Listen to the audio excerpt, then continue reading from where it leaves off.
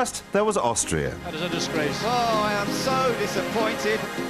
But in the same week, Michael Schumacher was voted Laureus World Sportsman of the Year. So, will the real Michael Schumacher stand up today, or will he once again be a puppet of the Ferrari desire to win? He's already had one in the eye from Juan Pablo Montoya, who placed his Williams BMW squarely on pole position. It was really good. The car's been behaving really good. We did some changes through the morning, and everything we've done is gone the right direction. So that, makes things a lot easier. And we did a couple of changes in qualifying, and just picked up, massive amount of time right at the end. And it was a matter, the time was there since the beginning, and it was a matter of putting it together, and I did. A McLaren starts on the front row of the grid for the first time this season, relegating Schumacher to third. And there's great news for the Renaults of Jarno Trulli and Jenson Button, who are in the top 8. And the Toyotas of Mika Salo and Alan McNish, who are in the top 10. The first corner should be interesting.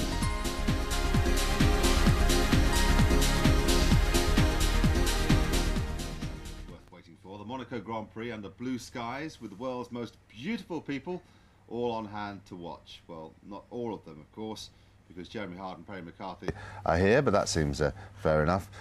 Beautiful person Perry, we had a great qualifying session yesterday, didn't we? Listen, mate, when I was born, the doctor slapped my mother, so... qualifying, yeah, fantastic. I mean, 3 manufacturers in the top 3. We've got Williams on the pole position. I keep maintaining that Montoya is going to come through. This is the race that he can win. He's got to open his account yet this year. This is the one, he's going to do it. Montoya territory. I would not want to be the driver trying to overtake this guy around this circuit. Second, Dave Coulthard. His biggest chance is going to be at the start. McLaren desperately need a win. They've got to put aside their gremlins. David's going to be looking at that first corner like a dog on heat, believe me. Can you counter that? Is there anybody else we should be looking at apart from the pole sitter? Yeah, we should be looking at Ferrari. Anybody that doesn't look at Ferrari, even with them having their worst qualifying results so far this year, would not be looking at the whole picture. Ferrari can come through, especially Schumacher, and they can win here. Anybody that says they can't is missing the point. But what Perry says is absolutely true. This is not only Montoya but David Coulthard's best chance so far this year, and I put money on either driver, but don't discount Michael Schumacher. So you put money on 3 drivers at the moment? No. I would say that just watch out for Ferrari, because it's not over yet. So Michael can get past on this circuit where apparently overtaking is pretty difficult. It's going to be tough, honestly. Michael's brilliant, and the Ferrari 2002 cars we've seen is almost invincible, but maybe their tyres aren't up to it for this weekend. Michelin have made some developments. It seems to suit the cars. It seems to suit the circuit. Qualifying, forget race pace. It's about qualifying here. You've got to be in front. We talk about Michael possibly overtaking. Where? Only at the pit stop, so it's really his only chance. Yeah, I just can't see it. I mean, I think the only chance he's got is if Juan takes himself out, back marker problems causing a crash, or mechanical failures on both the Williams and the McLaren. I am absolutely convinced that Ferrari will not win here. And good. It's about time too. Montoya, don't forget, had that big one. He made a big mistake here last year, and if he hasn't learned from that, then he doesn't deserve the drive at Williams. But we'll have to wait and see whether he makes the same mistake again. He deserves the drive at Williams. He can get hot-headed. He tends to come better from behind though, rather than lead. But really? Here you need to be leading, I think. Well, that's kind of the same in most races. Yeah, leading is very, very, very handy. It does help, but yes. He does come... Especially on the last lap. He does come well from behind. Mind you, didn't help Rubens, though. No, he didn't, and that's the second time you've alluded to the Ferrari dispute, which I'm not getting into right now. What I am getting into now is just the thought that if you're going to put your brand new team onto the top 10 of the grid, then there's no better place than Monaco. And if you're going to choose a race in which to do it, then there's no better race than your 100th. Mika Salo obviously has a sense of timing. Where better to throw a party than Monaco? Toyota hosted one for their Finnish driver Mika Salo as he celebrated his 100th Grand Prix.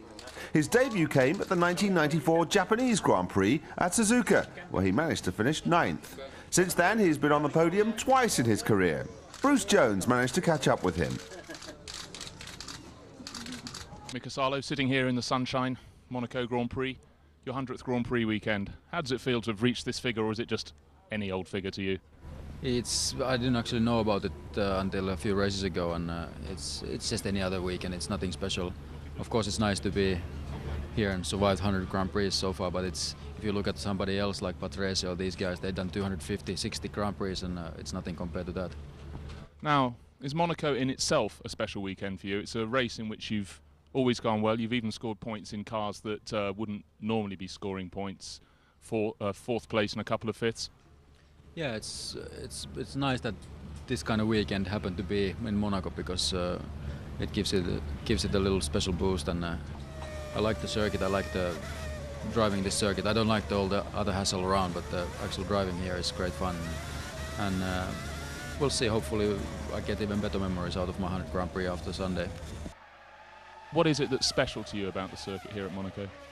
It's just driving this circuit. If you make one mistake and you end up in the wall immediately, and you just have to be so careful, and 78 laps here you need so much concentration that it's just amazing. You're exhausted only because the concentration at the end of the race. This weekend, obviously, you've had a year off. You're back here for the first time since 2000, but you're here with a team that's never been here before. After the first day of practice, do you think that you can take it into the race? Well, I think so. I think everything is going well, and we didn't destroy anything, and everything is gone so far as planned. I think we prepared really well for this one as well, and we knew that this is going to be a very difficult weekend, and I think we were prepared well. Car worked perfectly all weekend. I hope we don't mess it up in some stage. It's very easy here to do it, but I hope we don't do it and we have a successful weekend. Both cars will score points here. Mika Salo struggling to contain his emotions. Now, they say this is the trickiest circuit of them all.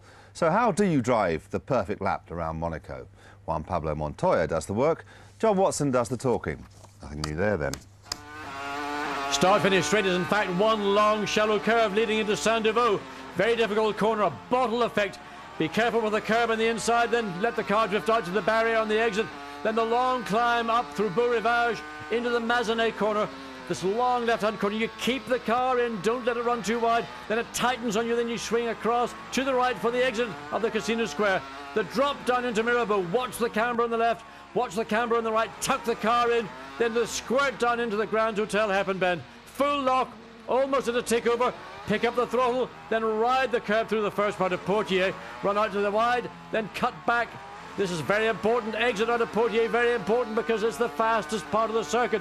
Through the tunnel, the light change isn't as bad as it looks on camera, then you explode out into the chicane, hard on the brakes, 180 miles an hour down to about 40.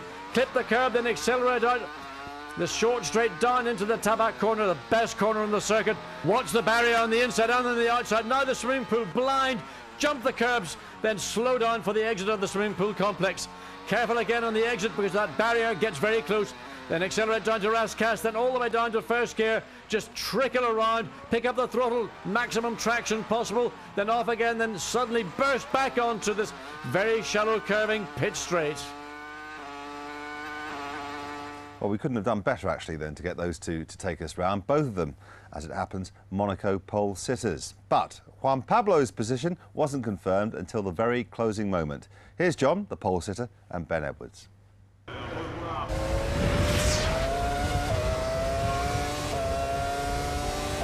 Here's the reaction.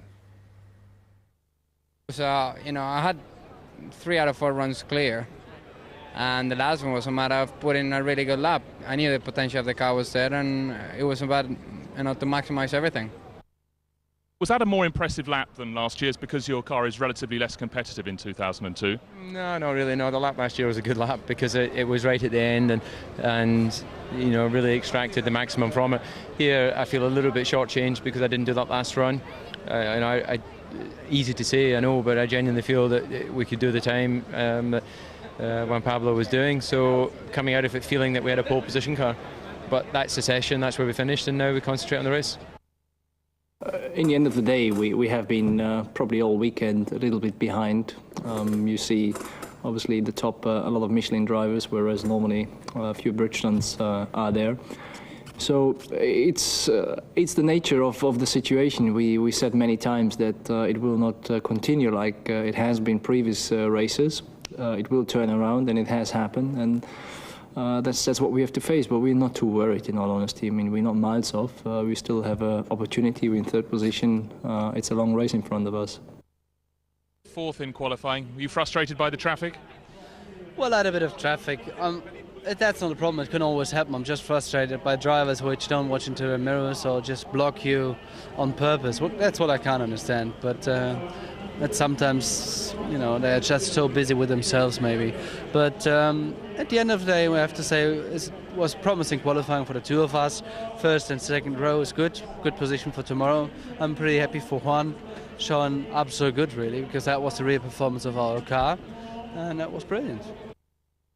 Rubens, fifth in qualifying. It looked as though traffic was an absolute nightmare for you out there today. Yeah, it was really bad today. It was a question of not getting it right. I mean, it was people out there not watching the mirrors and people just trying to do their best. But unfortunately, we have this gap between the good cars and the not so good cars, which makes it horrible out there because the track is narrow. There's no way to overtake. So unfortunately, on my fastest run, I got a Jaguar just after turn 15, so before Oscas.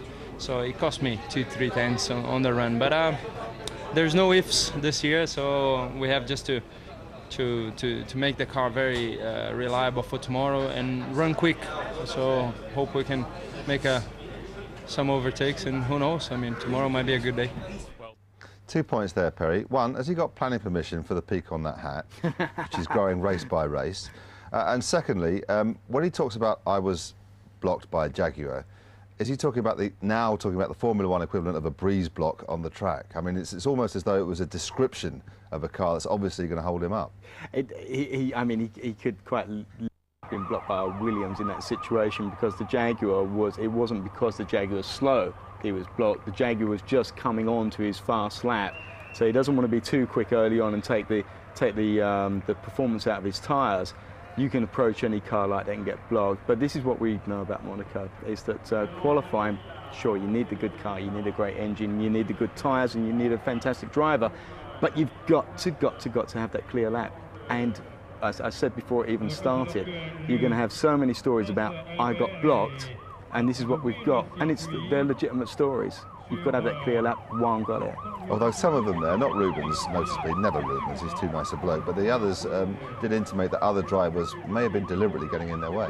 Well, there are only two drivers in the whole grid that didn't complain about the fact that they had qualifying yesterday. That was Montoya, because he was happy to be on pole, and Jung, because he was lucky to be given the car at all and to get onto the grid. Everybody else complained at some point about drivers blocking them, cutting them up, whatever it was, and that's all. Even DC, who was second, you should be happy to be on the front row of the grid. He was still like to be one place better and still complained about being blocked. But has it never been done, Perry, that you set the fastest time, you're on pole, and then you just wander around for another couple of laps driving like a milk float and making sure that your nearest rivals don't get anywhere near your time?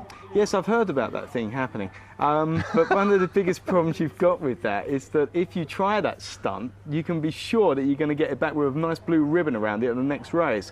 So I think that people are trying to be seen to be courteous. I mean, to be quite honest, this is getting very, very corpy now, because yesterday I saw an official apology issued by McLaren to both Rubens and Ferrari for the fact that David inadvertently blocked Rubens' quick lap. McLaren didn't mention him by name, though, so they said one of our team members blocked it, and he has apologised. Yes. There was no mention of wasn't the one wearing DC at all. Wasn't the one wearing the crash helmet by any chance, was it? With a full tyre on it, and speaks with a Scottish accent. These things happen. I don't think David would set out to do that. You're very busy around this place. You've got a lot of things on your mind, and if you're just building up to a quick lap, the closing velocity of another car is immense. So sometimes you may have looked in the mirror, 2 seconds later they're on you, and you hadn't seen them before.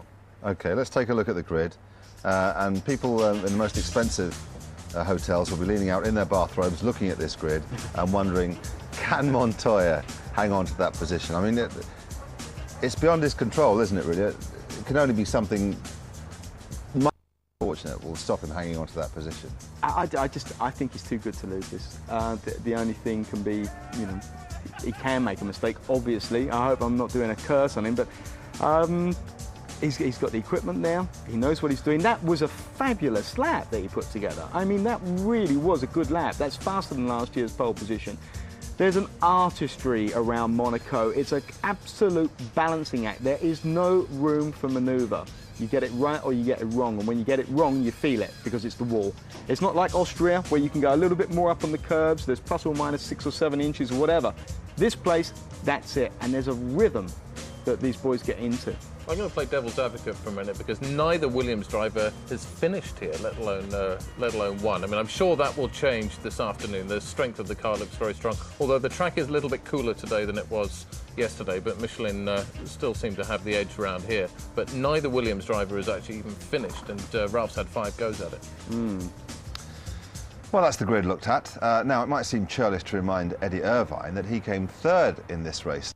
Yeah. Apart from Alex Young, who only had a few laps in which to squeeze under the qualifying team, Eddie was last, beaten by the other Minardi, the other Jaguar, beaten in fact by everyone. Peter Windsor, who of course is seldom at the back of the field, joins us now. Peter, it just can't go on like this, can it? Not really, no. A briefing was held this morning for the press by Richard Parry-Jones, the new chief executive of Jaguar, and he, obviously taking over and trying to get to grips with the problem, said, yes, of course, the car's not very good. The team is good. We've got good people there, but give us more time. We need time to make it gel.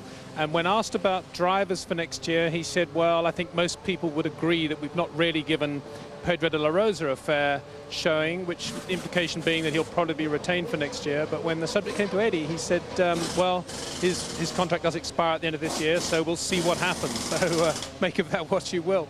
Yeah, but they're starting to watch the pennies on this a bit, Peter, because, you know, Eddie's contract is widely reported to be very, very high, somewhere in the region of £10 million or whatever. You know, do they start thinking, actually, Eddie's probably better than Pedro, but, you know, is the value there? Is that what they're thinking? I wish I could answer that. I don't know what they're thinking. You know, to me, it was logical 3 years ago. They needed 2 young drivers. They needed a specific number of good engineers, and they should be on podiums and winning Grand Prix now. So I can't really understand what they've been doing for the last 3 years. I think they've wasted a lot of money on drivers. Yes, you're absolutely right. If you're going to pay a driver that much money, it can only be because he's going to do more than drive the race cars. I've said several times, you know, somebody with that sort of money should be the motivating force behind the team, should be the guy putting the team together in the way Michael did at Ferrari when he left Benetton, and that hasn't happened.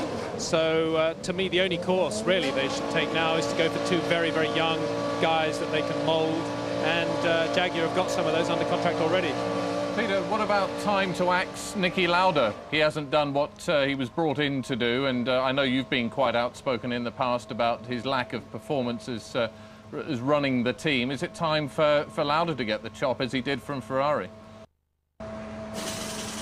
Well, you know, we shouldn't be too critical of anybody in life, but if, for example, he wanted to continue down a path that didn't fit with the new thinking at Ford, then perhaps it is. Niki hasn't really achieved very much, I think, since he's been at Jaguar. He's certainly spent a lot of money and had a lot of time. I feel a bit sorry for Bobby Rahal, actually, because I think that his strategy was starting to gather strength, and the sort of carpet was pulled out from under his feet, as it were, when Niki was appointed. And now really Jaguar going back to square one again with the departure of Reitzler, the German chief executive. So, you know, it's a shame that they just have so many changes and they just didn't get it right from day one. And Bernie's talking at the moment about asking the big manufacturer teams to even go to 4 cars if we start losing some of the smaller teams at the back for the financial difficulties they've got. And Jaguar, being a major car manufacturer and part of Ford, would be one of those teams that would be expected to increase the number of cars, which would be the worst possible thing, wouldn't it? Yeah, I mean, I put a proposal to Ford 2 years ago when Minardi was for sale that they should buy Minardi and put 2 young guys in that team and supply engines and gearbox to Minardi and have a B team, as it were, and groom it that way. And Ford rejected the proposal out of sight, said they were not interested in having a second team or supplying another team with engines. And then they did the Arrows deal 12 months later. So to me, nothing makes sense at Jaguar at all at the moment. All right, Peter, we'll leave it there for just a while. Thank you very much. Now, despite all Jaguar's problems, their car would still make an attractive addition to your driveway. Here is how to get one up on the Joneses. It's unique, it's very fast, and you can own it. This is the Jaguar R3 that's currently being driven by Eddie Irvine and Pedro de la Rosa. And if you're our grand winner, then it's all yours. Every Grand Prix weekend, one winner gets a pair of signed Eddie Irvine gloves and his or her name etched onto Eddie's car. Before the final race of the season, 16 winners from each Grand Prix will compete to win this fantastic final prize, your very own Grand Prix car. Congratulations to Des Lane of Thornhill in Cardiff, winner of the Austrian Grand Prix competition and our 6th qualifier for the Grand Final. Des said David Coulthard won the 2001 Austrian Grand Prix and he won. So Des now has a pair of those Eddie Irvine gloves and his name joins our Roll of Honour on Eddie's car. So this week's question is, who holds the record for wins at Monaco? Who holds the record for wins at Monaco? We've set up a special phone line for your answer and the number to ring is 09002 434 434. That's 09002 434 434. Calls cost 50p a minute and shouldn't take longer than 2 minutes.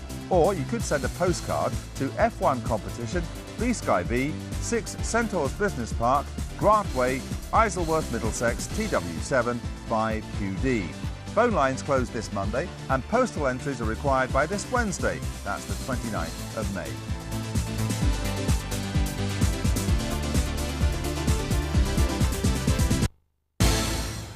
One of the nice little scenes of this weekend was the sight of Nigel Mansell being warmly greeted by everybody at the Ferrari garage, and here he is now being warmly greeted by Peter Windsor. Nigel, great to see you again at Monaco of all places. Circuit's a devil, isn't it? You never won here. No, but I mean, what a fantastic place, Peter. I mean, last night, would you believe I was singing on a boat, but I won't tell you where. But no, it's just a terrific place to be here. But you're right, 10 years ago, and I haven't been here since 10 years. So to come back this year is something very special. Well, Matt Lorenzo was just talking about the reception you received when you walked down to Ferrari there, and everybody was very happy to see you. But it's not so easy for Michael at the moment. Can you sympathise with him? Yeah, I mean, I can sympathise with Ferrari and Michael because whatever they do at the moment will be deemed as wrong. They've done such a fantastic job over the last few years, and I think they've won so much now, people are getting a bit sort of tired of it. But, you know, let's be fair, I mean, people did have a good reason to have a go at them this last race in Austria. And I think hindsight being 2020, they'll probably concede that Rubens should have won, but they won't admit that. But you've got to admit that, you know, they agreed to do what they did. And for the betterment of the team, or for Michael for his 5th World Championship, they deemed that they did the right thing. But for everyone else, you know, I think Rubens should have been the winner. Now, you've been on the pole a couple of times at Monaco. What should Juan Pablo Montoya be doing away from the line now to make sure that he leads up the hill? Yeah, I mean, exactly that, Peter. I mean, they've all got to make a great start. I mean, the thing is now, because it's all done by computers, they've all got to let that button off, and then it's all down to the computers and the right foot. I just hope, as I'm watching the first lap at the first corner and up the hill, that everybody gets through the first corner clean. And then I think we've got a cracking race because we've got Michelin tyres against Bridgestone, you've got literally Williams against Ferrari, and then you've got the McLaren with David Coulthard, who's won here before. You've got a fantastic race, and I think it's been the most interesting qualifying, you know, for some time here at Monaco. Well, great to see you, and great to see you looking so fit. Thanks very much for your time. Yeah, thank you very much. And to all your viewers. Thank you. Actually, this was a horse, wasn't it? He must have been singing last night. I wonder which boat it was, but he's not telling us. Now then, tense, nervous headache, feeling like Nigel, the pressure of modern living keeping you awake at night, not sure what all those buttons on your handset are for? Here is an instant cure.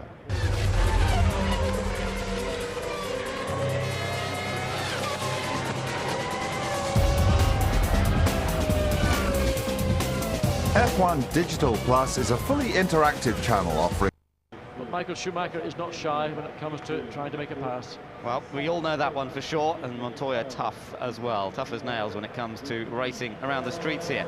David Coulthard, he'll be starting alongside Montoya on that front row, a winner here a couple of years ago. Tried to start from pole position last year, only for the systems to fail on him and force him to start from the very back of the grid. Today, he knows he has a very real chance of victory. The McLaren team have dominated in recent seasons. 11 victories in 18 years here at Monaco. That is a pretty stunning statistic for the team.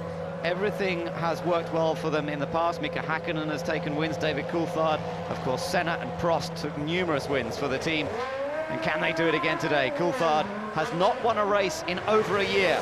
We have to go back to Austria in 2001 to David Coulthard's last victory. But here we are, the track is now open, and Heinz-Harald Frentzen, the first to venture out on the track preceding the Grand Prix, climbing up the hill towards Massenet and the Casino Square.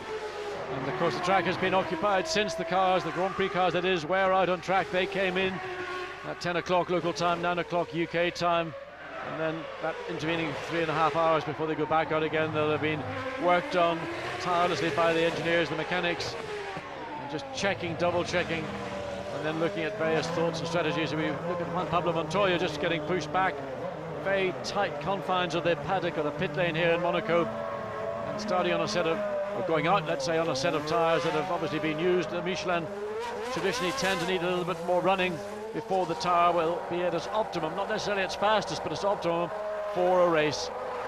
Rubens Barrichello likewise just goes down the pit lane, and possibly to see most of these drivers come back into the pits, stop momentarily, then go back out again, and if they're then satisfied.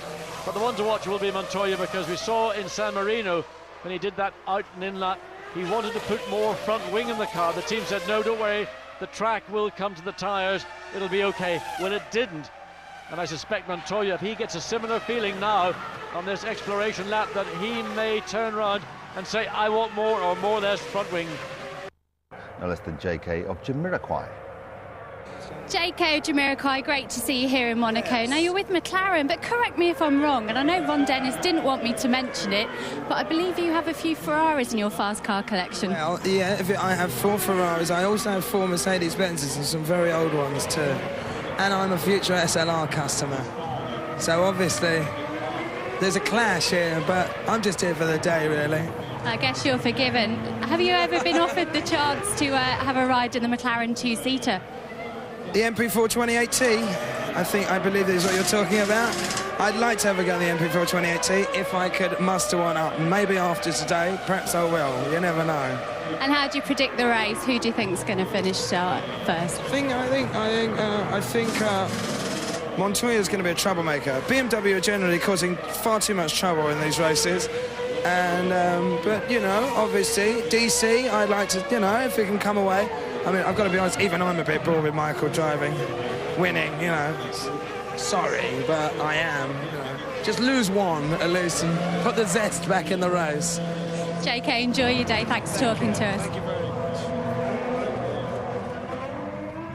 So this is Michael Schumacher's 100th race for Ferrari, Mika Salo's 100th race of his career, and the fact that there's roughly 1 second between them summarises the grid for the 2002 Monaco Grand Prix.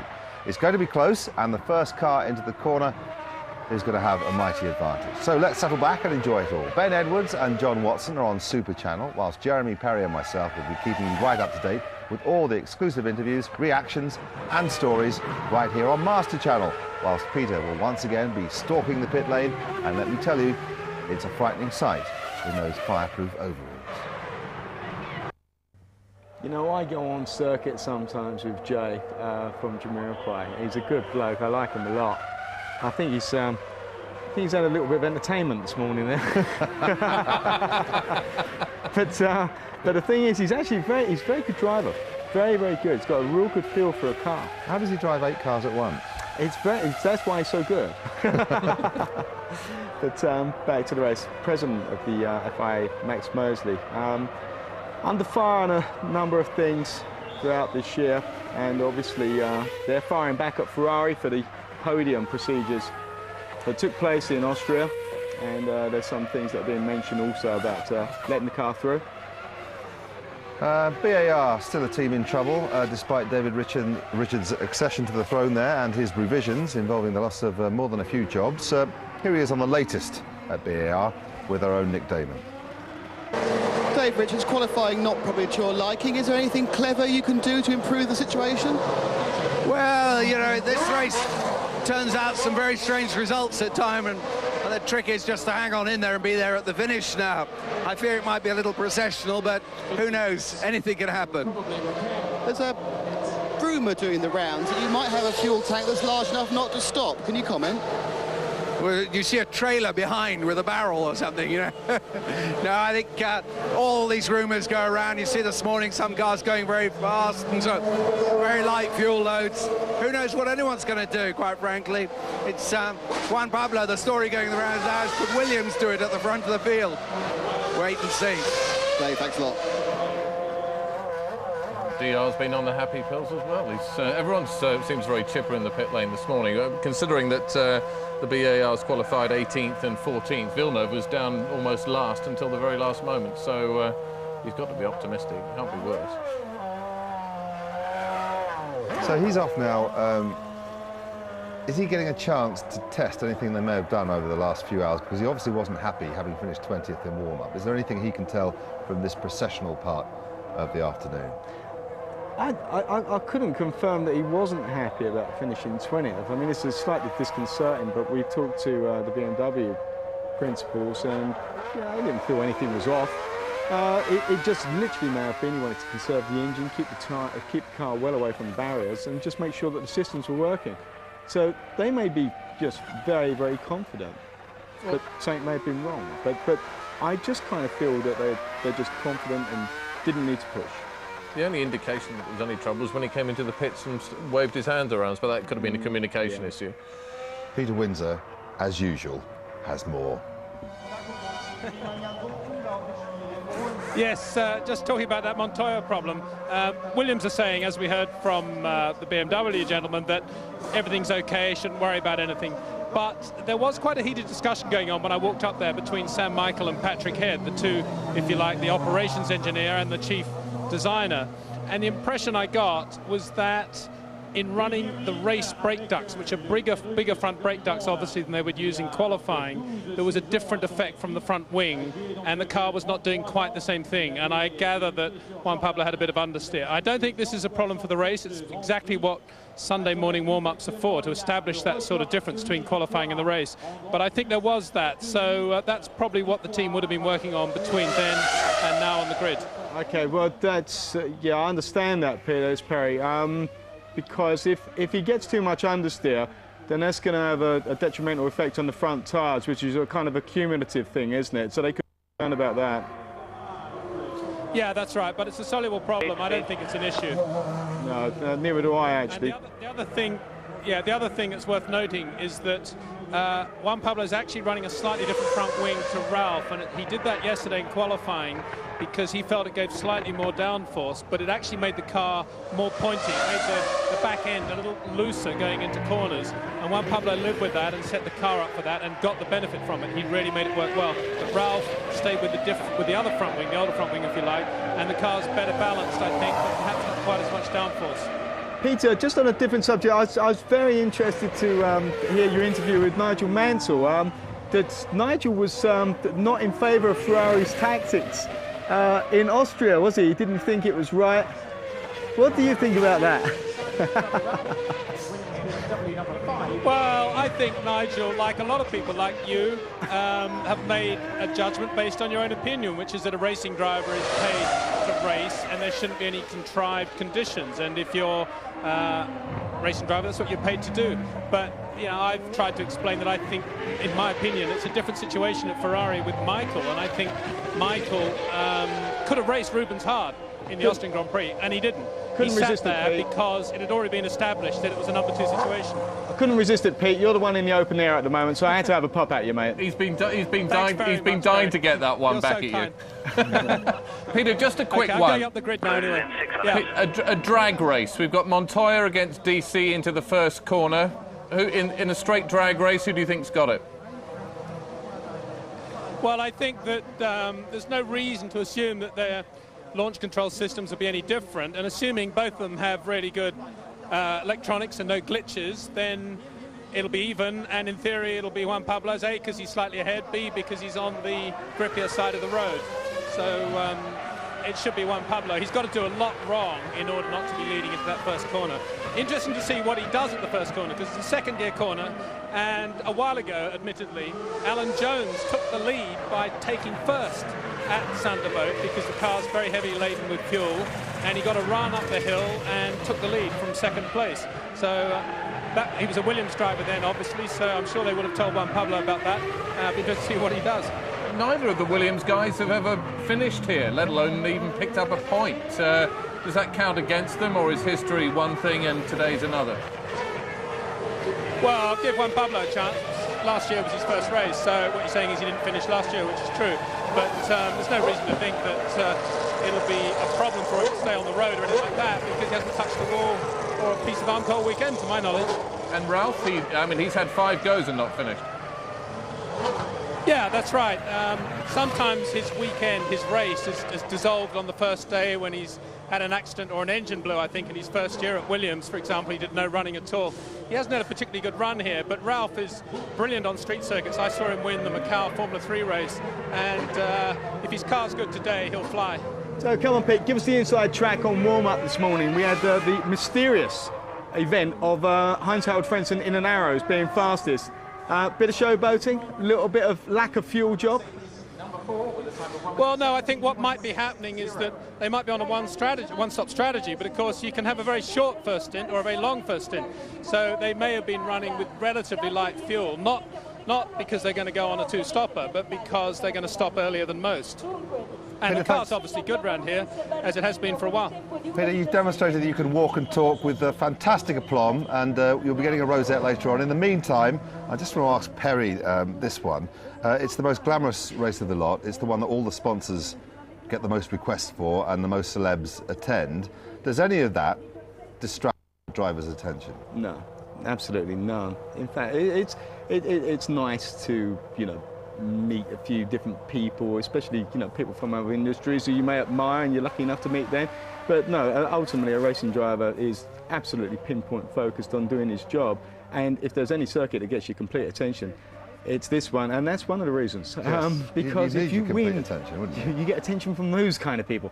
No, it's seriously, you've got to, you want to do well at any circuit, and this one is no room for let up on concentration.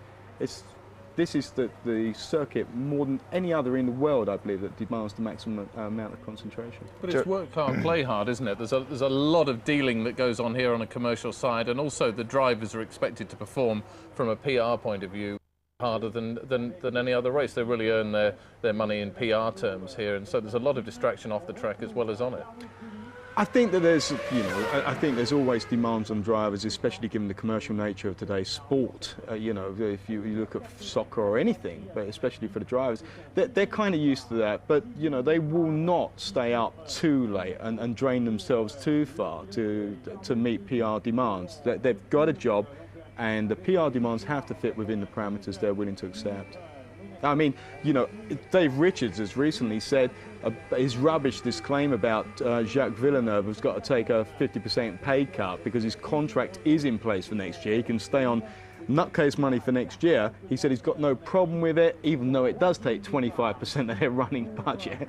But the problem with that, the only thing he gets upset about sometimes is Jack really hates the old PR stuff. Some are more suited than others. Yeah, Jack's changed though. I mean, in the old days, he would only do 5 PR days in a whole year. Now, he's got less power to wield and less sort of ability to actually dictate how many days he does. And I know for a fact that last year he did at least 15. So he's losing his bargaining chip already. Perhaps, but it may be in his contract as well, John. It is. OK, Rubens Barrichello is now with Peter Windsor. Well, Rubens is actually with Terry Bootson. Hi, Terry. Nice to see you. Hello, how are you? Yeah, great to see you. Rubens, you're looking very relaxed. What are you going to do this afternoon? It is a different race, I guess. I mean, I like a lot of the attacking and going forward. But I think today, I just want to be out of the problems in the first few laps and try something in the middle of the race, because it's very difficult to overtake. Come on, there must be some places where you can overtake here. Tell us about them. I'll try. I mean, I'll try in places where people are not expecting, but you could lose a nose or something, so you have to bear in mind that it's quite difficult. If we're talking about the last 10 laps, you have to fight, but I'm quite cool. I mean, the car is behaving quite well. In the qualified trim, I think the Michelins were doing a fantastic job, but in the race, I think we can do quite well. And how's the relationship with Michael now? Is he calm, relaxed, usual sunny self? Well, I mean, it's normal. Never been bad, actually. I mean, he appreciates what I'm doing. I've said already how proud I am to be driving alongside him. So we're racing. I mean, it's obviously that one wants to beat the other, but it's not such a big deal. I'm quite cool with that. Rubens, I think you're going to have millions of people behind you today. Very best of luck. Thank you very much. Thank you. I wonder if that peak grows when he tells a whopper. Anyway, great news for Toyota, both in the top 10 and both drivers talking now to Nick Damon. Alan McNish and Mika Salo, 9th and 10th. Is the big thing to avoid each other in the first corner? I think the big thing's to avoid everybody all the time. Around here, you know, there's so many accidents. Mick obviously has got a hell of a lot more experience than I have in this situation, but I'm just going to try and make it through the first lap and then we progress from there. As Alan says, Mika, a lot of experience. Give him any tips about racecraft around here? It is. First lap is very important, and if you survive that, everything will be fine. But first corner and the loves happen on the first lap are very difficult ones. Just have to take care of them. Is there anything you can do with strategy here, or is it just set? Is there anything you can do with strategy here, or is it just 50 laps and then come in? I think there will be some different strategies, but basically it's quite simple, and it's no overtaking here, so that's the problem. And Alan, can you see your new house from here? No, I can see the palace, but that's not my new house. Thanks, guys. Best of luck. They, not often that teammates are mates, but it would appear there doesn't seem to be much beef between either of them. They're both good lads, actually. Alan I know pretty well, and he's good fun. He's good to get along with, and he's a great little driver. And I'm really pleased that he's 500s in qualifying off Mika Salo. And Mika is a pretty renowned driver, and there's been a couple of drivers test recently for Toyota, and as soon as that happens, the number 2 driver, which Alan currently is, knows he's under attack. So the more he can show he's absolutely bang on the pace of Salo, the absolute better it is for his future. Well, Giancarlo Fisichella picked up Jordan's first points of the season at Austria 2 weeks ago. And 11th on the grid. There's every chance he could do more for their reputation, or at least their chance of hanging on to that Honda engine in this race. Here he is now talking to Nick. Giancarlo Fisichella, a circuit you really love, in a way your home circuit. What are your hopes for the race? Well, first of all, I hope to get through the end, and it's gonna be a tough race physically and mentally, but if you do a good race and a good strategy, I hope to score some points again like the last race. Do you think that Jordan now has the reliability that it needs? Well, it looks better. It's getting better. Last race we finished the race, and for the weekend we haven't any problems, so I'm quite confident. Best of luck. Thanks, Giancarlo. They'll take any vantage point, but I bet they had to pay some to get even to that vantage point. I've been there before, and if you haven't got a ticket, they close the town down. They do, although there are a couple of points where you can sneak into and not have to pay. And there is, just below where we're looking at the moment, a whole wall of fans. And if you like, it's the most charismatic place to go, because it's where the die-hard fans go. They'll be there from way before dawn this morning. And it's got one of the best views as well of La Rascasse. All right, we can see David Coulthard, and we can also see our very own Peter Windsor. Once Terry Bootson stopped playing around with my headset. David, nice clear track in front of you right here on the grid anyway. Yeah, no, absolutely. I remember that view last year. Well, obviously from the other side, so hopefully we can make a good start this time, and it would be nice to be leading out the first corner. Anything you can do, perhaps, to get in front of Juan Pablo into that first corner? Any strategy that we should know about? Well, I'm hoping that our start system's going to be slightly better than Williams. That certainly looked to be the case over the last few races, so we just have to wait and see. But the Michelin Bridgestone situation is looking very interesting now, isn't it? Yeah, certainly on this circuit, over the one lap we've had an advantage, but we've got to wait and see. You know, Bridgestone have obviously got a lot of experience, and race trim, they'll probably be in good shape. Very best of luck, David. Thanks. Thank you. Well, Heinz Harald Frentzen was fastest in warm-up just a couple of hours ago for Arrows. I wonder what he was up to. Was he pulling any strokes? Perhaps we'll find out now as he talks to Nick Damon. Hi, Howard Frenton. You got it all right, one session too late. What did you do for warm-up that produced that superb speed? We did something to the car. I was suffering with understeer yesterday, and we just tried something different this morning. It seemed to work. People are thinking we are now on 2 or 3 stops, but it wasn't the case. So you've now got a really quick car, but you're starting in 12th. How do you approach the race? Good question, Joe. Watch out. Heinz, best of luck. So there you are, Perry. He did something to the car. That's what we thought, and that's confirmed. Technically speaking, he did something to the car. Yeah, it's good feedback. We did something to the car. We talked to Tom Walkinshaw this morning because I maybe suggested they were running on very, very light tanks to set the fastest warm-up time. Tom confirmed that they had enough fuel in it for their one-stop strategy. Well, instantly I kind of thought maybe they're going to stop early, you know. Well, we'll see in the race. At least he said watch out, so it could be interesting as he tries to zoom up through the grid. In the meantime, standing right on the grid is Peter. I'm with Jarno, truly. Jarno, very, very frustrating day for you yesterday. I suppose you have to put that behind you now and just accept where you are on the grid and then make the best of it now and hope that something happens in front of you. You're right. I've been very competitive all through the weekend. Unfortunately, only yesterday in qualifying, one of the most important moments, we have had traffic, and so now we are all in 7th place. But again, this morning we confirmed that our performance. And it is so difficult to overtake here, isn't it? Yes, it will be very important to have a good start and get out of the first corner and then just keep up with the other. Well, very best of luck. We'll be following you. Thank you. Right, Monte Carlo. It is really the place to be in Formula One, and perhaps it might be interesting to see exactly where the Royal Box is. That's where the Renaults are on the grid, and if we can turn Giorgio around the other way, Giorgio, that's where the Royal Box is, and nobody yet in place there, but that is really what makes this race so special. And you can see the number of people just standing around on the grid now, how important this is as an event in itself, the grid at Monte Carlo, and it's all yet to happen. Perry, what was it like when you were here? Brief, very brief, Peter. And we got Flavio Briatore here. Flavio, the grid at Monte Carlo, what are your thoughts at the moment? I talk about the first corner. Well, what are your 2 drivers going to do at the first corner? What are your instructions? No, I hope both the driver pass the first corner. This is the problem, but let's see later. Okay, thank you very much. Peter, he gets looking over here, Rubens Barrichello.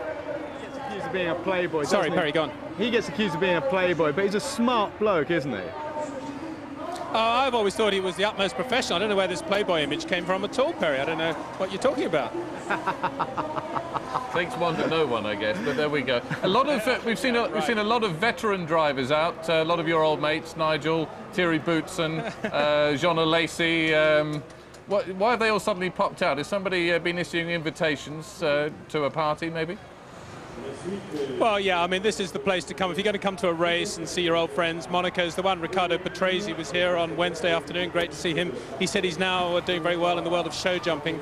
But just interesting looking at the Ferrari there, and the, hope I can mention this on there, but the Marlboro logo there. I think it's worth recording. This is the first year since 1972 that there hasn't been a Marlboro boat in the harbour and there hasn't been a huge Marlboro party on a Saturday night. And I think that is a sign of the times in Formula One. It's just gone up in smoke, hasn't it, really? Was it planned or not? Is this a last-minute change that they've pulled out the boat and stopped the party as a result of the last few weeks, or has this been a long-term thing, as far as you know? No, this is a long-term thing. This is indicative of the whole cigarette industry in general. I think realising that the best days in Formula One are over and they're starting to gradually pull out of the sport. Peter, we've seen on the grid Jean Lacey, and the funny thing is, during the break I was talking to him on the mobile, just having a chat. One of the best laps I've ever seen in my life is Jean Lacey going around in qualifying at Monaco. If you get a chance, just have a chat with him, because he always, to me, personified absolute top-level racing driver, full commitment. Nothing like it around Monaco with him.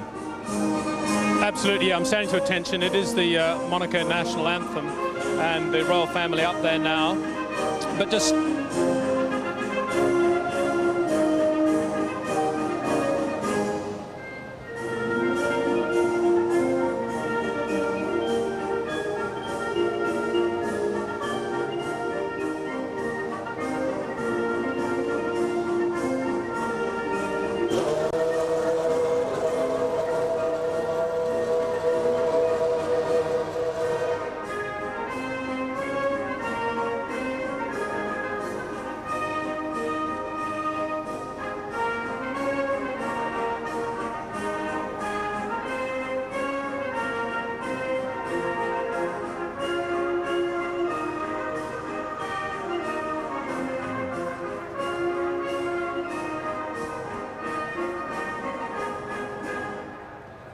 tremendous respect throughout the balconies of Monaco and indeed on the grid, Peter, and not a bathrobe in sight. They've all got dressed in honour of that wonderful and rather long national anthem.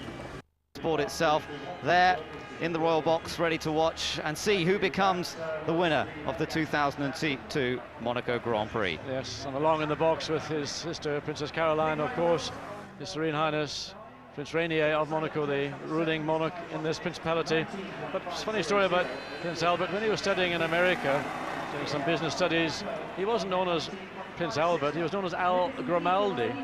And it's sort of hard to believe that somebody as serene and dignified as a member of this royal family would be comfortable known as Al Grimaldi, but many of his friends still call him that. It's just how they know him.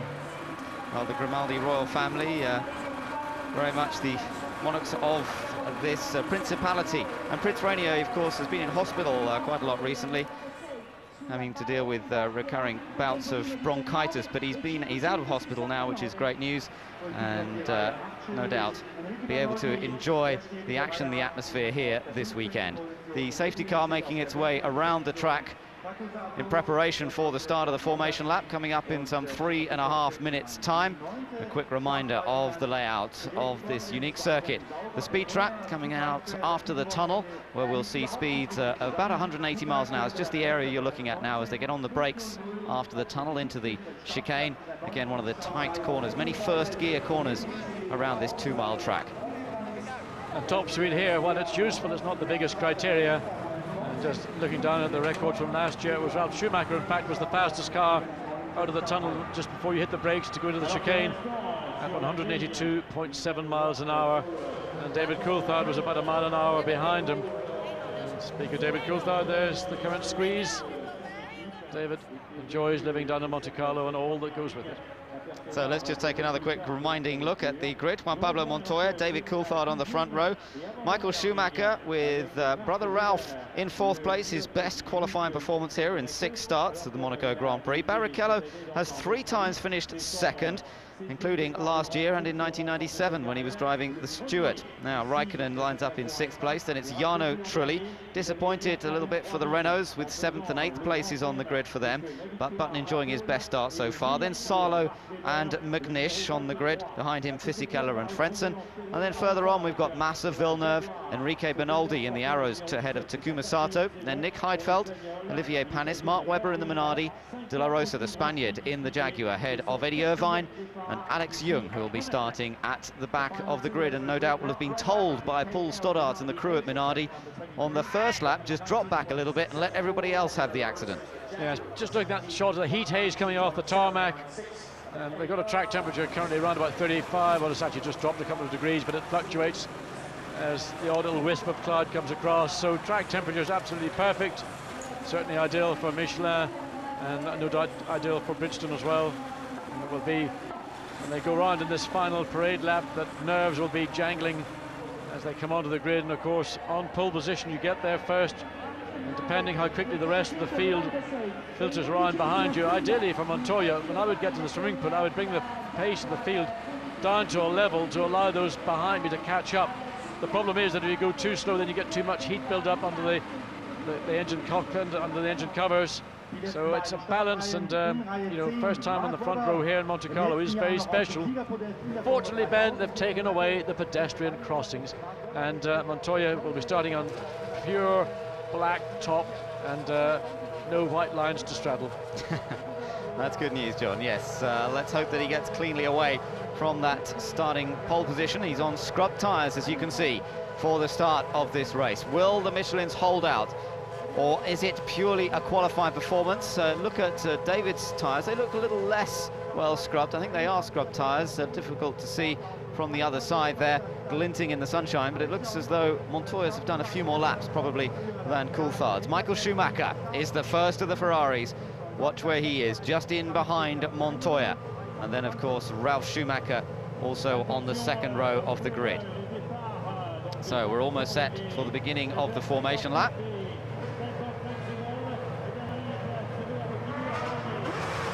Watch for the rubber being laid, because all the launch control systems are going to be switched off. And they do that to put down as much fresh rubber as possible in the hope that when they line up, they will get it precisely on those strips of rubber. But of course, then with the benefit of launch control. So the 22 cars making their way around the 2-mile track on this formation lap in preparation for the 7th round of the FIA Formula One World Championship. Juan Pablo Montoya, Indy 500 winner a couple of years ago, now looking to add the Monaco Grand Prix to his list of successes.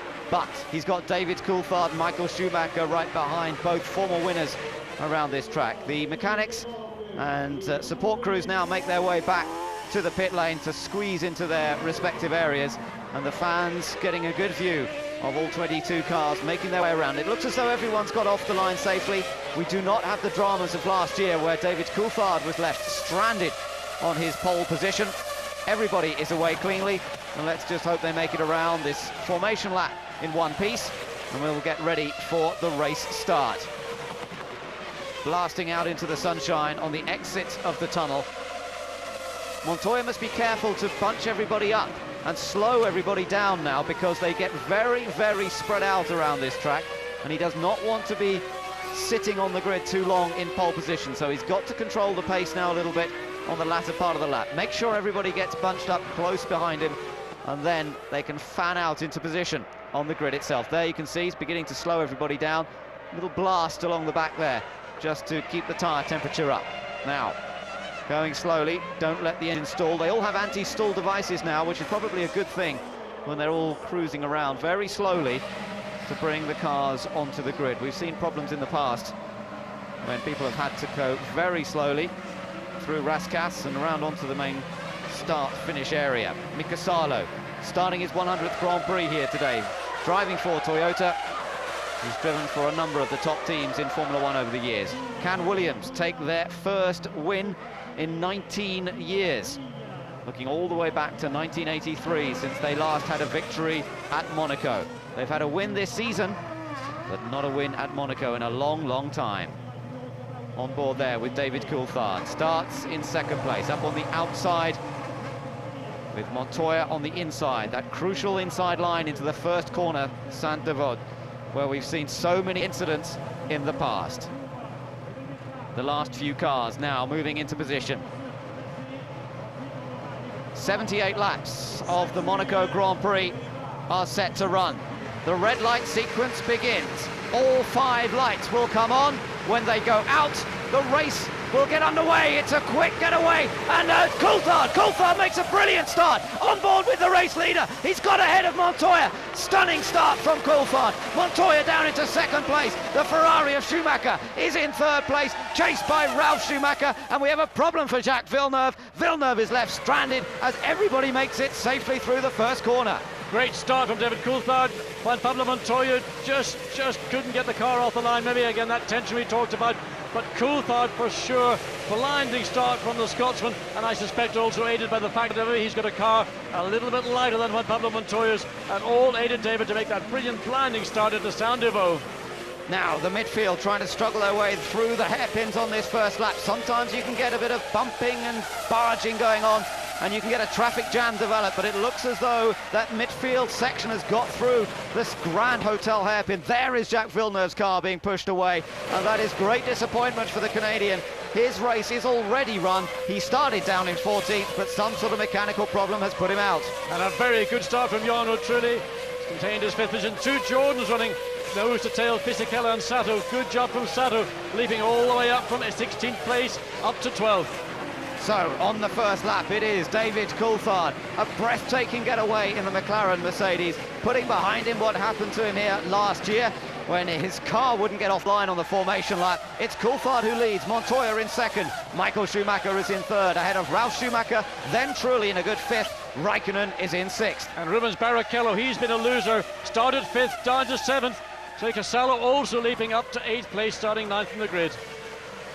Well, Mika Salo and Alain McNish still running in tandem as they qualified, running 8th and 9th. Heinz-Harald Frentzen is in 10th place, ahead of Fisichella and ahead of Sato as well. You're watching Michael Schumacher, and it's the battle that we've enjoyed several times this season between Michael Schumacher and Montoya. Now watch the start. Montoya moves, but I believe David Coulthard's got a much lighter fuel load on. He gets the traction and then just shoots alongside Montoya, takes the lead. Big problem for Button there. Button did not get off the line at all, and he's down in 17th position. Bogged down, but David Coulthard got the job done into Saint-Deveau, took the lead. Michael Schumacher couldn't do anything with Juan Pablo Montoya. Good to see everybody, the 21 car field, remember Jacques Villeneuve. There's the momentary roll. Montoya comes across. David just drives his McLaren alongside, then shuts the door. Well, it was a perfect start for David Coulthard. There is Norbert Haug, Mika Häkkinen, and you could see the relish with which they saw those pictures. Now, Villeneuve apparently has got going again. They've got the car started in the pit lane, so they have got Villeneuve into the race. He's not an early retirement. All the cars are still running, but Villeneuve, of course, right at the very back of the field. Coulthard leads, 2 laps completed here at Monaco. Montoya second, then it's Michael Schumacher hounding the Williams. Now that Montoya's got a couple of laps under his belt, he's settled down, had the fastest race lap in lap 2. Now he can focus on David Coulthard ahead of him and not be so concerned about that red Ferrari of Michael Schumacher directly in his mirrors. A little bit of a twitch from Montoya's car, down into Mirabeau. Trulli goes through, then it's Raikkonen, Barrichello, and then Mika Salo running in 8th place. Alan McNish, the 2 Toyotas, you'll see them just come into view at the back of this group. Behind them, Frentzen, Fisichella, Sato. Felipe Massa is 13th, that's where he started. Then it's Bernoldi, Heidfeld 15th, Panis is 16th. Jenson Button, who had a disastrous getaway, down in 17th place ahead of Mark Webber, and Webber has kept his advantage over the 2 Jags. De La Rosa, Irvine at the back. There we see Jacques Villeneuve getting back into the... He's now 1 lap down on the field. So he's only about 20 seconds. There's already going to be interest in the next 5 or so laps. Jacques Villeneuve 20 seconds ahead of this leading group of 4 cars. Montoya once again fastest car on track, but Michael Schumacher corner for corner going with him. So on board with the 4 times world champion Michael Schumacher, chasing after Juan Pablo Montoya. Uses a different line there on the run down towards Saint-Deveau. Well, of course, different tyres, different feel. Michael Schumacher clearly knows what he's got to do in the race. We saw Ross Brawn, we saw Michael Schumacher sitting on the pit wall before this race started. They've got some tricks up their sleeve, and watch this race. They will unfold very soon, no doubt.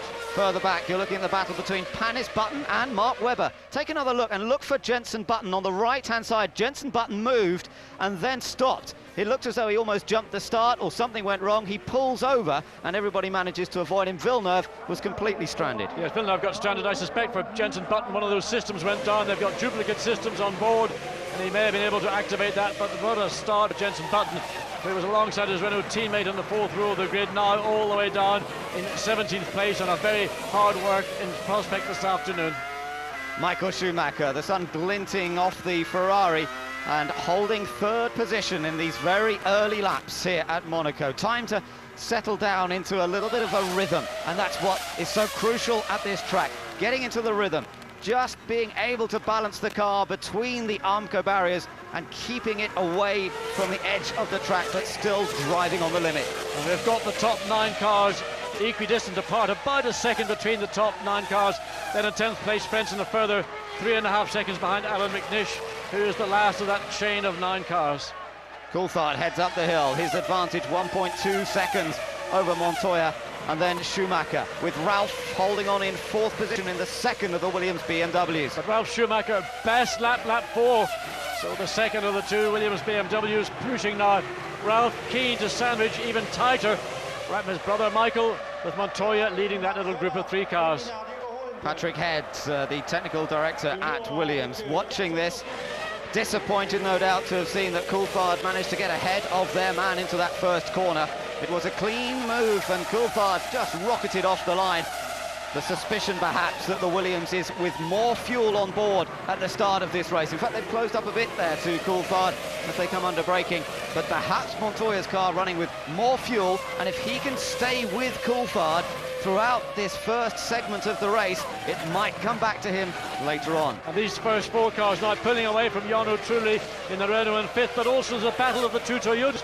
Mika Salo is getting a lot of attention from Alan McNish's teammate, and it'll be interesting to see whether Toyota decide to let that situation remain or say, McNish, you're quicker, Salo, let him go past, let him use that speed to try to catch up to Rubens Barrichello, who is pulling away from Mika Salo. They flash across the line once again beneath the gaze of the spectators, packed together in the balconies of the buildings here at Monaco. And again, the top three flash by in an instant. All three cars just covered by 1.4 seconds, and it's only another fraction back to Ralf Schumacher. Then Jarno Trulli is running in fifth place, a little further down the order. Look at Michael, very, very close there to the back of Juan Pablo Montoya's Williams. Well, also David Coulthard on that last lap was about 0.4 of a second down on Montoya and Michael Schumacher. Suddenly pressure coming from Michael Schumacher, who's passing it on to David Coulthard, probably because of this man Ralf Schumacher, who's driving those three cars ahead of him harder and harder.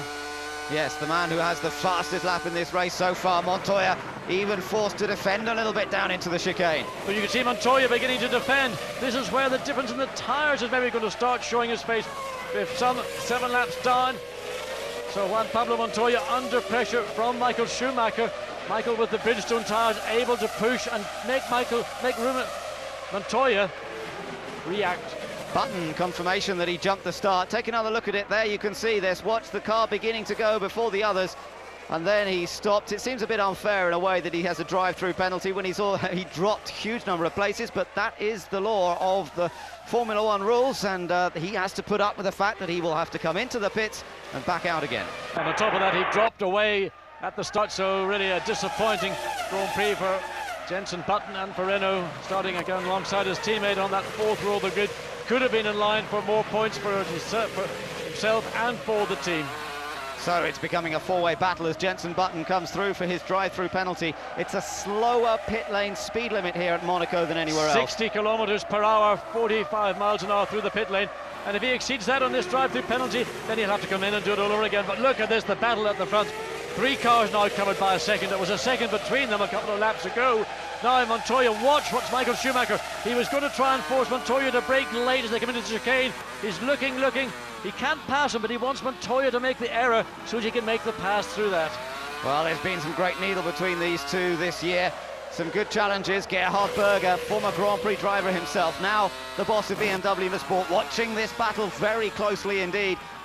He wants to see that Williams BMW up front and certainly not passed by the Ferrari. Remember, Michael Schumacher leads the World Drivers' Championship by almost twice the number of points of Montoya, who's ahead of him in this race. But Michael Schumacher is potentially the fastest of all these 4 cars. And I think what we're saying is that the Bridgestone tyres come to the circuit. It may be fuel-related as well. But you're watching Montoya and David Coulthard are having to wait. They can't get the power on in the corners as early as they would like. You can hear going through the swimming pool, particularly on the exit of the swimming pool. Listen here. Oh, they're getting bunched up there. Look at this, Coulthard. I don't know if he made a mistake, but Montoya really close right up to the back of Coulthard there, and it almost sounded as though he had to lift in the middle of the corner. Well, he had to, because Coulthard was so slow coming into the Casino Square that Montoya had to get out of the throttle altogether. Now Coulthard under extreme pressure from Pablo Montoya. Montoya may try to get a drive here out of the Portier into the tunnel. Very difficult place to do it. He's got to keep himself clean because Michael Schumacher will be all over him if any opportunity arises. This is fantastic racing. Formula One at its best. 4 cars battling for the lead around the streets of Monaco. And again, Montoya very quick into the chicane. And we look back from Montoya's car. 2nd place, looking back at the 3rd place Ferrari of Michael Schumacher. And look behind them because it's younger brother, Ralf Schumacher, closing up in the 2nd Williams. And all 4 cars covered by a 1.5 seconds last time around. I think it's going to be even less than that when they come over the line this time. Look at them. Well, there's nothing that anybody really can do. David Coulthard's controlling the pace, whether it's because he's got a little bit of a problem with the handling of the car or whether he's decided, I don't need to run hard, I can run at the pace I dictate. None of these cars behind me have got the opportunity, unless an unforced error occurs, to take away my lead. So avoiding errors is what it's all about, not making any mistakes as they wind their way through up to about 140 miles an hour, now down to 80 miles an hour through the left-hander. This is the view from onboard Montoya, looking at race leader David Coulthard. And let's look at this, down into Mirabeau, close in behind, and now into the tightest corner on the track. First gear, full lock, tight to get it round there. In the past, we've seen people try and go through. Sometimes it's happened, but often it's only caused a traffic jam. So now through the tunnel, David Coulthard, our race leader, still with huge amount of pressure on from Juan Pablo Montoya. Right behind him is Michael Schumacher. Once again, let's just ride on for a second with Montoya. Well, we jump back looking at the battle. There is Schumacher and Ralf Schumacher right behind him. Look at the super slow-mo and look at the car working at high speeds over these curves.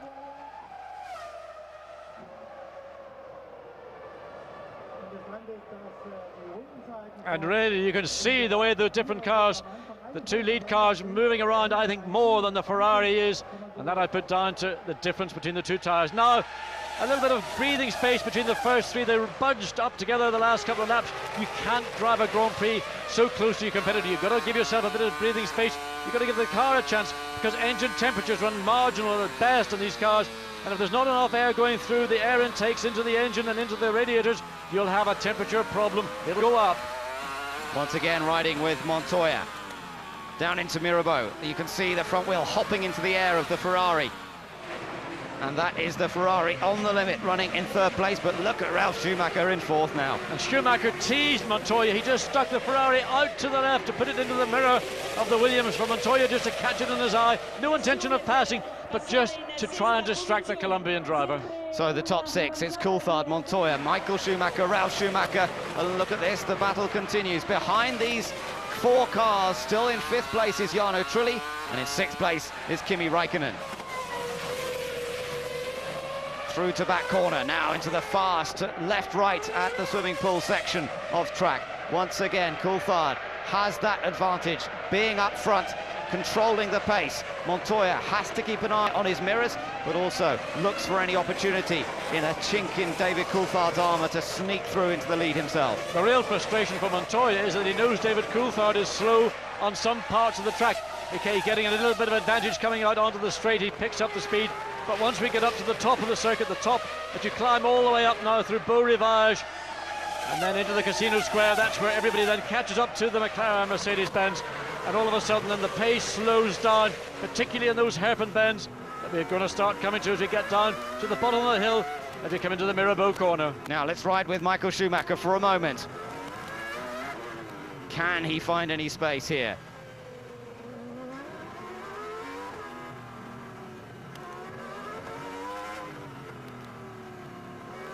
Almost having to coast it round a couple of the corners there. It's slow speed off the throttle, and now the engine gets a chance to work. Up to nearly 18,000 revs per minute, as you can see from the rev counter. Diving down into the chicane once again, and then back on the throttle. That V10 engine, 3-litre engine, producing around 850 horsepower, and all those horsepower being used in the chase of Montoya, and up front, David Coulthard. And this battle that's going on for the lead, and of course Ralf Schumacher directly behind brother Michael, is all about not making mistakes, but at the same time trying to just distract the car in front of you. Just put your car, move it around a little bit, and there are some parts of the track where Michael Schumacher's already been doing that. David Coulthard, I think, has just taped his mirrors up. He's not concerned about what's going on behind him. He's driving forwards, not looking back. Schumacher again taking that unusual entry into Saint-Denis corner, protecting his line, so as Ralf Schumacher doesn't get the opportunity, or thinks an opportunity could arise. So now things beginning to settle down between these top four. The rhythm beginning to be established. Coulthard has withstood one or two very close moments, if you like, when Montoya closed right onto his gearbox, but nobody prepared to do anything outrageous. It really is a huge risk to try and launch yourself down the inside of another car, unless that car has given you massive amount of room. The streets of Monaco are so narrow, barely able to get two cars alongside one another, and at some of those corners like the hairpin, they cannot get around side by side. Ross Brawn at Ferrari and the Williams technicians also keeping a very close eye on the situation. This one is going to take some sorting out. Just looking at those times, Ben, they dropped down to a middle 1 minute 24. Now Coulthard's picked up the pace again to a 1 minute 22. So whatever David Coulthard's doing, or whatever the difficulties he's experiencing, he maybe just as you go through this sort of cycle of tyre life, how the tyre comes to you, then how it maybe drops off, and then it stabilizes, and then the time comes back. So I think we saw that round about laps 8, 9. Now on lap 10 and 11, on the 12th lap, we just completed the 12th lap. Times back to where they were much earlier in this Grand Prix. Ralf Schumacher, who was very close to his brother a moment ago, now has just dropped back a little bit. In the background, you can see Jarno Trulli in the Renault running in 5th position. Kimi Raikkonen in the 2nd McLaren Mercedes is still 6th. The Ferrari of Barrichello runs in 7th. Mika Salo in the Toyota is 8th. McNish 9th in the other Toyota. And then Heinz-Harald Frentzen in the Arrows is next up. And this is Jenson Button trying to find a way past Eddie Irvine. And I think poor Jenson Button's got 2 chances to find a way past Eddie Irvine around this circuit. He's a master of the Monaco circuit, and neither chance, unless Eddie makes a mistake, and I can't see him making too many this afternoon. A long work for Jenson Button, all because of that jump start. Maybe that was a mechanical fault. I don't necessarily believe that it was down to Jenson. Of course, launch control and all those systems have been problematic in the past in Grand Prix cars. Given the benefit of the doubt, it wasn't the driver's fault. Well, these two are fighting a long way down the field, of course, for 19th position. That's where Irvine is. The other Jaguar is 1 place further ahead up the road, but it's some 10 seconds ahead. De La Rosa currently running in 18th place. So the two of them make it safely through Portier into the tunnel now. And up front, you can see Eddie Irvine's green Jaguar really controlling the battle here. It's tough for Jenson Button, and what a disappointment too, because the Renault car has been very, very quick here all weekend. Jarno Trulli, his teammate, topping the timesheets on Thursday and indeed on Saturday morning, only for the cars to perform not quite so well in qualifying, and for both Button and Trulli to find themselves on the 4th row of the grid. All that's gone behind him now with the jump start penalty. But further ahead of those 2 cars, Irvine and Button, there's a real battle royal still continuing between the 2 Toyotas of Mika Salo and Alan McNish. There's less than a second between those 2 teammates, and still no indication from the Toyota pits that they might want McNish to use that extra speed that he appears to have over his teammate. Well, in fact, the 2 of them are not far behind Barrichello as well, so that's all a very close confrontation that's going on. We've got the battle up front with us once again here. Coulthard with just a little bit of breathing space over Montoya. And we look now from Montoya's car once again, looking over the rear wing. Notice how those rear wheels work and move, the suspension operating a little bit more fully here around the streets of Monaco. But that Ferrari behind, threatening every second. And once again, it's Ralf Schumacher, really the quickest of this bunch of 4 cars. Ralf just dropped back momentarily, then using that opportunity to get a run back up to the rear of his Ferrari, his brother's Ferrari. And nothing much Ralf can do because Michael's fully focused on Juan Pablo Montoya. So just try to squeeze Michael, force him into looking backwards to take some of the heat off Juan Pablo Montoya in 2nd place. In the battle of the tyre companies, we've got Michelin running 1 and 2, Bridgestone in 3rd place, but that Ferrari of Michael Schumacher, the only Bridgestone tyre user in the top 6 currently, with Barrichello down in 7th place, and then the next Bridgestone user down in 10th place. That's Heinz-Harald Frentzen in the Arrows. So the Michelin tyres worked in qualifying, and because they worked in qualifying, that means they've sustained good positions in the race, with overtaking being so difficult around this 2-mile track. Michael Schumacher very, very late, very hard on the brakes in the chicane, almost got close to overrunning into the rear of Juan Pablo Montoya. So whether that's just frustration or just momentarily lapse in Michael's concentration, or maybe just deliberately just trying once again to keep Juan Pablo Montoya honest, keep him on his toes, because getting past is difficult, and if you can force your competitor into an error, then that will make your job much easier. Oh, Montoya gets it very sideways out of the last corner. I think he managed to keep it off the wall, but that was very close. Well, that's the kind of error that can cause you to lose places. Just close, just getting within an inch or 2 of the barrier like that. Next time round, you might think, I've got away with it, I can go that much closer. Well, you tag the barrier, tag a wall, and that could be certainly a pit stop at best, and at worst, it could be the end of your Grand Prix. Watching this view, we can see how close Michael Schumacher gets to the barrier in a number of places, and you can really see, and that's one of the Toyotas, and I think it's McNish. It is Alan McNish. So what a shame for the Scotsman, who's been driving superbly well here. From 9th position, he was following his teammate, and well, you said, John, it only takes the slightest mistake when we watched Montoya. Perhaps that's what's happened here for McNish. We'll have to take a look at the replay. May well have been another car involved in that, but for Alan McNish, I'm afraid his Monaco debut is over on lap number 15. Well, that's very disappointing for the young Scotsman, because he'd been driving superbly all weekend. to end up in the barriers in Saint-Devoux. It's a pretty easy place to find yourself off track. You just make a little error turning in, catch the curb, but more so the barrier on the inside. Let's look again and see. That's his teammate Mika Salo. Oh yes, he did catch that curb, and in fact I think it was almost the right rear, and that almost sent him off diagonally into the left, into the barrier at Saint-Devoux. The gap between them had probably opened up momentarily. McNish just trying to get some clear air to have another charge up to the back of Mika Salo, who now runs in clear air in 8th place. Frentzen will move up 1 place, up to 9th. Yes, Frentzen did a good job to adjust his line as he came through the corner, missed the back of McNish's car. We've seen that quite often where somebody goes off and others behind have no option other to run into them. So, McNish is out of this race. He is our first retirement, in fact. Villeneuve is still running. He is a lap down, but after making not getting away on the line, Villeneuve then restarted from pit lane, and he is running in what it will be now, 21st position. In the meantime, things have settled down at the front. Coulthard's tyres appear to be stable. Looks like Montoya and Ralf Schumacher have got a similar situation with their Michelin tyres. Michael Schumacher's never really given us an opportunity to see what the potential of Bridgestone and Ferrari are able to do. At this point, we're on lap 17 of 78. Nevertheless, we all know when the pit stops come, expecting one pit stop from each of these teams. Can't imagine that anybody's going to do something more dramatic, such as a 2-stop strategy. No, the only question, I think, John, is when will they make their one stop? Will it be relatively halfway through the race, or sometimes as much as 2/3 of the way through the race? Of course, the later the stop, the less fuel they'll have to put in when they make the stop, and potential to get out a little quicker. And again, Montoya, as he comes onto the start-finish straight, he lets the back of the Williams, he kicks it out.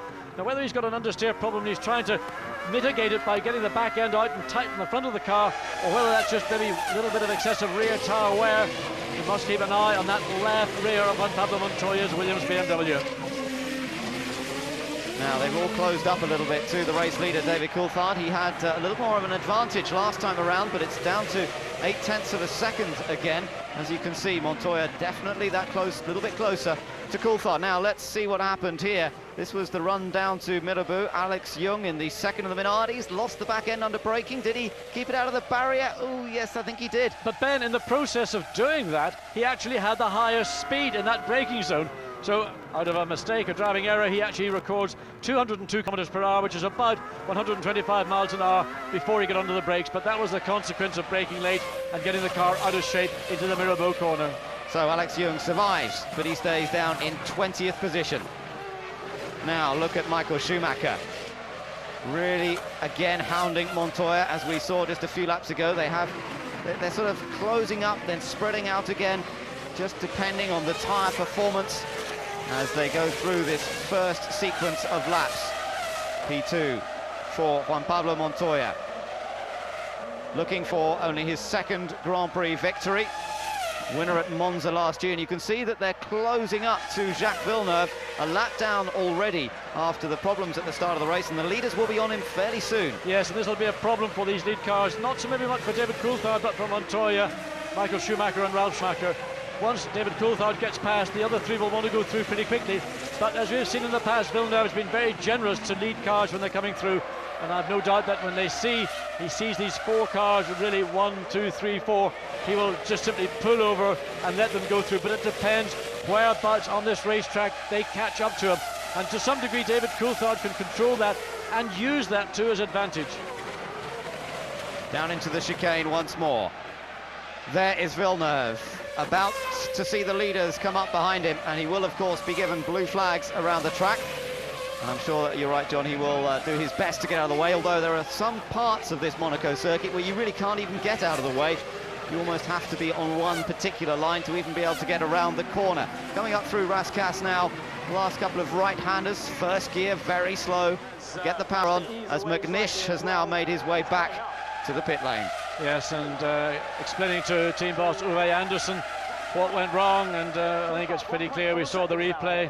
Alan caught the right rear, he's just a little bit too close to the curb and the barrier on the apex of that Saint-Devoux corner, and that then just launched the car, as we saw with Alex Young in qualifying on Saturday afternoon. Now here was Salo under attack from Frentzen a moment ago, and Frentzen, it looks like he got through, but Salo, did he have a problem there? Oh, and Fisichella almost managed to... No, in fact, that was Sato who was there, not Fisichella. So there's an interesting little battle that was going on. Frentzen now finds himself in 8th, Salo 9th, Sato in 10th, and Fisichella is in 11th. Well, that was a very, very good move by Heinz-Harald Frentzen in a very difficult part of circuit to pass. You're coming out of that tunnel at near enough 180 miles an hour, and you come around the curve, then suddenly the track drops away from you, and immediately ahead of you is that chicane. Going past Villeneuve, Villeneuve's backed right off and let the 4 leaders through. No problem at all. It has opened things up just a little bit, but Villeneuve moving out of the way, and Coulthard gets through safely. Now, here look, the 2 Jordans, Sato, Takuma Sato in the first of the yellow Jordans. Behind him is his teammate Giancarlo Fisichella. Fisichella goes down the inside, but it's not worked, and the salver's gone off. That's Felipe Massa. And Bernoldi coming through the tunnel had the car absolutely sideways, right at the apex of the fastest part of the corner in the tunnel. A real battle going on. That's down in 9th, 10th, 11th, 12th and 13th place. Well, Frentzen's going very quickly now on his Bridgestone tyres and the Arrows. He's going much faster now that he's got past the Toyota of Mika Salo, and it looked like Toyota are getting ready for Salo to make a pit stop.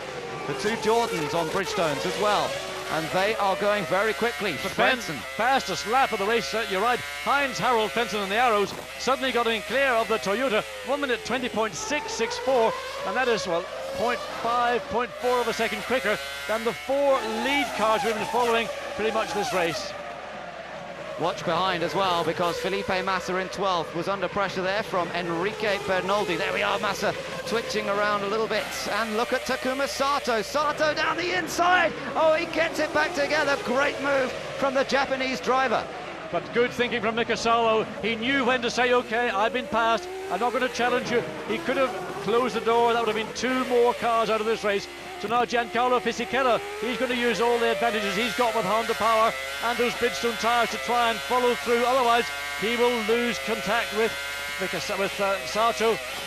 Well, Salo must have a problem. Salo's got a problem, yes. He must have a problem. He's just moving out of the way here effectively and letting people through. Now we're looking at a replay. This was Sato coming down the inside. Salo saw him coming, didn't turn in, and Takuma gathered it all together. Good car control and managed to sneak ahead. And now look, Salo has Felipe Massa and Enrique Bernoldi desperately trying to find a way past as well.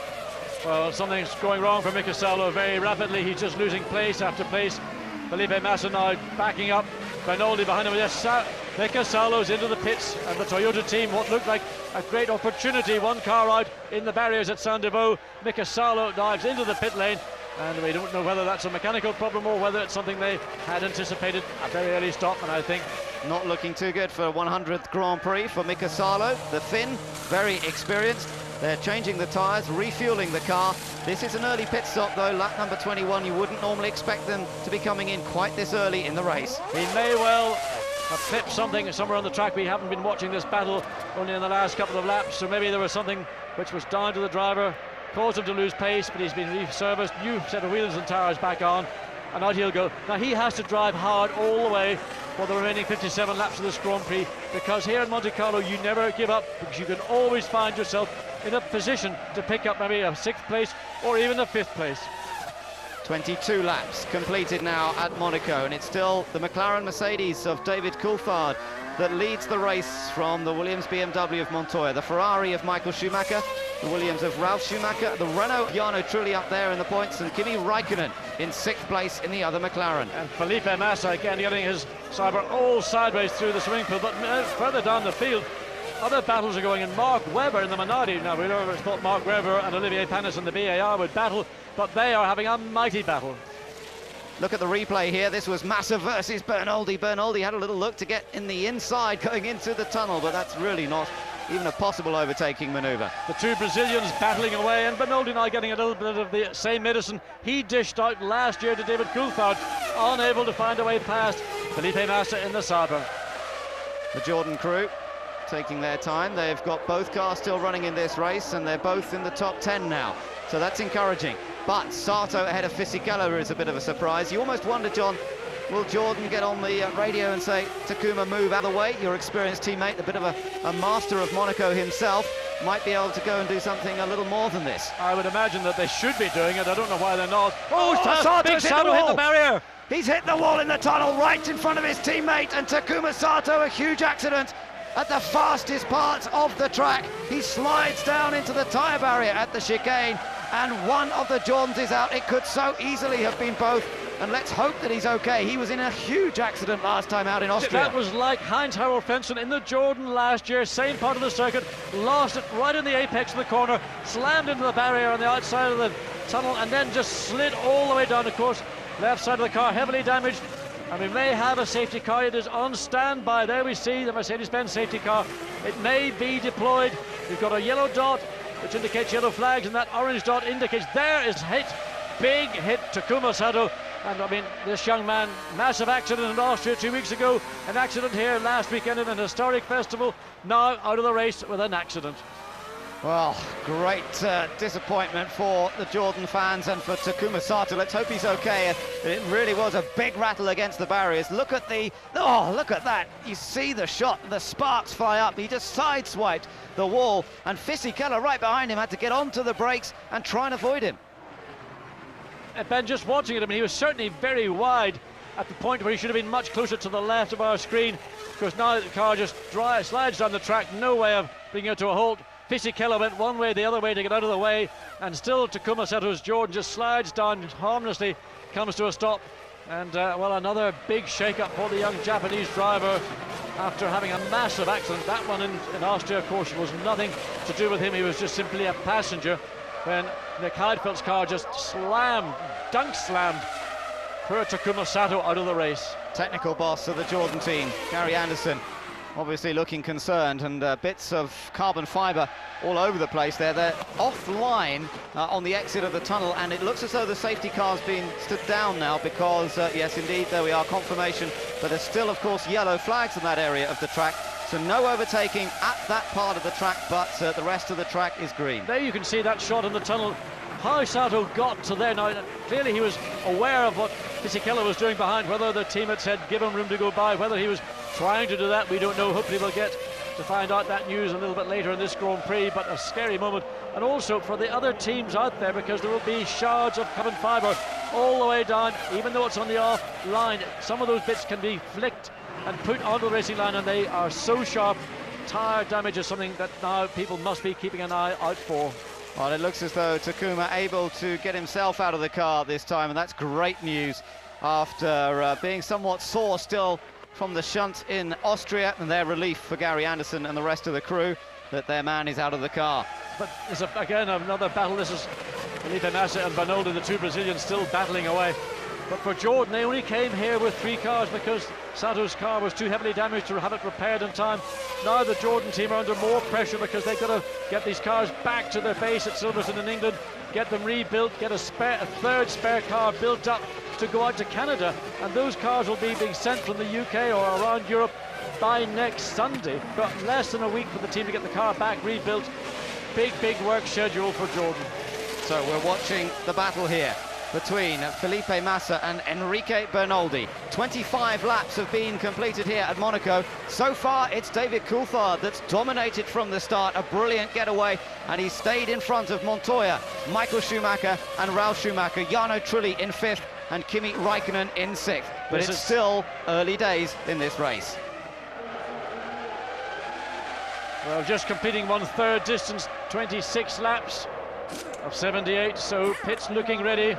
As the Sauber, or not the Sauber, the Minardi team have got engineers.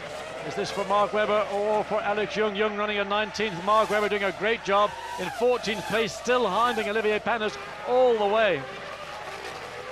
Well, there you could see Montoya again, pretty close. Look at Bernoldi, we're on board with Enriquez again. He's trying to challenge Felipe Massa, but Massa just holds the middle line into the chicane, and that denies Bernoldi the chance to find a way through. And Bernoldi very wisely backed off because the position that Massa's car had on the racetrack did not provide sufficient room or margin for error.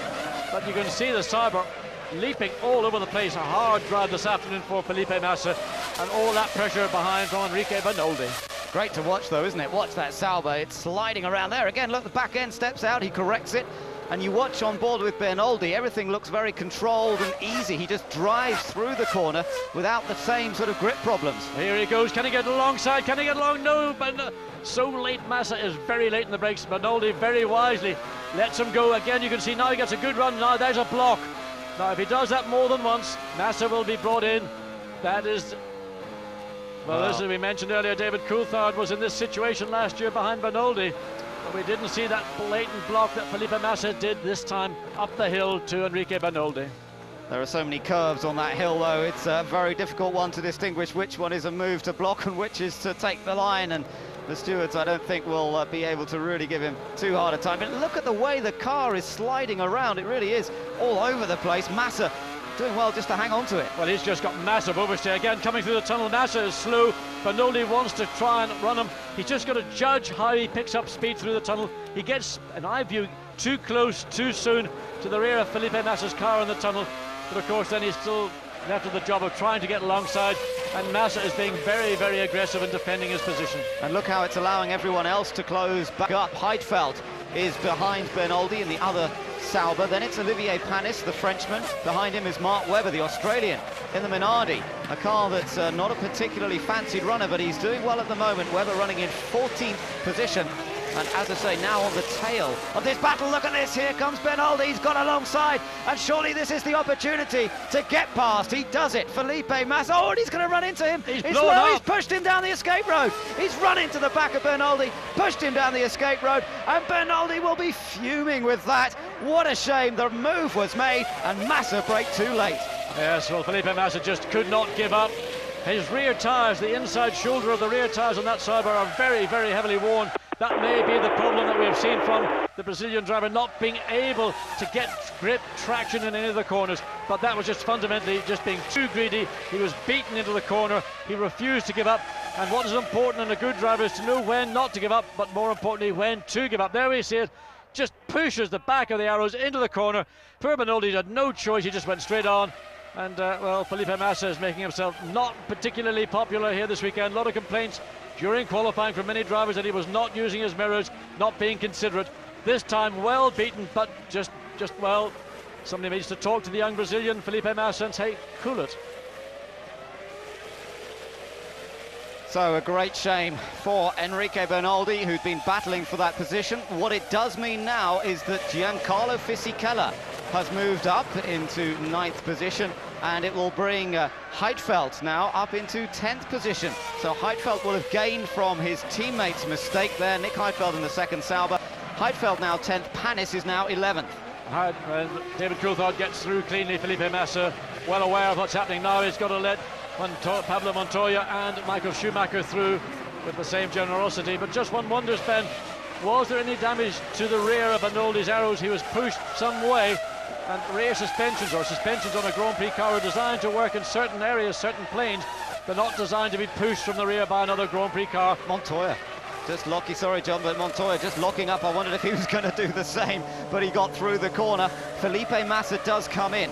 And you could see a lot of tyre wear on the front, but I noticed it on the rear in particular. Even those tyres he's putting on, quite heavily worn, so Felipe Massa goes back out, having caused an incident with Enrique Bernoldi. Bernoldi's dropped down to 17th place, Felipe Massa down to 18th place, so disappointment for both the Brazilians.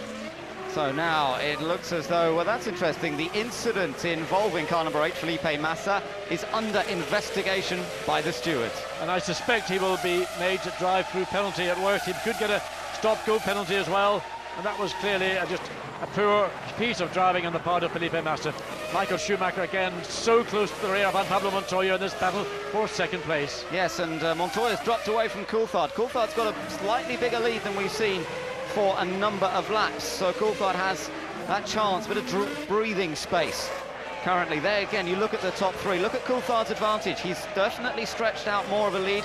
Montoya and Schumacher still very close, and Ralf Schumacher also not far behind in 4th. Well, the last 2 laps they've been pretty evenly matched, but of course the driver may choose just to again drop back. There's no point running very, very close to the car ahead of you. It doesn't help your car, and it makes your job of driving that little bit more difficult.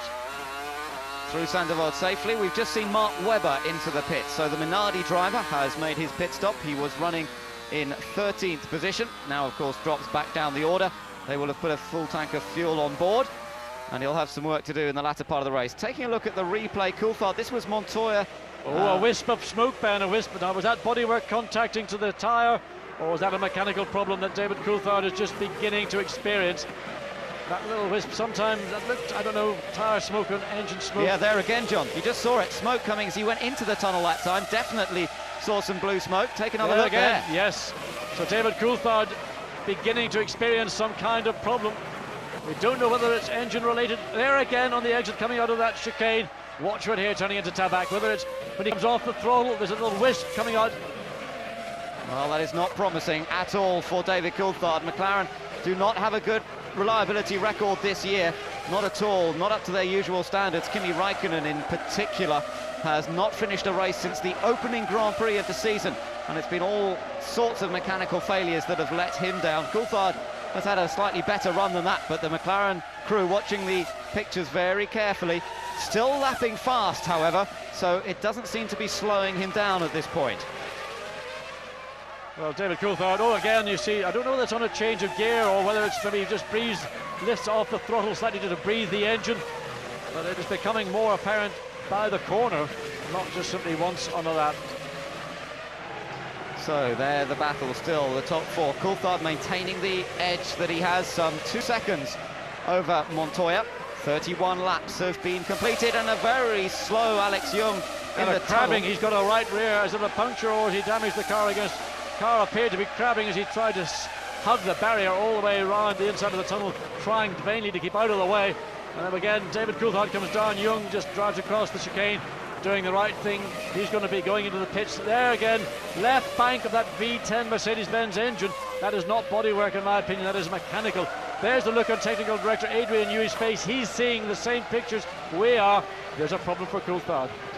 Well, let's hope that it's a minor problem, that it's just a view of some smoke that isn't going to affect performance, but it's not good news. We're not even at half distance on this track. And look, another view from the onboard camera. You can really see that smoke puffing away. And I don't think this car is going to be capable of going very much further. There's oil being burnt. It's getting through the system, up into the combustion chamber. More and more and more changing gear now. I mean, another couple of laps, I think David Coulthard is going to feel something wrong for him. I don't believe that he's capable of going an awful lot further in this race before something fairly serious occurs. And the lead that David Coulthard's enjoyed, the dominance of this afternoon's Grand Prix, was going to be spoilt by a mechanical problem. Down the hill, out of the Grand Hotel, a hairpin, and you can see behind him still Montoya and Schumacher a little bit closer perhaps. Well, no, I'm not sure. I think they might actually be just holding station because they can see this as well. Now this car's going to blow up. They don't want to have their car, their visor covered in oil, water, whatever it may be, particularly at a critical part of the circuit. So letting David, I think, just gradually ease away so they've got enough warning, enough time to adjust or adapt if there is a major problem. And there is Mario Ilian nearest the camera, boss of Ilmor, the man responsible for the engines in association with Mercedes, a man who's had so much success in both Formula One and in the United States, but looking at these pictures, he must be very, very worried indeed, as the smoke seems to be worse, and with that very finite amount of oil on board a Formula One car at the start of a race, well, a lot of it seems to be burning away. There won't be much left at this rate. Well, Juan Pablo Montoya was 1.5 seconds behind David Coulthard as they came across start-finish line there.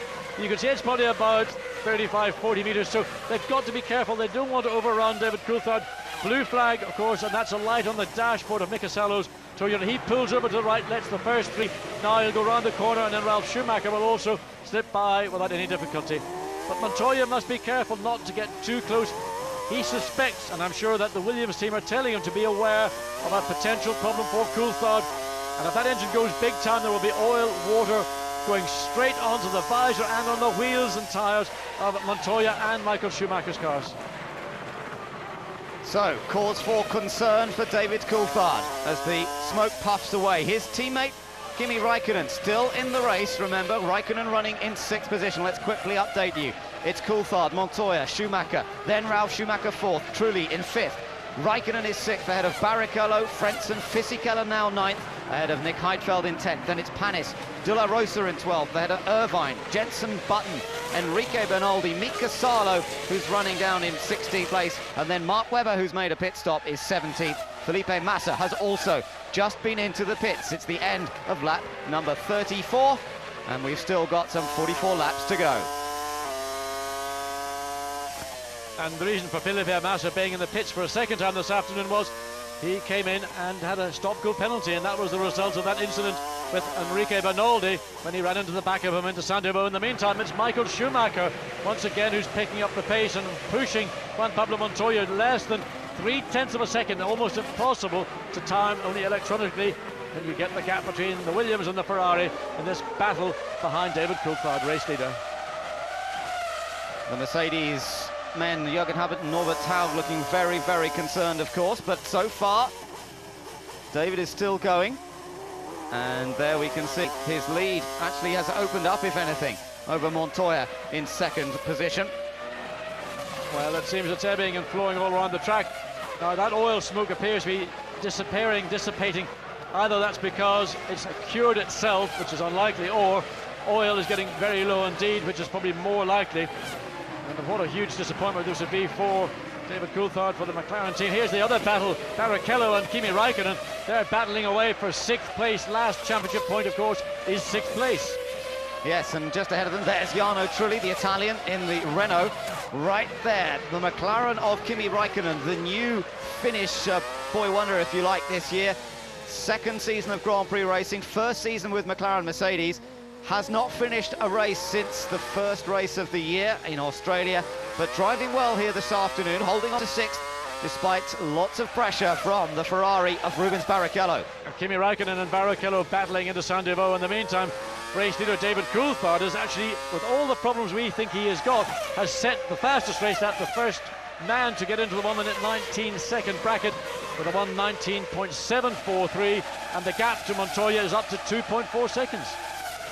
So it doesn't seem to be slowing Coulthard down at all at the moment, and they're into some more back markers. Enrique Bernoldi is the car's moved out of the way there of David Coulthard already. Pat Fry talking to Ron Dennis about this situation, I'm no doubt, and hoping that they can sort it out. Bernoldi gets out of the way there of 2nd and 3rd place runners, Montoya and Michael Schumacher. Ralf Schumacher will be the next one to squeeze past.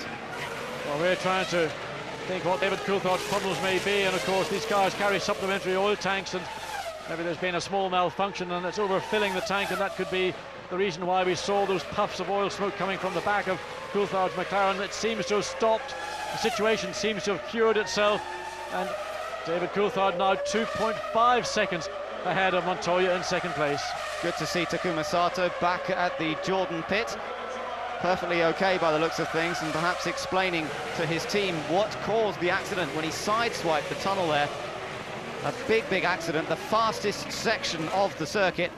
Thankfully, Takuma is okay and lives to fight another day. He'll have to look forward to the next Grand Prix in Canada before he can challenge again. His teammate, meanwhile, Fisichella, running in 9th place as we ride on board with Michael Schumacher.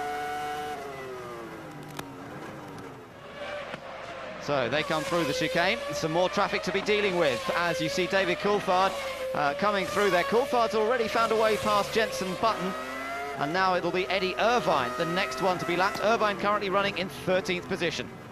And looking just at Pablo Montoya and Michael Schumacher, we're coming close to half distance. So for those that are planning to stop early, I mean, Michael Schumacher and Ferrari could take the option to go out of sync and get in and try and make a very quick pit stop.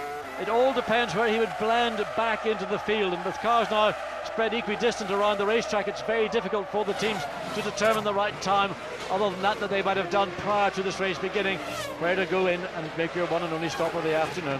Renault are preparing for a stop now. Is it for this man, Jarno Trulli, currently running in 5th position? No, he stays out there at the moment. It might be for Jenson Button, running all the way down in 14th place. Trulli has not finished in the points at all so far this season, and he's hoping to get that sorted out. He's still being chased by Kimi Raikkonen and Rubens Barrichello. There is Raikkonen, currently running in 6th. Barrichello is 7th. But Heinz-Harald Frentzen, running all on his own in 8th place, is running quicker than the cars ahead of him, because Kimi Raikkonen basically is slowing down Barrichello. In the meantime, Heinz-Harald Frentzen running on his own, running almost a second a lap faster than the Ferrari and the McLaren Mercedes-Benz. Schumacher really leaning on Montoya that time down towards the chicane. Again, Montoya didn't give him space, but Schumacher hounding him, looking for a little slip up from the Colombian, enough to allow him through. But Montoya, who made a mistake on the third lap of the Grand Prix last year, put it into the barrier, determined not to do the same again. And this is crucial psychological battle between these two as they come up to lap Eddie Irvine. Well, Eddie Irvine will pull over and get out of the way. There he does, goes to the left of track, leaves the racing line free for Montoya and Michael Schumacher, and Ralph Schumacher, who'll probably slip in behind brother Michael. All three get through cleanly. Good. Well, in fact, Eddie Irvine didn't let Ralph, wasn't quite clear. So up the hill once again into Casino Square, and it looks as though Coulthard's car working brilliantly well at this stage. Into the pits and back out again for Jenson Button. Button was running a long way down the order. Remember, he made that drive-through penalty earlier for jumping the start. He'd already at the back. Montoya makes a little mistake down there at the hairpin, and he does seem to be struggling for grip, more so now than he was in the early stages of this race. He cannot seem to run at the same pace now as Coulthard. He's 4 seconds behind. Yes, a massive leap of 1.5 seconds. Sounds a large, but 1.5 seconds in the last couple of laps, and Montoya now really beginning to struggle. David Coulthard sprinting way ahead. Montoya clearly holding up Michael Schumacher. And news from the pit lane, Ben, is that McLaren, through the use of telemetry, we've now got pit lane two-car telemetry. They think they've made some adjustments that may well have cured that problem that we all could see David Coulthard had. That was smoke coming out of the right-hand bank of that engine. Well, new rules for Formula One this year, allowing the teams to make changes using radio signals from pits to the car, and maybe those changes, maybe that new rule change has allowed McLaren to breathe a sigh of relief here. We're still in the early stage. Well, we're at the half-distance mark now, in fact, in the Monaco Grand Prix, and so far so good for McLaren Mercedes, the most successful team here at Monaco, having taken 11 victories. Coulthard is up front. Through Casino Square now then, and Montoya manages to get past Felipe Massa cleanly without a problem. Michael Schumacher also nips through, and we wait for Ralf Schumacher. I'm sure he won't be slowed down too much. Schumacher, Michael that is, and the Ferrari was pressurising a moment ago to Montoya, but the gap has just opened up a length or so. It was out of the tunnel last time that he got very close indeed. But Montoya back now up to race speed in the 1:20s. Not still as quick as David Coulthard, the gap 4.6 seconds, but away from those laps when he was running in the middle 1:21s. And of course frustration now setting in for Michael Schumacher in the knowledge that David Coulthard, running in clear air, is able to run at his own pace and is pulling away from this battle for second place. There, the super slow motion action, watching the tyres as they shimmy a little bit over the curbs. You can see the little bits of rubber at the side as well where the tyre... Oh, we've got an accident, and that's Schumacher, isn't it? Or it's Barrichello. It's Barrichello, I'm afraid, who's hit the back of Kimi Raikkonen. Raikkonen's in trouble as well. Raikkonen and Barrichello in the battle for sixth, and it looks as though contact has put them both out. Well, Rubens come down very close behind the back of Kimi Raikkonen. Raikkonen, of course, defending into the chicane. Now noseless, wingless. Let's watch again. Raikkonen always on the racing line. Barrichello just too late, no way to slow down. And, well, gets into the back of Raikkonen's Mercedes fairly heavily, gets the nose of his Ferrari up in the air. Let's look at the forward view of the situation. This one's down to Rubens. He made an error, a driving error. Raikkonen is the victim, so both drivers penalised for a great battle that was taking place for the sixth place. Well, that is disappointment for the Brazilian after giving way in Austria. Now a mistake, a driving mistake on his behalf, and he's out. And both cars are in the pits now. Can they get them both out again? Are they sufficiently okay? They're having a good look. Look at that rear wing, John. It's moving a lot. I think that wing, I think they've got to take the wing off and change it, put a new total assembly on. That'll take some considerable time. Barrichello gets out of the pit lane, and in the meantime we heard from Takuma Sato, the young Japanese driver who crashed in the tunnel. He said, basically what I was trying to do was get out of the way of my teammate, but I just made an error too far to the left and hit the wall very heavily, and he apologises to the team, to his mechanics, to everybody. But there's disappointment. Now will Barrichello be penalised for that driving error? We saw Felipe Massa being penalised for running into the back of Bernoldi here into Saint-Devoux. Now will Rubens Barrichello also be penalised by having to come back in and take a 10-second stop-go penalty? It's the sixth non-finish in 7 Grand Prix if Kimi Raikkonen doesn't get back out, although he's got back in the car again. So they will get him back out. That's good news. They will send him back out, so let's not add to his non-finish statistics just yet. Let's hope they do get the car running. Then the gap between Coulthard and Montoya was 4 seconds. Now it's down to less than 3. It's 2.9 as they came across the line.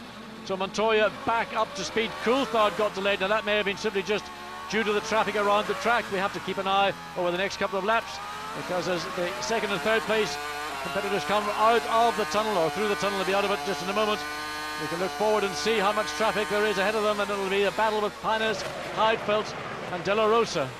Yes, incident involving car number 2 under investigation.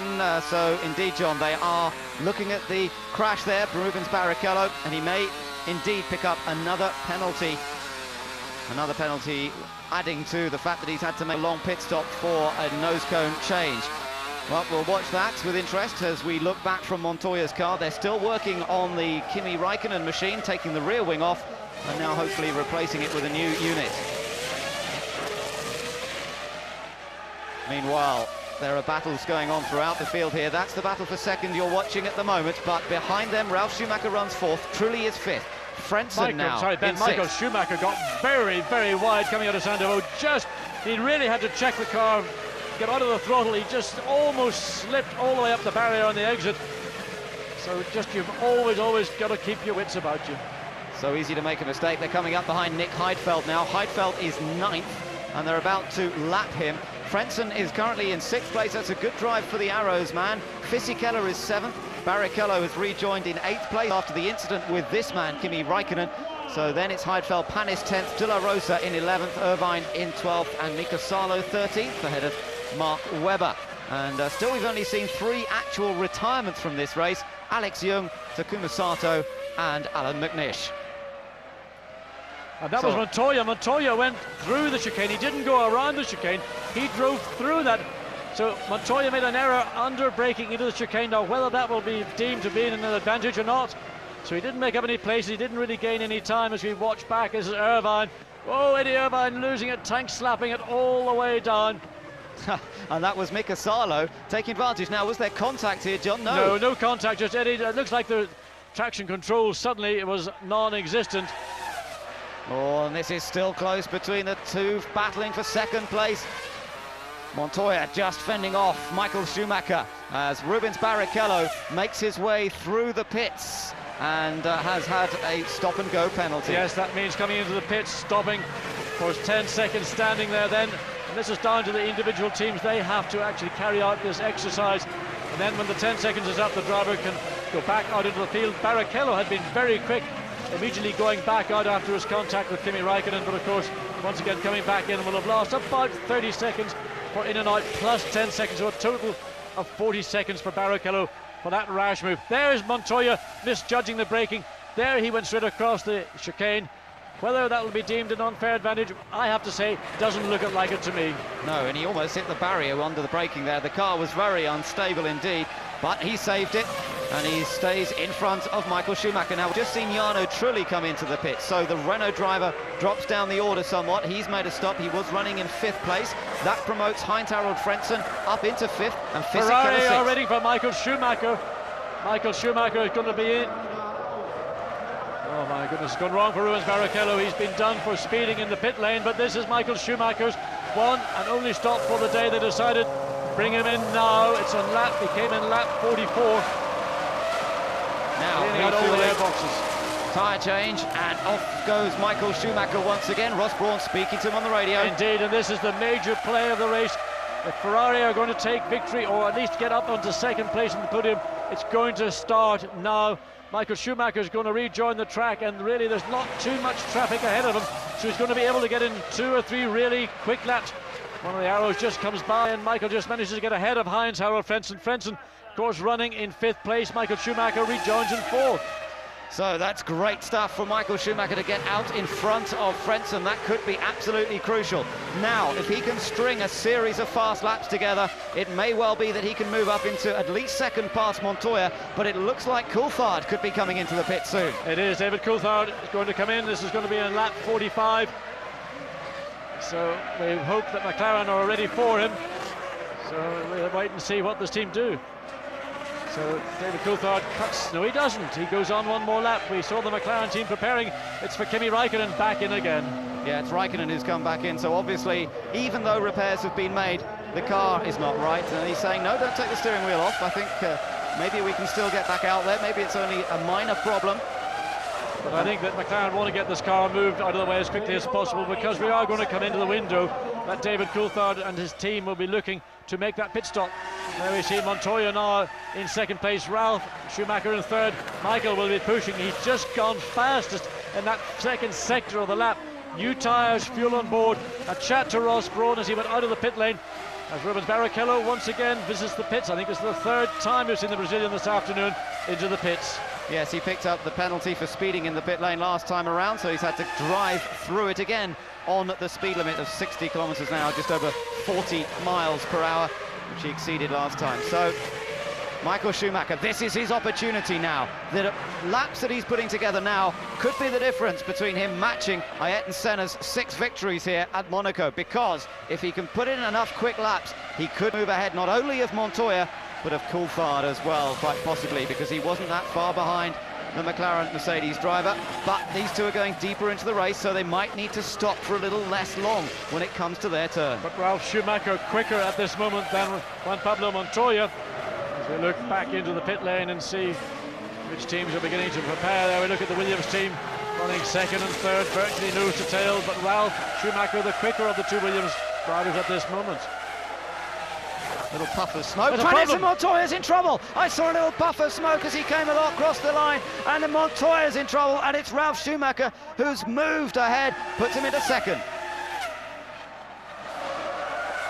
Patrick Head discussing things with the team, and what can you believe? I just wonder, is this a problem, or did Montoya lift off to let Ralph Schumacher go through?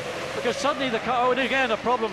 You can see just coming into the mirror boat, suddenly the car just turned sharp left when it should have been going right. Let's take a look. This is the replay, John, as he came down past the start-finish line. Now, was there a puff of smoke? I thought I saw a little haze. There was a blue haze, but that problem occurred into the Mirabeau corner. We just cut away from that to see the replay of that initial incident. There is Montoya going slowly, and he's in trouble and out of the race. Listen to that, it sounds horrible. Down the hill. And I tell you what, we've had great reliability from the BMW engine this year, but not this time. Stay offline. He's got to get offline. If that engine is about to erupt and put oil down, water down on the racetrack, we have seen what happened to Eddie Irvine on Thursday. And I tell you what, we've had great reliability from the BMW engine this year, but not this time. Stay offline. He's got to get offline. If that engine is about to erupt and put oil down, water down on the racetrack, we have seen what happened to Eddie Irvine on Thursday in practice when he got caught on the oil from Bernoldi's engine. So Juan Pablo Montoya, just pull it off, take that car out of the race, Juan Pablo. Yeah, and cars coming around to pass him, and that's a nasty situation for the others. I think that's pretty much the first BMW we've seen let go. Ralph did at the end of the Barcelona, the Spanish Grand Prix, but that was right on the last lap. Montoya's had reliability all year long, but it's gone wrong for him here in Monaco when he had a great chance. And there we see once again as he comes out of the tunnel, you can almost hear it, let alone see it. So Michael Schumacher up to third place, having made his one stop. He is some 31 seconds behind David Coulthard. Coulthard yet to make his pit stop. So should Coulthard decide to come in at this point, he has got 31.8 seconds to get himself refueled, retired, and back out before Michael Schumacher will come past the pit lane exit. So it's down to this man, David Coulthard now. He's not going to have any help from Montoya. Ralph Schumacher still running competitively, but there's quite a gap between David Coulthard and there, Ralph Schumacher. You can see a huge distance, and I'm sure that Michael will be well ahead of him after Ralph has made his pit stop. It's all the question of how quickly Coulthard can go and how short a stop he can make. If he's going very deep into this race, it will be a short stop, and hopefully he might be able to still challenge Michael Schumacher when he comes back out. Waved yellow flags just on at the Rascasse. That was to get Montoya's car pushed to safety. Ralph Schumacher lost a momentary second or two because of that, but some 15.7 seconds was 14.1 to this man, David Coulthard, who's now comfortably in the lead and has got a lot more options, but his concern will be the gap, not to Ralph Schumacher, but the gap to Michael Schumacher, who is now 31.8 seconds behind. Coulthard must push in these laps now before he makes his stop. Of course, the deeper he goes into the race, the less fuel he will have to take on board, the less time he will stand in the pits, and therefore that will assist him in that quest to take victory here this year. He's still lapping faster than Michael Schumacher at this point, John, and that's the key thing. He's still managing to go quicker than the Ferrari, And you know, last year, Coulthard was the last to make a pit stop. It was as far as lap number 65 out of 78. Now, he was going not as quite as quick as he has been this time because he got held up a lot. He had to start from the back of the grid. But it showed you what McLaren's tactics were. It took him some 26 seconds. He lost about 26 seconds on his stop. At the moment, he's 32 seconds ahead of Michael. If he can sustain this pace, he should come out back in front. On board with Mika Salo, having an attack of Panis here, trying to go past the Frenchman. The Frenchman forced to go across the chicane. Again, I think that's a case of force majeure, but it depends on there Montoya's car, just checking that. I mean, they didn't need to do that. They just dumped all that extinguishing powder on the car, and I'm sure that the BMW and them, that's just unnecessary, I think. So looking back over the rear wing of Mika Salo, and that now he is past Panis, so we don't quite know if Panis just backed off a bit there. Well, I think that maybe Panis felt that he was overtaken fairly and squarely, and maybe even the team have instructed him to let Mika Salo go. So Heinz-Harald Frentzen, after 2 stops, still in 6th place, but 1 lap down. There we sit again. Really nowhere for Salo to go. He couldn't get around. It would almost mean coming to a standstill, then picking up. So he did the right thing and let Mika Salo go. Now in 7th place, some 29 seconds behind Heinz-Harald Frentzen in that final points position, number 6. The positions at the end of 49 laps. Coulthard, the leader from Ralf Schumacher, and Ralf looks to be coming in this time around. Michael Schumacher is still 3rd, Fisichella 4th, Trulli 5th, and Frentzen 6th. But Michael Schumacher, a new lap record, 1:19.002, and that gap is going to close down very quickly. David Coulthard and McLaren have got to be careful. They can't allow him to stay out too long, otherwise his advantage will be lost when he does come in. Ralf Schumacher, the tyres looking very worn, so it's time for him to come into the pit now and make his sole stop. It's lap number 50, 28 laps to go, and this should be a clean stop. Hopefully all 4 tyres are changed. The fuel goes on board at a rate of nearly 3 gallons per second, and he looks as though he's saying this car is all over the place. Yeah, you could see his hand movements. He's looking for somebody to get their attention, to tell him his problems, but he's got a radio. He can talk to the team, but maybe he wanted a change, a mechanical change to the car. Well, it looks as though McLaren now are getting ready to get David Coulthard reserviced here. Look at this. Ralf Schumacher joining right back in the front of that battle with Olivier Panis and Felipe Massa. And the team did a very good job in calculating just where he would blend back into the field. If he had got caught in that battle, then it would have been curtains, but the real battle really is not between Ralf Schumacher. It's Michael Schumacher taking 1.6 seconds out of David Coulthard's lap. That was lap 50. They've got to bring Coulthard in. The team are ready for him. Is he going to dive in? Yes, Coulthard's into the pits. And watch what he do. Tyres will go on board. Fuel load should be fairly short. We saw 8.5 seconds from Michael Schumacher. They will want to be out in less. Schumacher comes round to back. So this is the crucial battle. This could be the decisive moment of the race. It's a quick fuel stop, 6.9 seconds. Great stop from the McLaren crew. Is it enough? It should be. 40 miles an hour is all he's allowed to do down this pit lane, but he's well ahead. He's well in front of Michael Schumacher, surely. Schumacher coming through Raskas around now, but it's okay. Coulthard gets out in front, and McLaren Mercedes have done the job. They've got him out in front of Ferrari. Now he's got to stay there for the remaining 27 laps. And there you can see Schumacher is, 3 seconds behind as he looks and he glares at the back of that McLaren. He's been glaring at the back of Montoya's Williams all race. Now he's got a moment of breath. Now it's going to be David Coulthard. Michael Schumacher 18.652, another new lap record. Michael Schumacher is just absolutely stunning now that he's got clear air. So the battle rejoined. These two have both made their only pit stops in this race. And we now look back from David Coulthard's car at the 4-times world champion. Now Coulthard has to survive the next 27 laps. It seems as though McLaren sorted out the problem with the smoke earlier on, but surely reliability will be a concern as he sees the man who's already taken 5 wins around this track right behind him. But this is a real battle for the lead. In previous races, Michael, with this new Ferrari, has just been pretty much dominant. In spite of being waved the victory in Austria, this car never really challenged. But it's all about qualifying. If you can't get on the front row of the grid, you really inhibit your opportunities to win a race. But now, Michael Schumacher, second for the first time this afternoon. Now the pit stops have worked their way through, putting pressure on David Coulthard. Coulthard on fresh tyres, new fuel on board. It is the battle between Coulthard and Schumacher, a battle between Michelin and Bridgestone. Mercedes-Benz and Ferrari. Yes, Mercedes-Benz and Ferrari, John, who have shared the last 5 victories here at Monaco, and it looks as though it's going to go to one or other of these two teams once again. Now, let's see what's going on further down. There is Giancarlo Fisichella running in 4th place, and he now comes into the pits. He hasn't stopped yet, so this is his routine stop. So the sole Jordan in the Grand Prix, Giancarlo Fisichella, got up to 4th place, stops on lap 52. The Jordan team. Oh, look at that! Oh, there's been contact. Yes, and Button, I think. It's Jenson Button who has collided.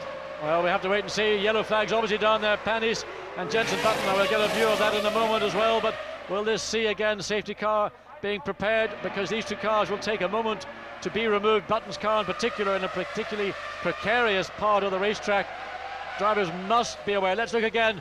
Well, Button dives down the inside, can't get alongside Panis. He gets in the wrong, but just there's nowhere to go. Just, well, over ambitious in my view. There you see the contact, and then, well, Jenson had a pop, and Olivier Panis was sufficiently far forward to, he had no option, he couldn't do very much more than he was doing. Another look from onboard camera, and as he turned into the corner, there was Button arriving on the inside. Yes, and it goes into a bottleneck as you turn into the Saint-Deveau corner. Now we've got 3 cars, Renault, Toyota and BAR. But the cranes, as ever, doing a fine job of moving the cars very quickly out of the way and clearing that zone so that racing can continue. They've still got to get Panis' car out of the way, but it's not as much on the line as Button's car was. And the two of them just having a little chat about that after the incident. Neither of them look to be getting in a point-scoring position this afternoon. But nonetheless, you never know what can happen here. With a few more retirements, they might have been battling over a position in the top 6. And the marshals ever efficient here in Monte Carlo, just putting little trolley jacks under that VAR to pull it away to another area of safety. The original place, which has got 2 cars in it now, well, there's no more room, so anybody else goes off at Saint-Deveau, that car will be, as we see here, the jack under the rear of the VAR, just taking it to safety in that runoff area. So let's just see how things have settled down. Pit stops mostly have been made now. It's Coulthard from Michael Schumacher. Ralf Schumacher's a further 18 seconds behind these two. Then Jarno Trulli has now moved back into 4th position after Fisichella made his pit stop. So we've got the Renault of Trulli in 4th. Then it's Fisichella 5th. Heinz-Harald Frentzen in the Arrows in 6th. Mika Salo a lap down, but he's in 7th in the Toyota. Barrichello a lap down in 8th place. Mark Webber is 9th. Nick Heidfeld currently in 10th place ahead of Eddie Irvine. De La Rosa is in 12th, then it's Bernaldi, and of course we've now lost Panis, Button as well, so Felipe Massa is our last runner in 14th.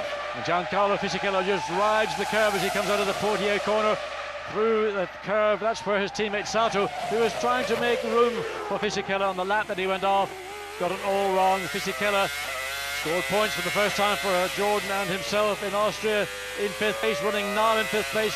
Heinz-Harald Frentzen some 7.1 seconds behind. And, well, we need to see. Fisichella had a slow lap. That was because of the incident at Saint-Deveau. We wait to see what the lap time is for the Jordan driver vis-a-vis that for the Arrows. Feeds in the power through the last couple of right-handers that lead around to complete his 54th lap. Coulthard some way further down the road, some 62 seconds ahead, in fact, of the Jordan there. But Fisichella putting in a quick lap, and Trulli definitely in trouble, because Fisichella's lap then 3 seconds faster than Jarno Trulli, and that's because Jarno Trulli must have some sort of mechanical problem. He is definitely struggling. The gap is still 19 seconds between the two of them, but it's closing. Well, back to the front, and Michael Schumacher continues to hound David Coulthard. Again, that same situation that Michael Schumacher faced behind Montoya. He can get so close, but then the problem is, what is he going to do to make up the gap, but principally to get momentum to carry him past David Coulthard. And right now, really, it's going to be once again down to traffic or down to a driving error, or worse for Coulthard, some mechanical problems.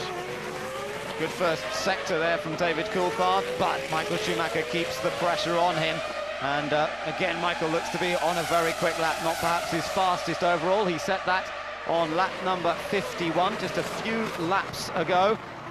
And Michael keeping the pressure on Coulthard. That's all he can do in this situation. These two drivers have won the last 2 races here. The last 3 races, in fact, here at Monaco. Last year it was Schumacher, the year before Coulthard, and Michael Schumacher the year before that, and it's going to go to one or other of them surely today, unless both of them run into some sort of mechanical problem. And just looking at those live super slow-mo pictures, not an awful lot to pick and choose between the merits of the two cars through that swimming pool complex.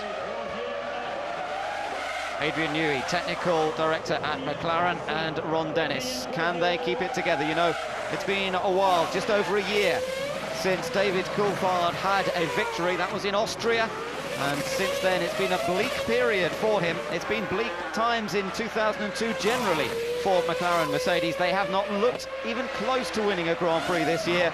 This is their very real first opportunity. Now, keep an eye on this man, because he is not lapping very quickly. Jarno Trulli, well, actually the last time he picked up the pace a little bit. I suspect what's happened is Trulli's probably just met traffic on lap, where really he couldn't get past, or they weren't aware of him behind him. So Jarno Trulli running much nearer to his normal race pace. He's running behind Nick Heidfeld on the Sauber, but of course Heidfeld only running in 10th place and is a lap down. So this is Jarno Trulli trying to put a lap on the young German driver in the Sauber. Sauber having a very, very disappointing Grand Prix here in Monte Carlo this year.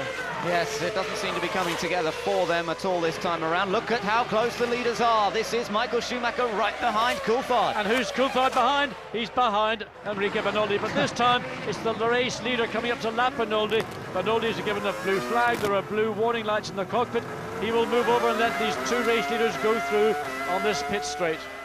Let's hope that he does. Yes, he does. He moves well over to the left-hand side. Bernoldi, who held up Coulthard for many laps last year, but in that case it was a battle for position. He was fully justified in doing that. Now that Coulthard is race leader, he does a fine job of moving cleanly offline and letting the two leaders through. And still Michael Schumacher applies the pressure. You can see coming into the casino that Michael Schumacher able to close up to the rear of David Coulthard. Clearly the Ferrari with the Bridgestone is the quicker of the two cars, but David Coulthard has still got that tape in his mirrors. He doesn't know or care where Michael Schumacher is as long as he's behind him. The view from the camera mounted just beside Michael Schumacher's helmet there. The focus, the concentration. And John, you know, how does this feel for David Coulthard? He's been in a winning position many times, but if there's one man you probably don't want breathing down your neck, it's Michael Schumacher. This is true, but David Coulthard's raced with Michael Schumacher on many occasions. They've gone eyeball to eyeball, and David Coulthard's one of the few drivers who's been able to overtake Michael Schumacher on mirror. So now let's just watch Michael as he comes through up past the pits once more. That is lap number 58 that is about to be completed. Coulthard crosses the line, a 1 minute 19.9 for him, a 1 minute 20.1 for this man, Michael Schumacher. The gap remaining at just under a second between them. And we've just heard from Juan Pablo Montoya about what happened to him in the race, but also principally about the start. Why did he lose the lead? And he's been none too complimentary about the software on the launch control mechanism on his Williams BMW. Now, he's obviously very upset about the day. He thought he could have a win here. He lost the lead at the start, and then it ended up with a major engine failure. Third place for this man, Ralf Schumacher, the sole remaining Williams BMW in the race. Some 22 seconds behind Michael Schumacher. So there's a big gap between the top two and this car in third, but he has a lonely time because it's a long gap behind him to Jarno Trulli, some 25 seconds. So Ralf just has to maintain focus, maintain concentration. He hasn't always done that at Monaco in the past, and let's hope that he can reel off these final 20 laps safely and securely. Well, Ralf is already calculating if he finishes in third place, he'll get 4 points. That will give him 27 points, equal with his teammate Juan Pablo Montoya. He's driving for third place. He's not driving for second or for victory, and he's got no pressure behind him from Jarno Trulli in the Renault. So Ralph's already worked it out. The team have probably worked it out, say just finish the race, get on the podium, you'll get your 4 points, we'll get our 4 points, and that will give us 54 in the Manufacturers' Championship, still well ahead of McLaren in third place. 10 points available for the win, and David Coulthard would love to take those 10 points. He's only scored 10 points in all 6 of the first Grand Prix of 2002, so he could double his score here today if he stays where he is. Michael Schumacher, of course, clear points leader, 54 points he's scored out of the 6 races. Well, not quite a maximum, but very near to it. 60 points is the maximum he could have achieved, and he scored 54 of them. Well, there's body language, I think, that says, I'm sorry, it was my error, I tried something. I couldn't get alongside early enough, and then of course they came to this very narrow funnel or bottleneck as you go into Saint-Deveau and put Olivier Panis and then Button as well into a compromising position, which ended up with both of them out of the race in the crash barriers. Looking down the field, it's the Ferraris that are providing the entertainment at the moment. It's Michael Schumacher hounding race leader David Coulthard, and the other one is Barrichello, who's right behind Mika Salo in the battle for 7th place. Same sort of gap between the two of them. We now ride with Eddie Irvine, who's scored points last 2 races here at Monaco, driving for the Jaguar team, but today it's been a matter of survival. He runs in 11th. Yes, Eddie running in the 1:21 barrier, but I mean that's the best you can expect from the Jaguar.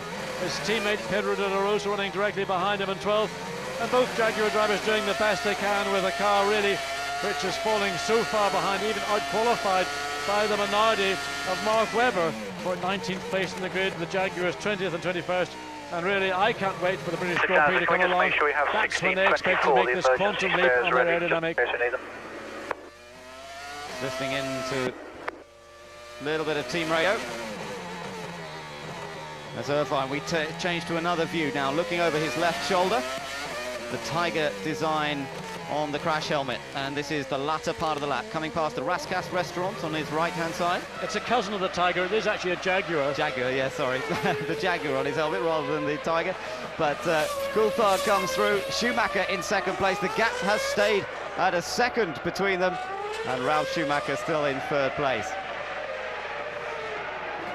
So this battle for the lead, for victory here in Monte Carlo, one that David Coulthard would love to repeat, one that Michael Schumacher, of course, very familiar with, and if he went on to take victory, would match that of the late great Ayrton Senna there. Slight opening of the visor, David Coulthard's just letting some air circulate.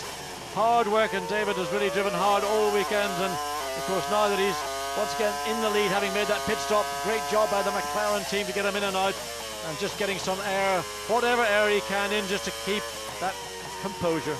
Just looking at the timing screens as well at the same time. Enrique Bernoldi down in 13th place has just set the fastest mid-sector of anybody, any car on the lap just now. He's running down in 13th place in the Arrows, but he's still going pretty quickly. We're riding with Coulthard, concentrating, focusing on not making any tiny mistake, with the barriers lining every part of this track. But Coulthard seems to love the place, and he's making the most of his opportunity to run ahead of the 4-time world champion. There's been a little bit of a change just outside the top 6. Rubens Barrichello now in 7th, because Mika Salo, we saw him very briefly, had to dive into the pits, whether it was strategy, whether it was planned.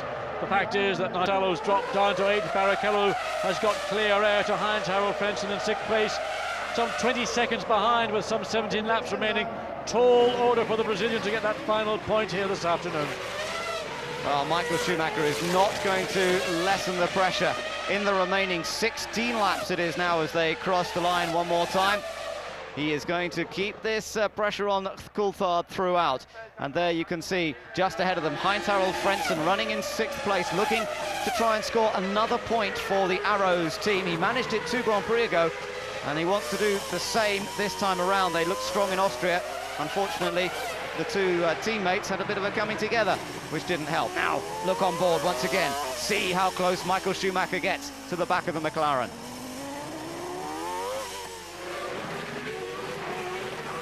Back down the hill. Won't be long. They should catch Frentzen, I should think, soon after the chicane, and I'm sure that Frentzen will move out of the way. And there, that little blue square on your screen is an indication that the blue flags are being waved for Heinz Harald Frentzen. He has also got, there he goes through the chicane. Just wait till the lead cars go through that. He'll not be penalised for that. That was smart, intelligent driving from the German driver in the Arrows. Just puts himself in a safe situation. Oh, Michael Schumacher so fast into that swimming pool complex. Frentzen has a full 20 seconds advantage over the next runner on track. That is the other Ferrari of Rubens Barrichello, who's now ahead of Salo, and that's because Salo's just been into the pits once again. So Barrichello has gained one position, but let's see what times they do as they come across. 1:19.7 last time, 1:19.6 from Coulthard, and a 1:19.7 from Michael Schumacher. These two lapping consistently quickly, but Coulthard at the moment has it under control. And all the pressure that Michael Schumacher can inflict upon David Coulthard, as you look at Mario Illen, the man who is responsible for these Mercedes-Benz V10 engines, The company's come under some criticism from not having an engine performance to match that of BMW and Ferrari in particular. Other people say it's not entirely an engine fault, but the difficulty for anybody is that if you're behind the 8 pole, it takes time to recover. But this circuit isn't quite so engine advantageous as, let's say, Austria before, or even the next Grand Prix, of course, when we go to North America for the Canadian Grand Prix. Time penalty for car number 21 for gaining an advantage, and that was Bernoldi. And it may well have been that middle sector time was in fact when he went through the chicane. Perhaps that's why we saw Bernoldi suddenly flash up with the fastest time through the mid-sector of the lap. Yes, and if you gain an advantage, then you will be penalised. It may be something as simple as just a simple drive-through penalty, or if it was more severe, then you'd be brought in and stopped for 10 seconds. And very strict control these days on the running of a Grand Prix.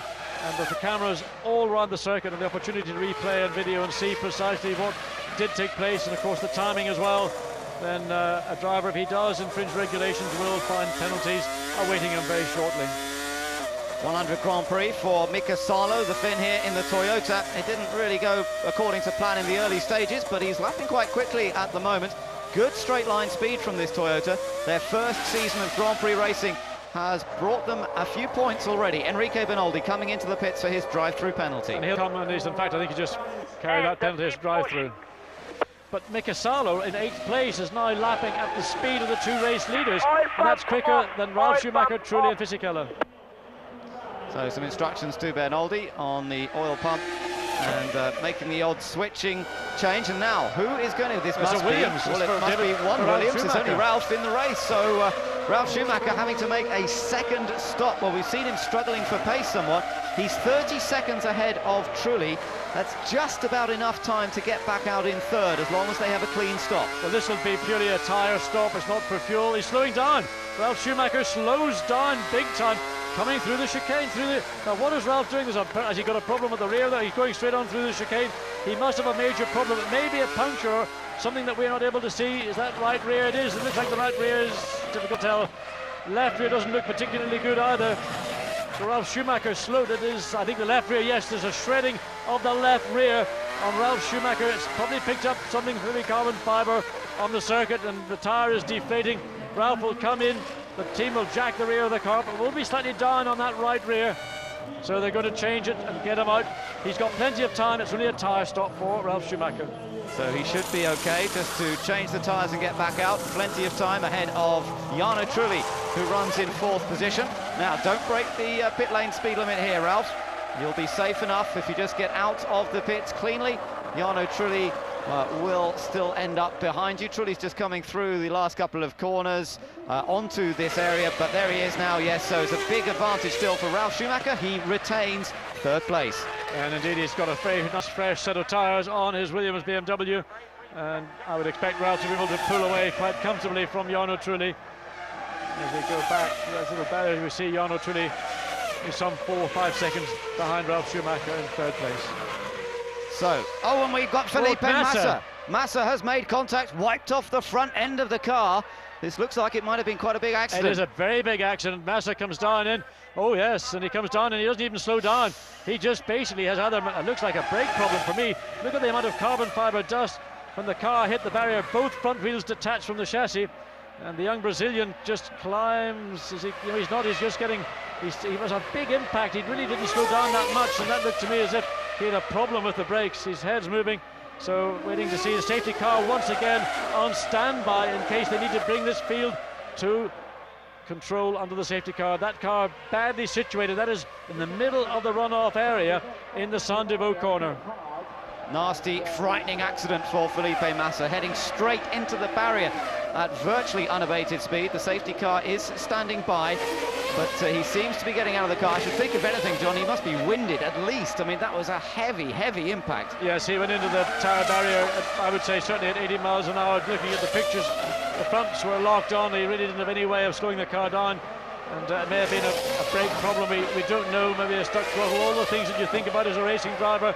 And there walks away. He'll be a little bit bruised and sore on Monday morning, but good to see the young Brazilian after a very, very tough Grand Prix. I suspect mostly he's really winded by that impact. He would have had some whiplash, of course, as well, and a head-on impact into a tyre barrier like that never the most pleasant way to attack a barrier.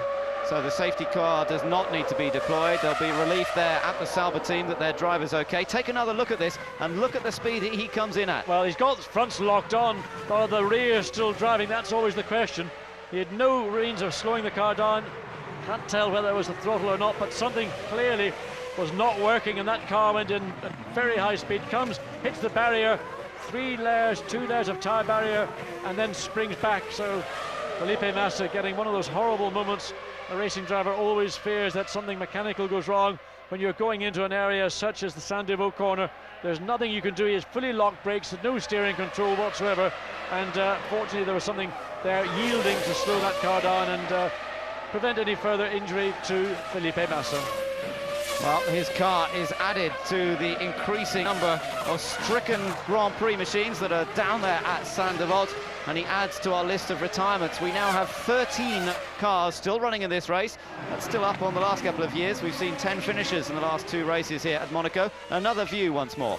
Yes, again, to me it looks more like a throttle-related problem, because he's got the front brakes locked. There's no sign of the rear brakes locking, which indicates that the power of the engine overcomes the power of the brakes, and all he can do is sit there and wait for that inevitable collision. And you know, you can see the marshal, in fact, you see that marshal just running to the right of your screen. Well, he saw it coming, and once again, I mean, the speed of that, well, that was more than 80 miles an hour. That was in excess. That was 100 miles an hour, and I think really maybe it was more a reaction to the impact than it was to seeing what was happening. And any racing driver who's ever experienced that kind of problem in the past knows that's the one that you always dread. You have no control over what looks to me like either a rear brake failure or a possible throttle sticking. We have a new fastest lap for Rubens Barrichello. He's running in 7th place, but he's just set a new lap record. So the other Ferrari going quickly, closing up on Heinz-Harald Frentzen for what is 6th place. So Frentzen in the arrows is going to come under some pressure soon from the Brazilian in the 2nd Ferrari. Up front, you're watching the 2 leaders. David Coulthard still in charge of this race. 10 laps to go now, some 20 miles. If he can stay in front, this would be a superb victory for David Coulthard, but he's still got to complete it, make the distance, and Michael Schumacher looking for any little mistakes.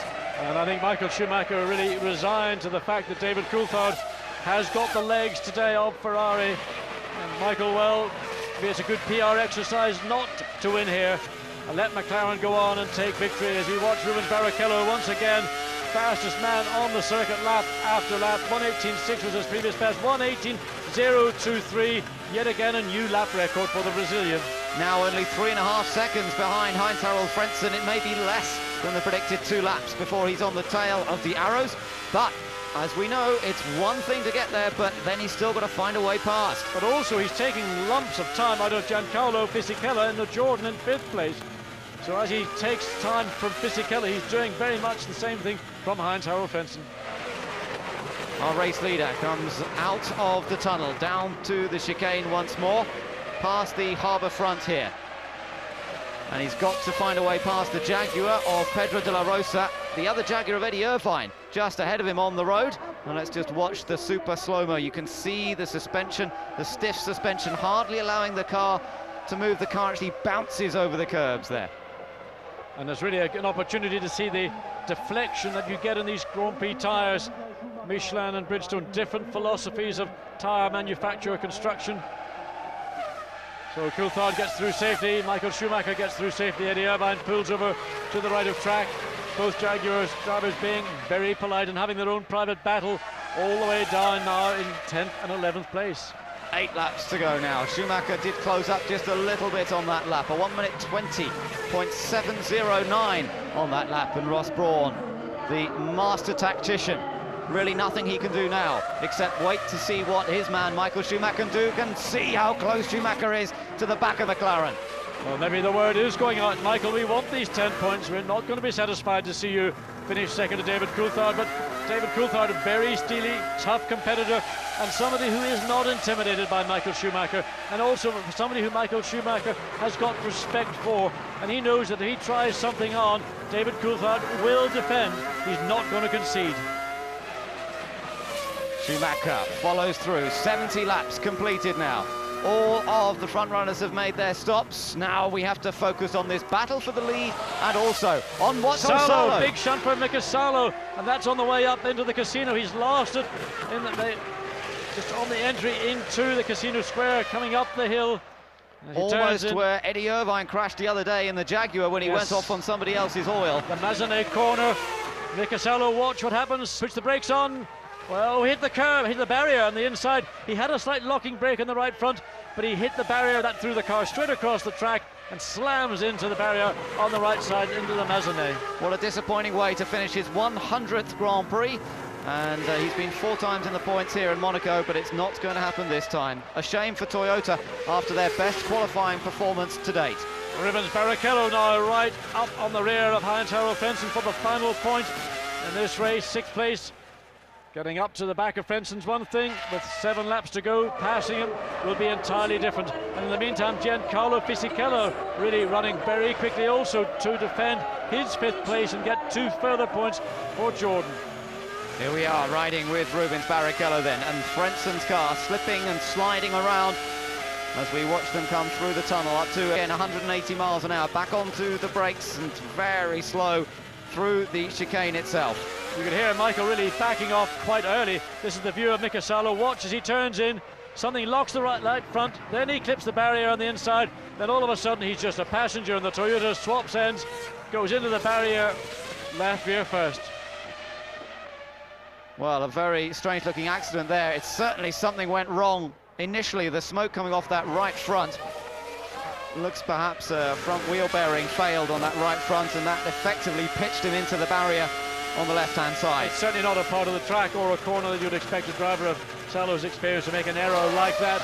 And there was the hint of a wobble, and that could have just been sufficient to cause the problem to start.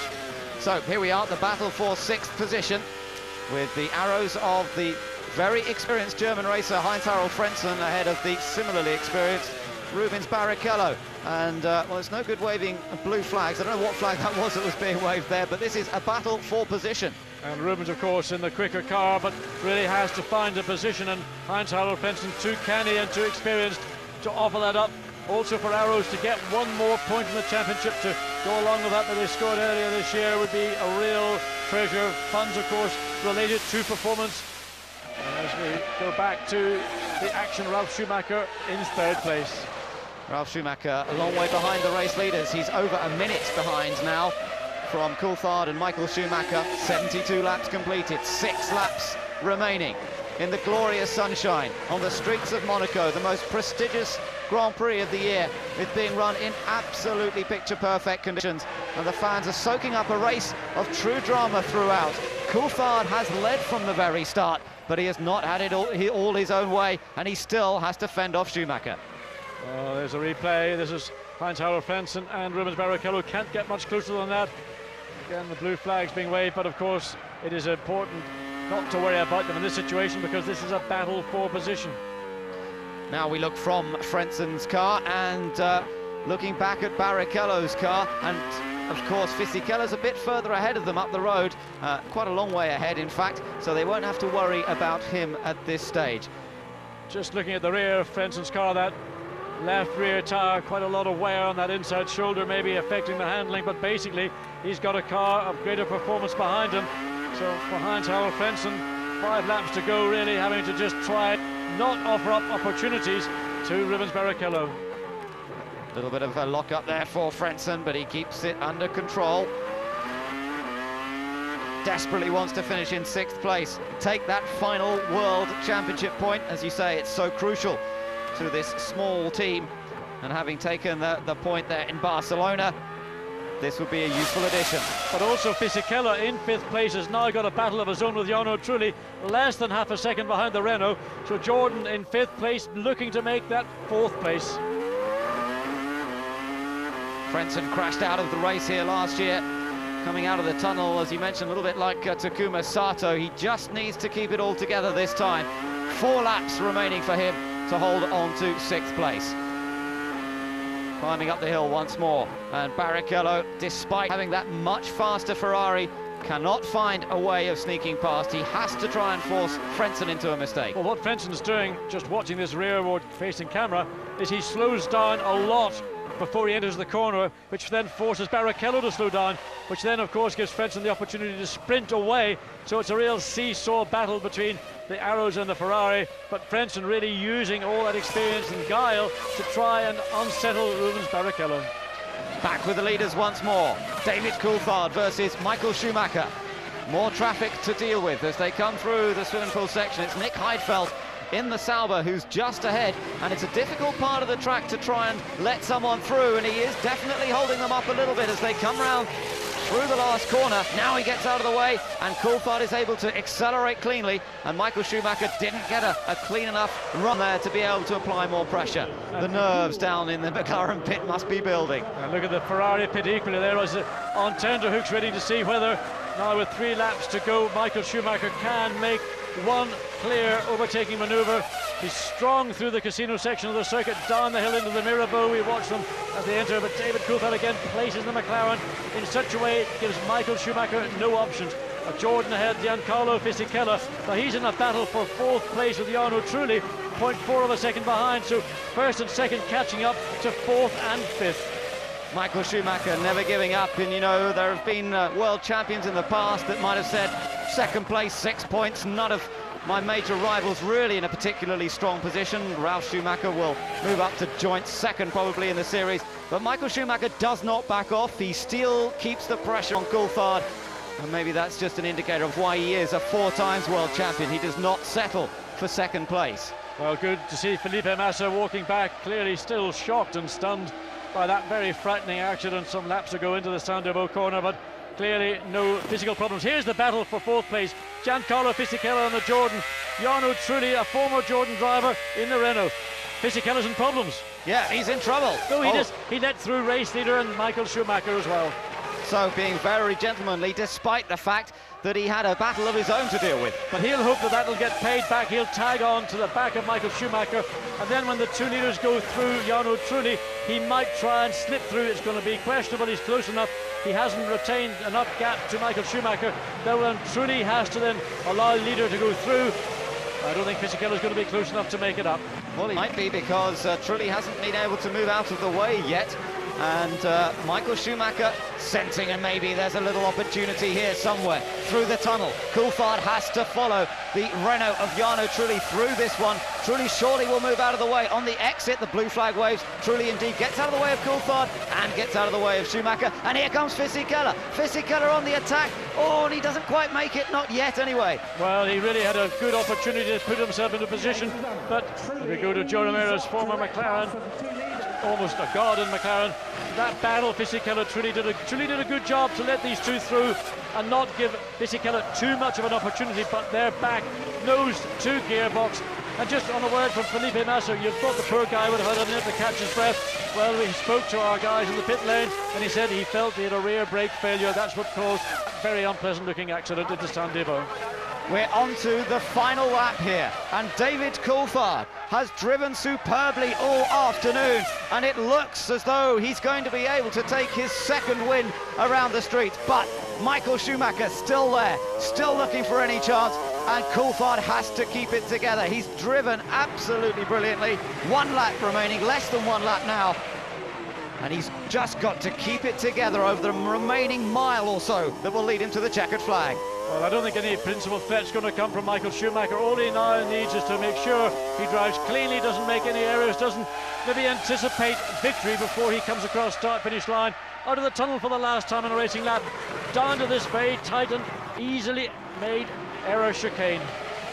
The last few corners for David Coulthard. The support from the British fans on the harbour there as they see their man heading towards victory. McLaren, Mercedes have done it again in Monaco. Surely it will be 12 victories in some 19 starts, and that is a brilliant achievement. Their 1st victory of the year.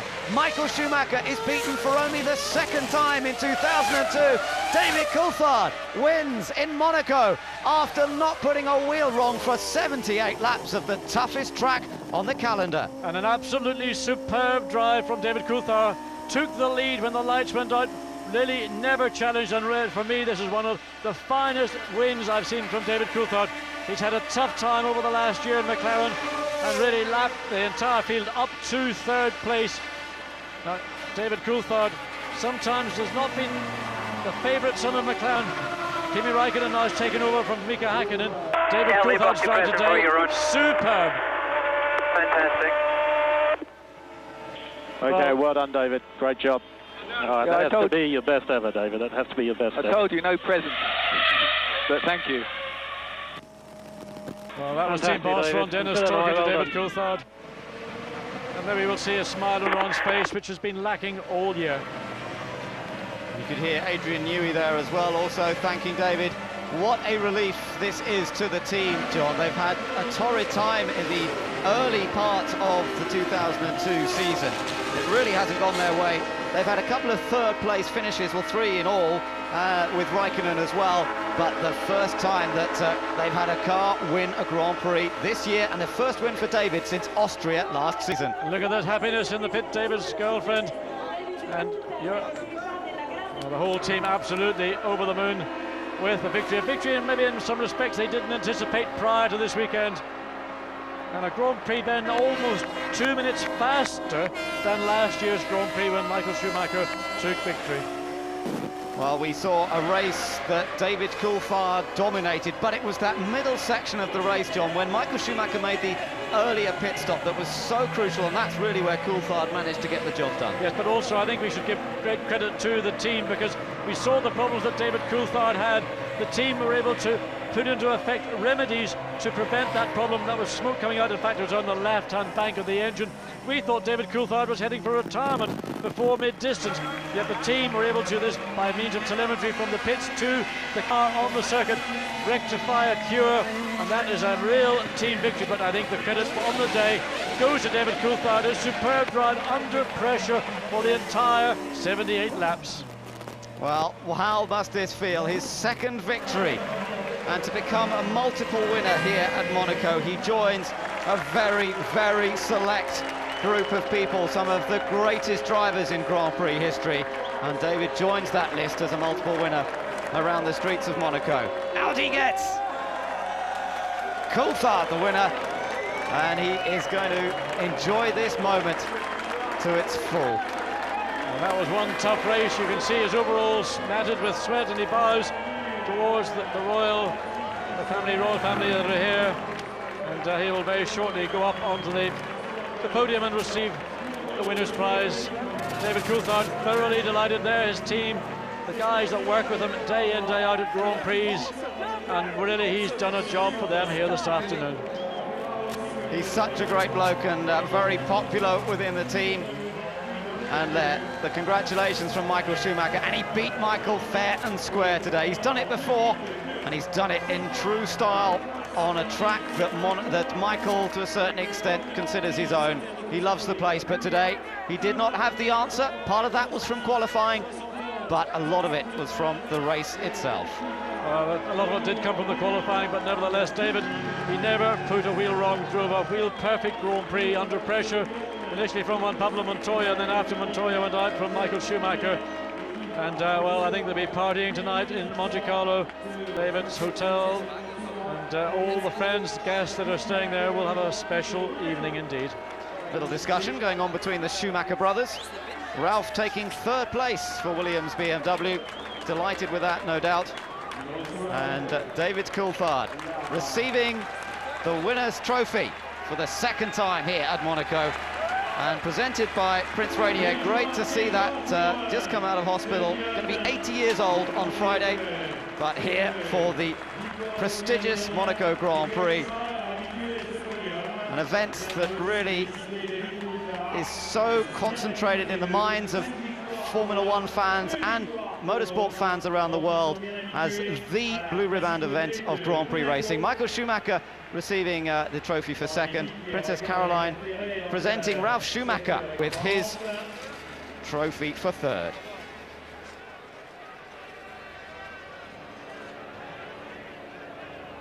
Ralf Schumacher étant donc troisième, a été récompensé. Time for the national anthem.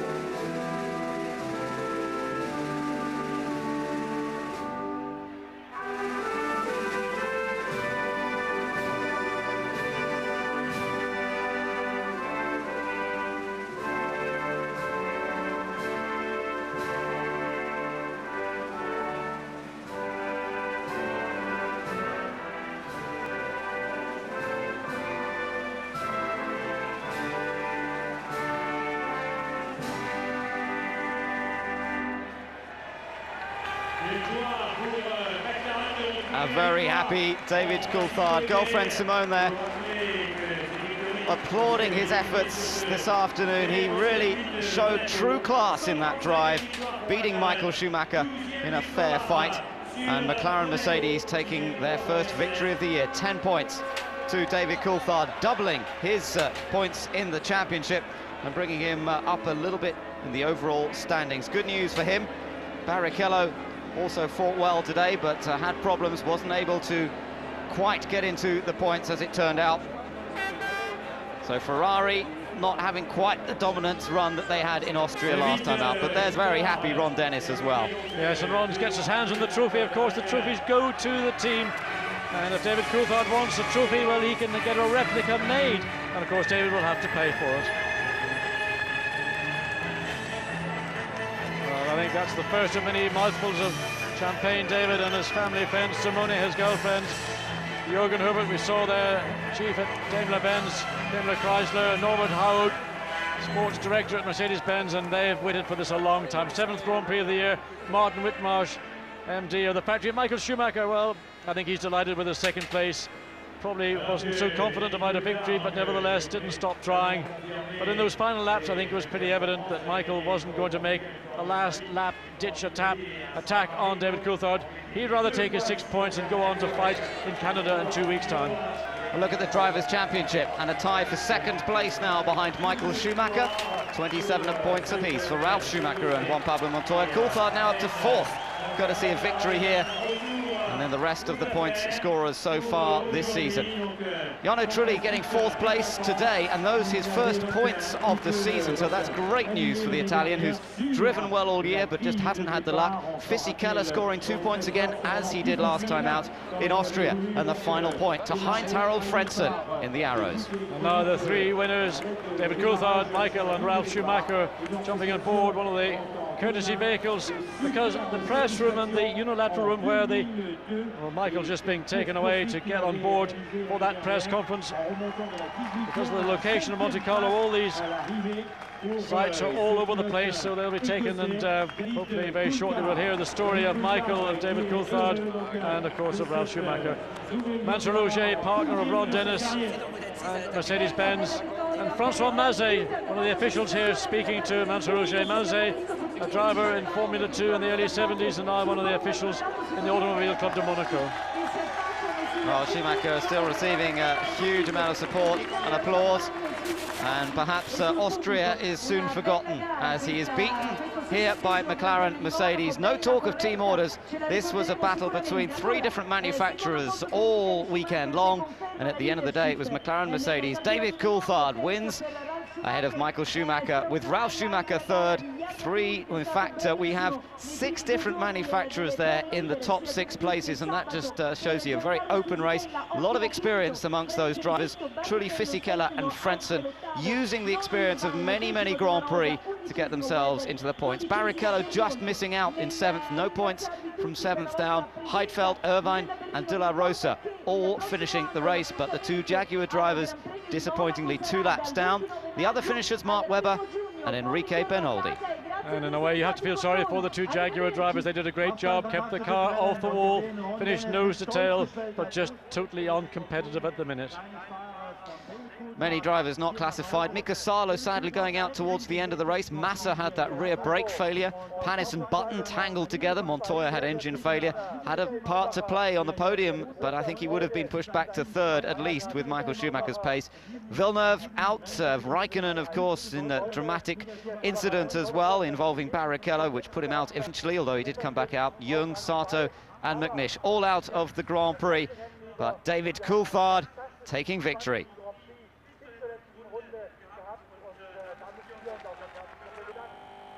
Well, a moment of delight, fully deserved, as McLaren take their 12th win around the streets of Monaco, their first win since the American Grand Prix last year.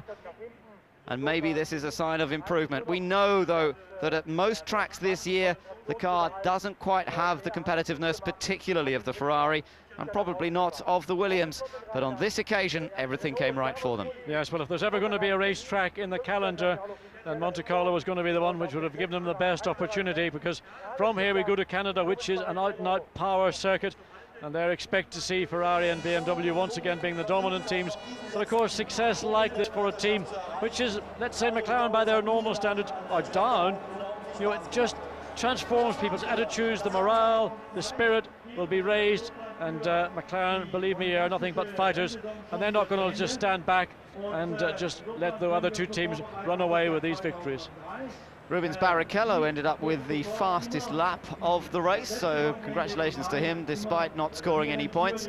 And no points awarded for fastest lap, of course, but the honour is there nonetheless. Barrichello fastest in the Ferrari. Michael Schumacher was also very fast in his car and his chase of David Coulthard. But great to see plenty of support for Coulthard here. He owns the Columbus Hotel in Monaco, and I think there's going to be some huge parties there tonight. Michael Schumacher with the fastest speed trap figures today. Just check where David Coulthard is. He's not even in the top 10. That's the story of the race for McLaren. They've got a car which is a good car, works well around here. David Coulthard down to 13, 290, some 6 kilometers down. Doesn't seem an awful lot, but over the course of a long straight, that affects the performance of a driver. And McLaren and Mercedes-Benz clearly will want to do something about that sooner than later, but it does take time. Well, time to cool off after all the excitement of the Grand Prix, but time for us to make our way over to the press conference, where David Coulthard, Michael Schumacher and Ralf Schumacher are ready to answer some questions. A thoroughly exciting 60th Monaco Grand Prix victory to David Coulthard for McLaren, Michael Schumacher second for Ferrari, and Ralf Schumacher third for Williams. David, your 12th Grand Prix win, but it's been just over a year since your last one. How do you feel? It's unbelievable. I feel fantastic because, well, naturally we've had a difficult start to the season. It was looking pretty difficult for us to win a Grand Prix, and our hopes were pinned on coming to Monaco that we could have a good performance. Obviously that's been the case, and the traction control that obviously caused me some problems last year worked fantastically this year, and then it was just a question of keeping it off the barriers. Now, there seemed to be around lap 30 some smoke coming from the back of your car for several laps. Were you aware of that, and did the team spot it and tell you to do something to your engine to stop it continuing like that, or indeed blowing up? Yeah, no, I did. I felt that for a few laps as if things were tightening up a little bit. So obviously at that point, when I could see some smoke when I was coming out of Casino, and I thought this doesn't look good. But I radioed to the team. They said all the systems were working normally, so I just ignored it, and thankfully it didn't cause a problem. Well, congratulations, David. Michael, you spent an awful lot of the race looking very closely at the back of Juan Pablo Montoya's car. Do you think, had you managed to get away, get past him, you'd have left him behind you? I think I did. I mean, we did a pit stop and they did a pit stop. I'm not sure whether he did already his pit stop or not, but I think we were by far fast enough to stay in front after the pit stop.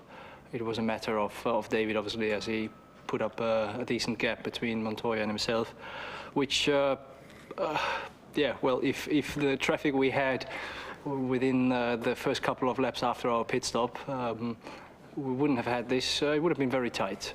But anyway, I mean, they did a great job, and they really deserved this win today. But when you closed up in the last 20 laps, you were right on the tail of David's car. Did you ever think there might be a moment when you could make a move, or were you also aware, with Montoya retired, that if you finished in second, you'd have a 33-point advantage?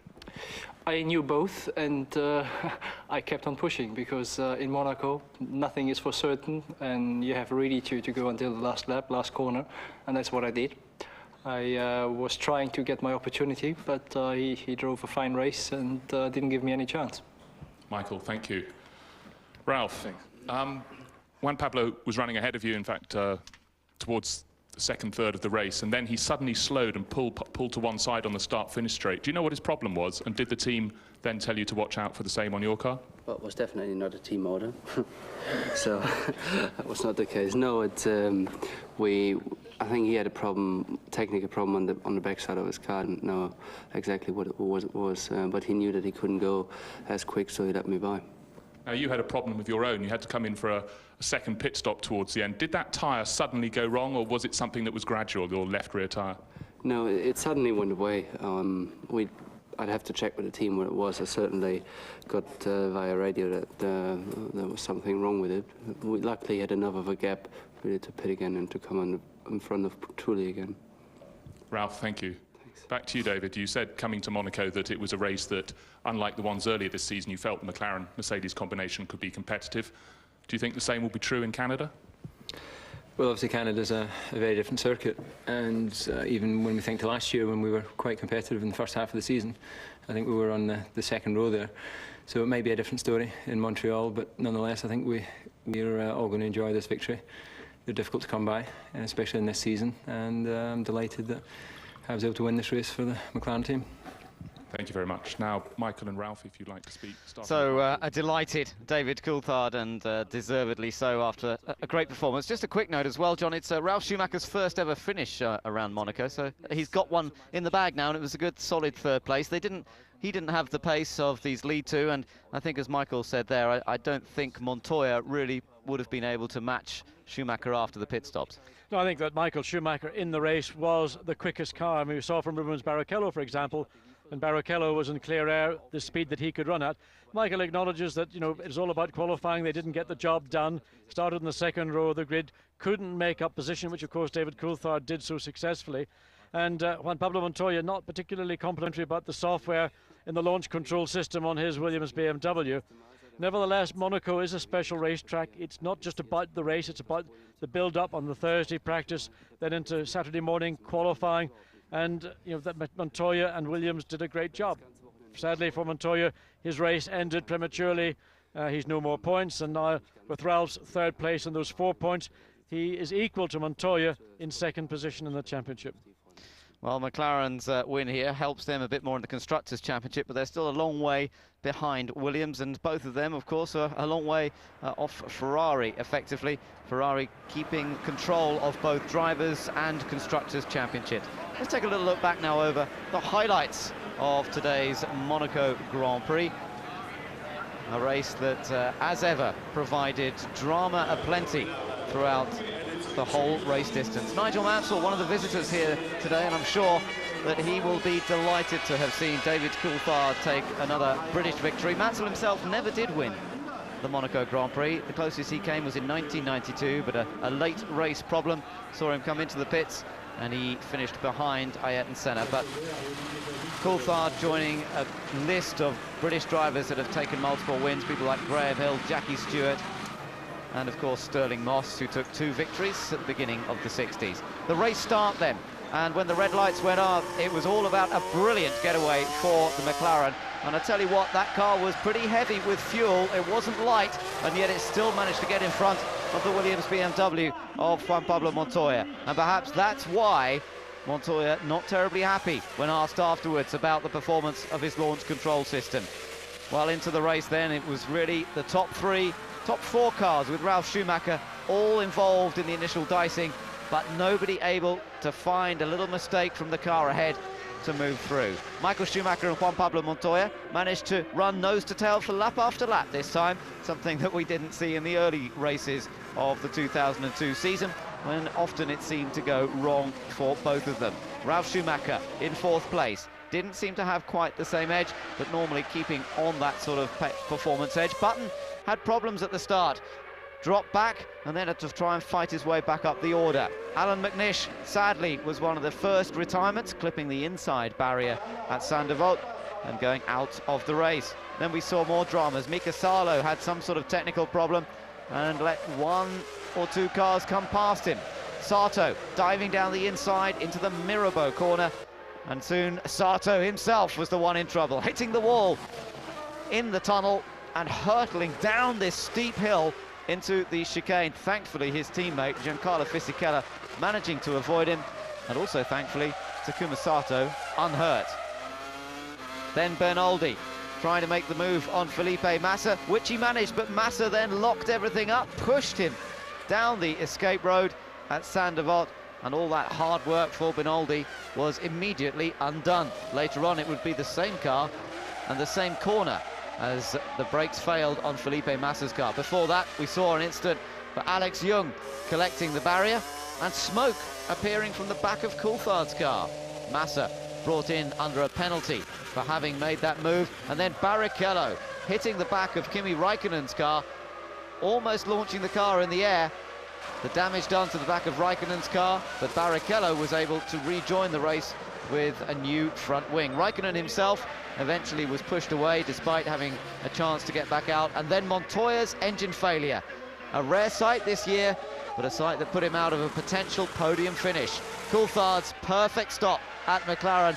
They got him out ahead of Michael Schumacher, and that was enough then for the rest of the race. An incident between Button and Panis, unfortunately, ended in tears at Saint-Devote, neither driver making it to the finish. But Coulthard did not put a wheel wrong, despite unending pressure from Michael Schumacher throughout the race distance. And as Adrian Newey watched nervously, it was this scary-looking accident for Felipe Massa.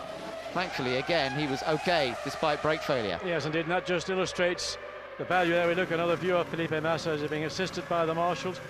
Really just establishes the value of all the work that's done in improving the safety here. Another incident, Mika Salo, we think maybe our left front, something in the suspension, failed that caused him to go off into the barrier up at the Mazeney corner. So both Toyotas were out of the race, and then we saw Barrichello attacking the arrows of Heinz-Harald Frentzen, and Frentzen doing a good job of maintaining that final point scoring position all the way through to the end of the race. A very important final point. Coulthard held off Schumacher to the flag, take his second win here in Monaco. And really a very fine victory. I mentioned earlier that I think it's probably the best victory David Coulthard has achieved in his 12-win career. And there, girlfriend Simone, and in fact, Kathy Roger, the wife of Mansur Roger, part owner of the team. Jürgen Hubert, so much an important part of the Mercedes-Benz involvement with this team, and then David Coulthard. And well, suddenly everybody's a fan of Scotland, of David Coulthard, as David then just gives the champagne bath, but saving a fair amount for himself. The trouble is, of course, champagne, when it goes into your system, which is so adrenaline charged, goes straight to your head. And one of those things, David takes a mouthful, and he'll get plenty more mouthfuls later on this evening. So that was a look back at the highlights today, and as Monaco basks in the afternoon sunshine, girlfriend Simone will be very, very impressed and delighted that David has taken a victory again here at Monaco, his first win of the season. And the mood, as you said, John, in the McLaren camp, I'm sure, will be much, much brighter after that performance. Well, it just does so much to lift everybody's spirits and motivation, morale, and to win on merit. This was not a victory won on any other form than on merit. David Coulthard took the lead when the lights went out. He never conceded the lead once during this Grand Prix. And for the team to go back to their base in Woking, for the Mercedes-Benz engineers to go back to Stuttgart in Germany and say, we won Monaco, we didn't get it gifted to us, we won it. And now this party town really will become the biggest party in Europe, I suspect, this evening. A race that certainly maintained the attention, didn't it, throughout. Sometimes a Monaco race, you tend to see somebody get out front and pull away and just stay out there. Michael Schumacher's done that enough times himself in the past, but this was a race that had action throughout the field, and although, as ever, we didn't see a lot of overtaking manoeuvres, there seemed to be something going on throughout the race. Well, there were overtaking manoeuvres, they just didn't come off. They usually resulted in collisions that we saw. Jenson Button and Olivier Panis, we saw Rubens Barrichello and Kimi Raikkonen, there were many others. The problem with this racetrack is it is difficult to pass, and these cars, with the performance they have, the traction off a corner, the level of grip that they enjoy, but also the braking performance, it does make it extremely difficult on a street track in particular to get alongside somebody. Button did try, and in fairness, he put himself into a very difficult position. He was virtually alongside Panis, but they're in that corner, the Saint-Devote corner, there really is nowhere to go. Well, everybody can now just wind down a little bit, as if they were very wound up in the first place, bobbing around on the beautiful boats down there in the harbour, and it's gone a bit quieter for them. I should think there are one or two people who are quite relieved at that. But, well, I think they've all probably enjoyed a few bottles of nicely chilled Blanc de Blanc, which is the local wine in the Provence region of France, which is, of course, next door to the Principality of Monaco, and there'll be lots of other champagne and whatever being drunk later this evening. And I doubt David Coulthard will be getting the scotch out, but let's say I'm sure he'll enjoy a few glasses of bubbly, and it will be truly well earned. A superb drive from the Scotsman, and I think for his position within the team and the way that he's had to always play, in a sense, second fiddle to Mika Häkkinen, and now with Kimi Raikkonen coming in and representing the future for McLaren, David has established himself well and truly as now the lead driver in the McLaren Mercedes-Benz team.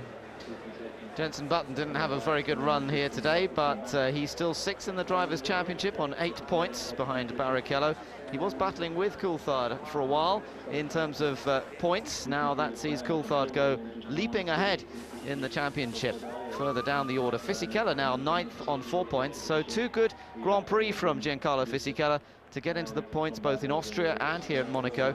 Still the only Honda-powered driver to have scored points this year. Yes, and for Eddie Jordan as well, the principle of Jordan Grand Prix, very, very important, because with BAR being the other Honda-powered team, and rumours abounding about Honda supplying only one team next year, Eddie's got to hang on to every opportunity, and scoring points in the last 2 Grand Prix will do his case a power of good.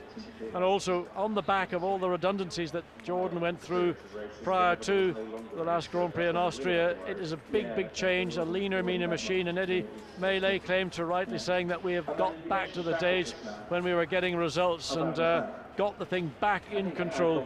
Sadly for Takuma Sato, in trying to be helpful to his teammate onwards towards that 5th place, he had a major shunt, second major shunt in 2 Grand Prix, as well as an accident here in practice. So Takuma Sato will be somebody who will look forward to Canada, hoping to finish and not be in problems.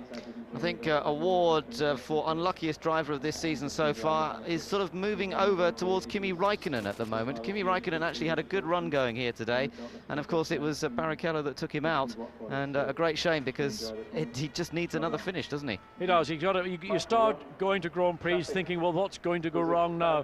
When you're winning or you're on the podium, you approach every Grand Prix from a very positive state of mind. You think, well, I'm going to be in the podium, I might win, I might be second, I might be third. If you're like Michael Schumacher in particular, you probably think you're going to win pretty much every Grand Prix. Nevertheless, once you start collecting points, then you end up positive. You go to a Grand Prix expecting to be in the points. It's when you start getting retirement, did not finish, whichever, that then starts a little bit of a mindset. But Kimi Räikkönen is young. He's called the Iceman in the team.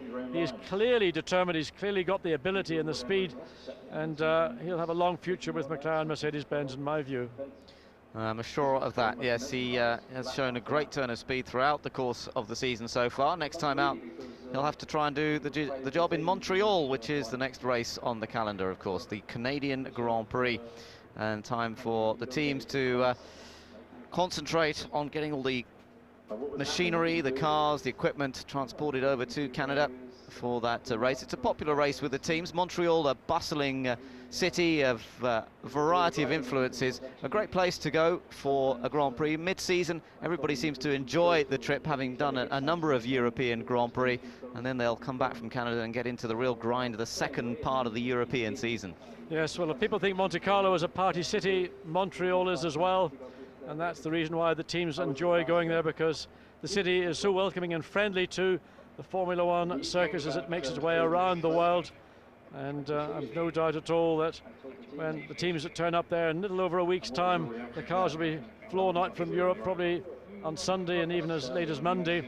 For Sauber, for Jordan, they've got a lot of work to do to get their cars back up to scratch, to get their stable of 3, probably 4 cars. 3 will go out, of course, to Montreal, but certainly 4 cars with backups and spare parts. Well, they'll be working very hard indeed and getting those cars back to their bases in Switzerland and in England respectively. It's going to be a mammoth task. Already there'll be faxes, emails going back to the headquarters to say we need X amount of parts, get them under, if they're not in production, get them into production. We need them very quickly indeed. So everybody taking a moment now just to draw breath. Luca Badoer, test driver for Ferrari, will have been reasonably happy to see their performance. He'll be busy this week, no doubt, getting in a lot of more testing mileage for the team. They've seen Michelin arrive in Monaco with a tyre that was definitely had the edge over the Bridgestone tyre. They've been warning that that could happen at any time throughout the season. This year so far has definitely really been about Bridgestone, but Michelin have got back at them. They've taken victory. Only the second win for Michelin in the 7 Grand Prix held this year.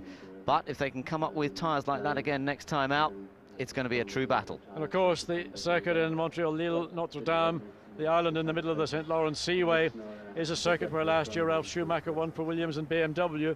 It is a power circuit. It's a circuit with high-speed straights, very slow hairpin bends, and that is traditionally played to the strengths of Michelin, which is under braking and under acceleration. But Bridgestone have caught up, and with the Ferrari, the 2002 F2002, really a major challenge for the rest of the field. And I would not go there confidently, being Williams, BMW, or for that matter McLaren, Mercedes-Benz. Ferrari are going to come back, and believe me, they'll be back with a vengeance. Yes, and another chapter will be opened on this 2002 Grand Prix season. A season that Michael Schumacher seems to have very much under control as he heads for his 5th world title to match that record of Juan Manuel Fangio.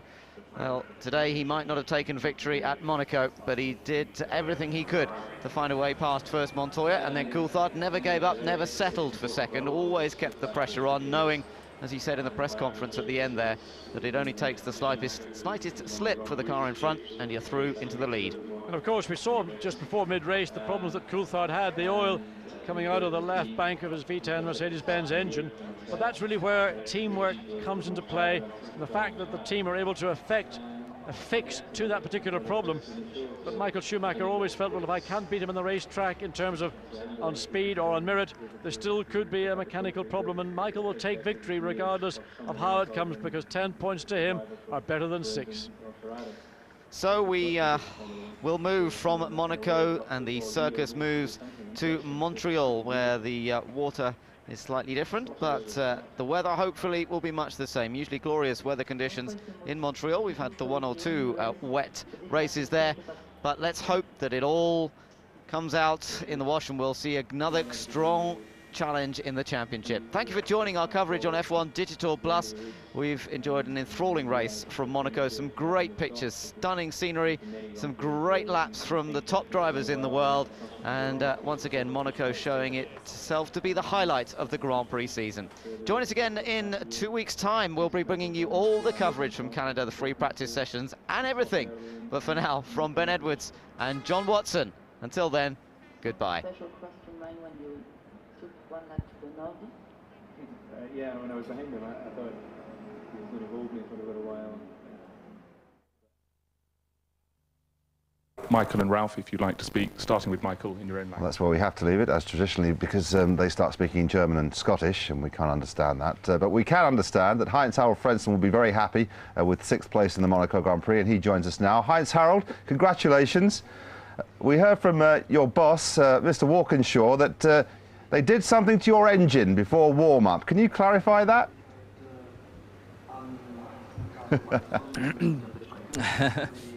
Well, we found something on the car. If you said it's on the engine, maybe there's something on the engine as well. Can you hold it?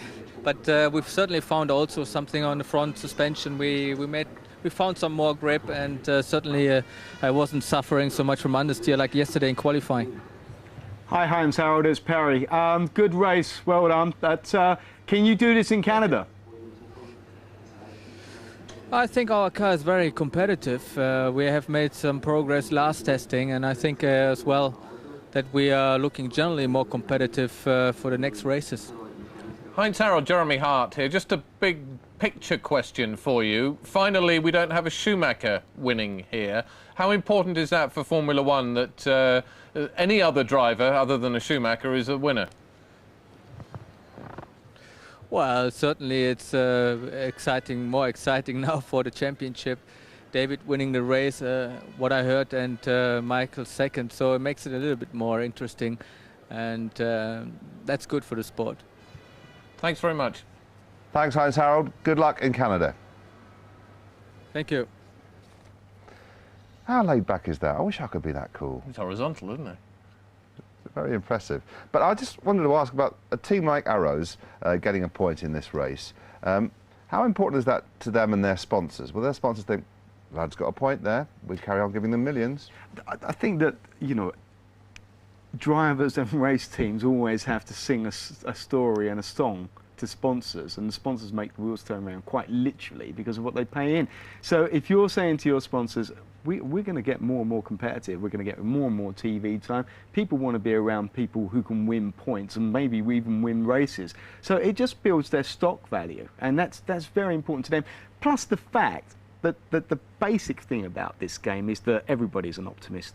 That everybody believes they can win, that they can take the fight to the bigger teams, and it's just a big pat on the back, and it's just yet another bit of oxygen to say we can still do this, and the motivational force to keep everybody going on that is just immeasurable. The Arrows team have never ever won the Grand Prix, and they've been around in name since the mid-70s, and that's a long time to be racing and never have a win. So it's good to see the guys get points, but they still want a win, and that's been very elusive. They've had a pole. They have. And Damon came very close to getting that win. Yeah, he was on for that win. Yeah, in the Arrows, absolutely, in 1997. And unfortunately, last but one corner. Still, stroll down memory lane. I was going to say, recent memories, more recent history was warm-up, and we were none too complimentary about Arrows and what they were playing at. They obviously weren't pulling the wool over anybody's eyes, were they? Well, they did make 2 pit stops, didn't they? So, you know, I mean, you've got to remember language in this game is that we said, were you on light fuel? And Tom's reply was, we ran a full stint fuel load, yeah? That was the answer. So all of a sudden, it may have been a giveaway to say, we're going to be running 2 stops. Well, I thank you for your learned opinion, and I'd like to say goodbye, but there's still plenty more to come, including highlights of the 2002 Monaco Grand Prix not featuring Perry McCarthy. David Coulthard crossed the line to win the 2002 Monaco Grand Prix. That win was an early birthday present for Ron Dennis, the team boss at McLaren. We don't know how old Ron Dennis is. I think it's 39, and he owes me one for that.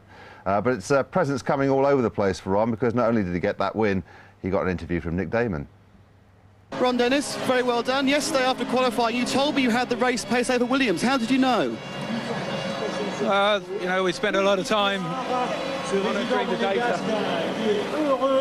Obviously, you're always trying to measure your competition, but we knew that Michael's tyre choice was going to give him a little bit of pace in the race, but everything was about getting off the line clean. And of course, getting off the line from the best grid position, and we sacrificed some race pace to get the race win. And what about the smoke from David's car? What was that? We actually knew exactly what it was, and we were able to fix it with telemetry. How nice is it to win after these races? It's always nice to win. Thanks, Ron. And it's been a long time coming for that particular team. It must be a huge relief, because you could see him giving interviews so far this season through gritted teeth.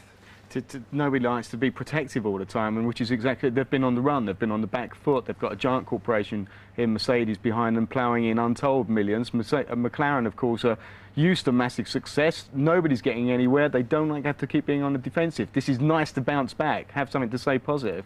Do you think he's worried about Raikkonen's performance? Great for Coulthard, obviously. I don't think so. I mean, Raikkonen is a fighter. Monaco got the best of him this weekend, that's all.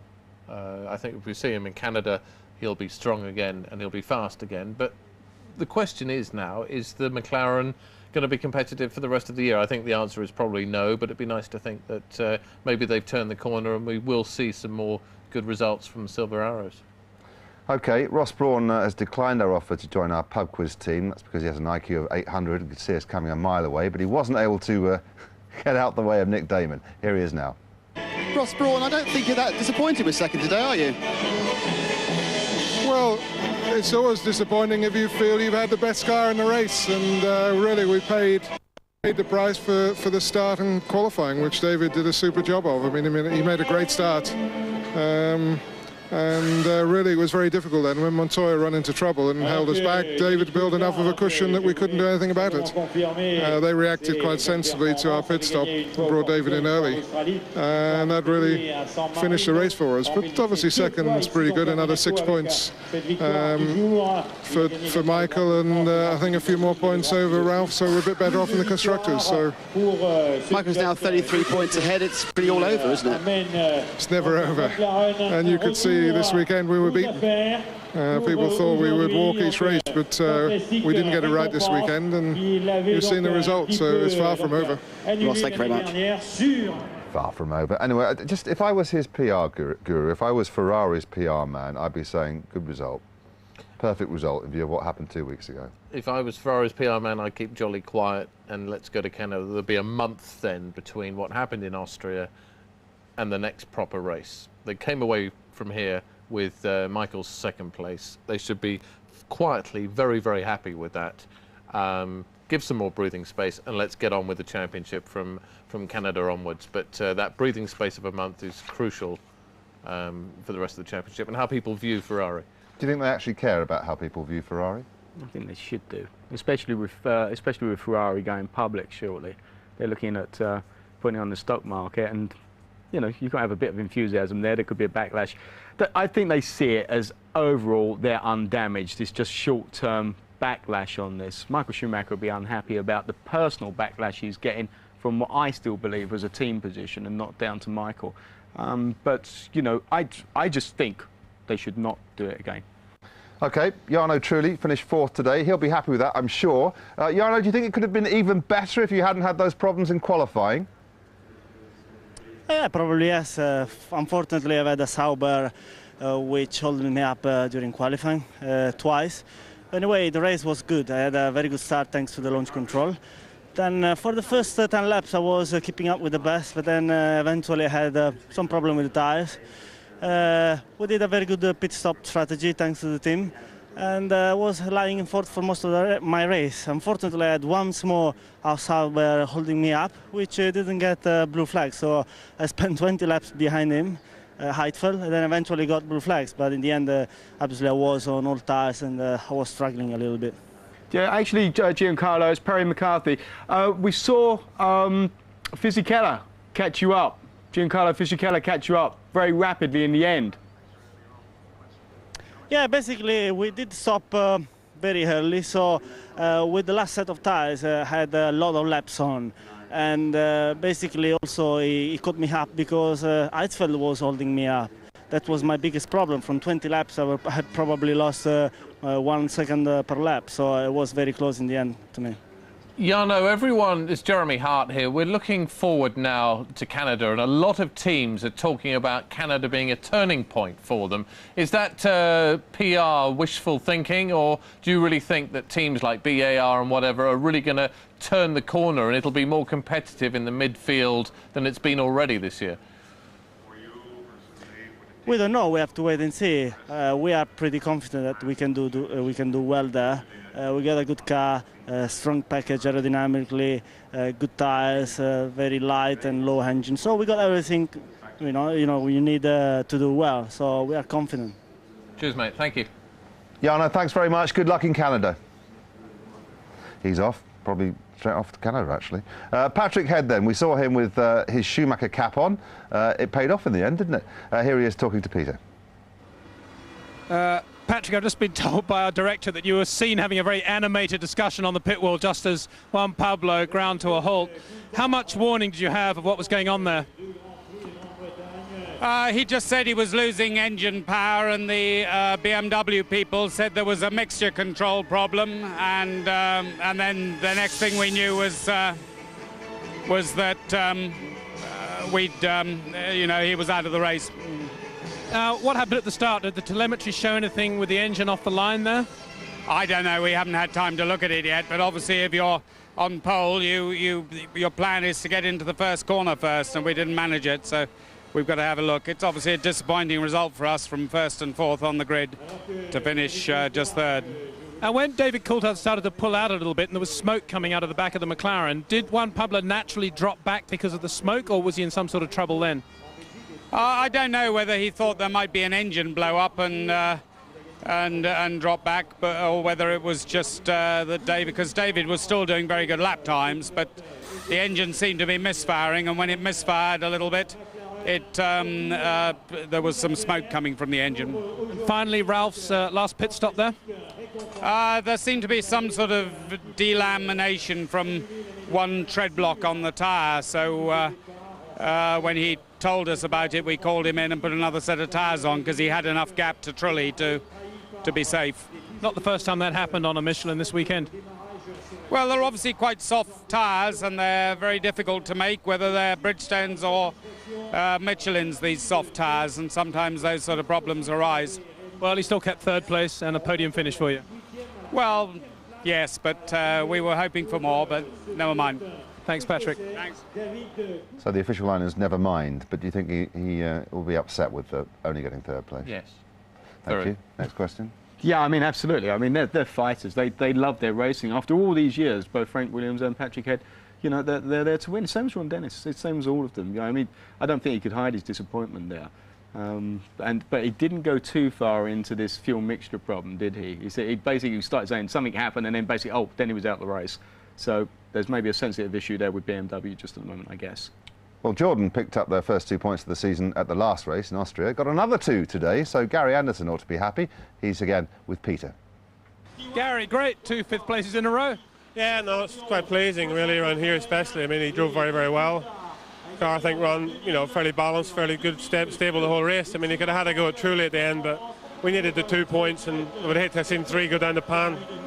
And what happened now with Takuma? He was going very, very well too. Yeah, I mean, there was a bit of a mix-up there with Salo and things that happened, and Takuma got the jump on Giancarlo, and, you know, we asked Takuma to let Giancarlo through again when he caught him, because he was quicker, and Takuma just went wide in the tunnel to let him pass and got in the marbles, and that was it, you know. A bit of a silly mistake, to be honest. I mean, he should have waited to the chicane, but he was reacting to what we asked him to do, so we can't really argue with that. Well, congratulations on what is a reliable car now and in the points again. Yeah, thank you very much, and we're very pleased. Thank you. Thank you. He's becoming one of our heroes, Takuma, not for doing anything great, but I mean, they ask him to move over, so he moves over, but he does it in exactly the wrong place and ends up half writing off the car. Yeah, half writing off. No, I'd say that was a fairly good effort smashing the thing to pieces. Yeah. 2 out of 2 is not bad in 2 races, is it? I mean, yeah. He put it in context. Takuma's probably getting on for £1 million worth of damage in the last 2 weeks. So why have they got Takuma Sato wrecking their cars? He's a good bet for the future. He's a handy player as well, obviously because of Honda and his nationality. But that's not to take anything away from the talent that is there, but it needs to come out or at least stay on.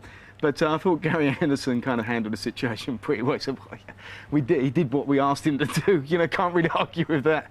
But probably not the way that we wanted to do it. I think that was as close as Gary was going to say that he was a blithering idiot without saying it. Right, you are. Well, David Coulthard's no idiot. He's no fool, and he's got his maximum points in his first win and McLaren's first win. I just wonder whether that changes, you know, the way things or the way people look at him at Woking nowadays. It does. I mean, drivers need little lifts, and he's now just he's now the hero at McLaren. Every race that goes past, who's done the best, who was fastest, everything is thought of in those terms. He's just come away, he's won the Monaco Grand Prix, so in his personal medal trophy over at McLaren, he's there. But, you know, I mean, he's done it all before, but it's great to do it this year, especially now. OK, it was a great race. Jeremy, I would let you have your say, but there ain't time, mate. I'll just say thanks very much, and to you too, Perry.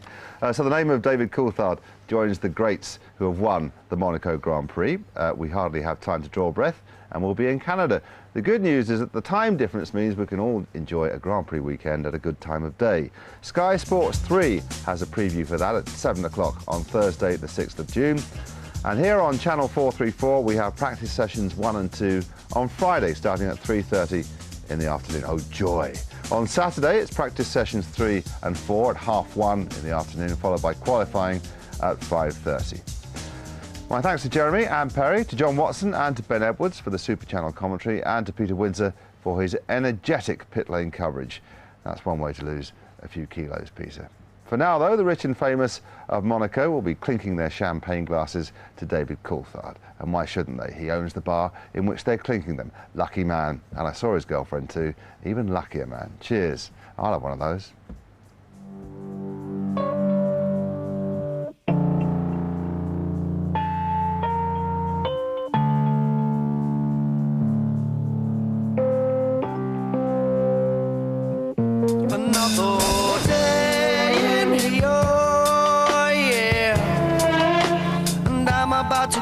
To find my way, oh yeah, don't wanna stray to New York, yeah. I think I better look behind, see what's in my way. Oh yeah. Now we say, what about you, God? Forgetting what you are. What about you, dog? Now step into the car. What about your job? Does it get you very far? What about you, God? Say, what about you, God? What about God running you over in his car? What about you, dog? And not forgetting what you are? What about you, car? Does it get you very far? What about you, God? Say, what about you, God? It says to heaven, yeah. Well, I think I know the roads to hell, yeah.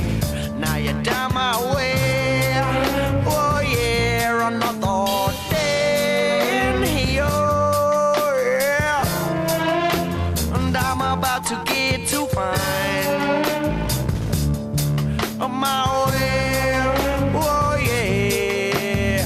God's keeping the night for you and for. What about you, God, forgetting what you are? What about you, dog? Now step out of the car. What about your job? Does it get you very far? What about you, God? Say, what about you, God? What about God running you over in his car? What about you, dog? And not forgetting what you are? What about you, car? Does it get you very far? What about you, God? Say, what about you, God? It is all here, yeah. I'm about to get too far, yeah. If I can find my way, I don't need another day. What about you, God? Forgetting what you are? What about you, God? Now step into my car. What about you, job? Does it get you very far? What about you, God? Say, what about you, God?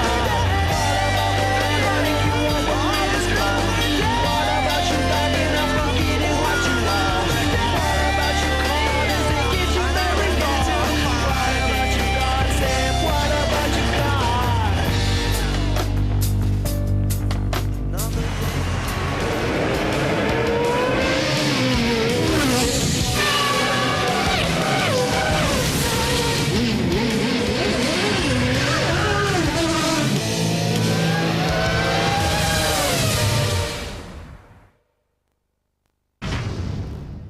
We've seen the first British victory for 18 races in Monaco. Well done, David Coulthard. It's been a long time coming, and Coulthard leading this race for all but the first few metres. A great start from David, 10 out of 10 for him. Michael Schumacher still one short of Senna's 6 Monaco wins. First Monaco finish for Ralph.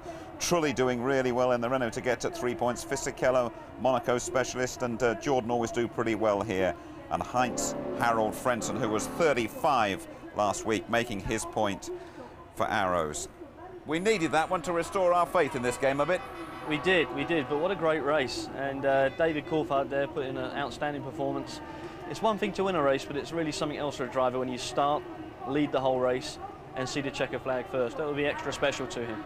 Let's just have a look at the start, Tony, shall we? And it was so crucial for him to get to Sandoval first, David Coulthard. Doesn't appear to be anything wrong with the traction electronics or that Mercedes engine. Incredible the way he powered past the BMW-powered Williams there. And it was such a clean start from everybody as well. They got through so safely.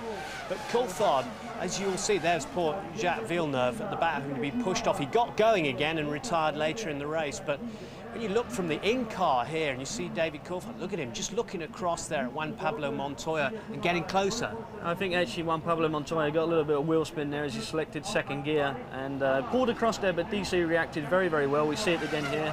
DC's already making his way to the middle of the track. Montoya tries to block him off, but he gets into that first corner, and that's the most important thing. Guess what goes on? Because Rubens dropped back there, and Sato did really well. And we don't know what happened to Button either from 8th place. He dropped away in the start somehow.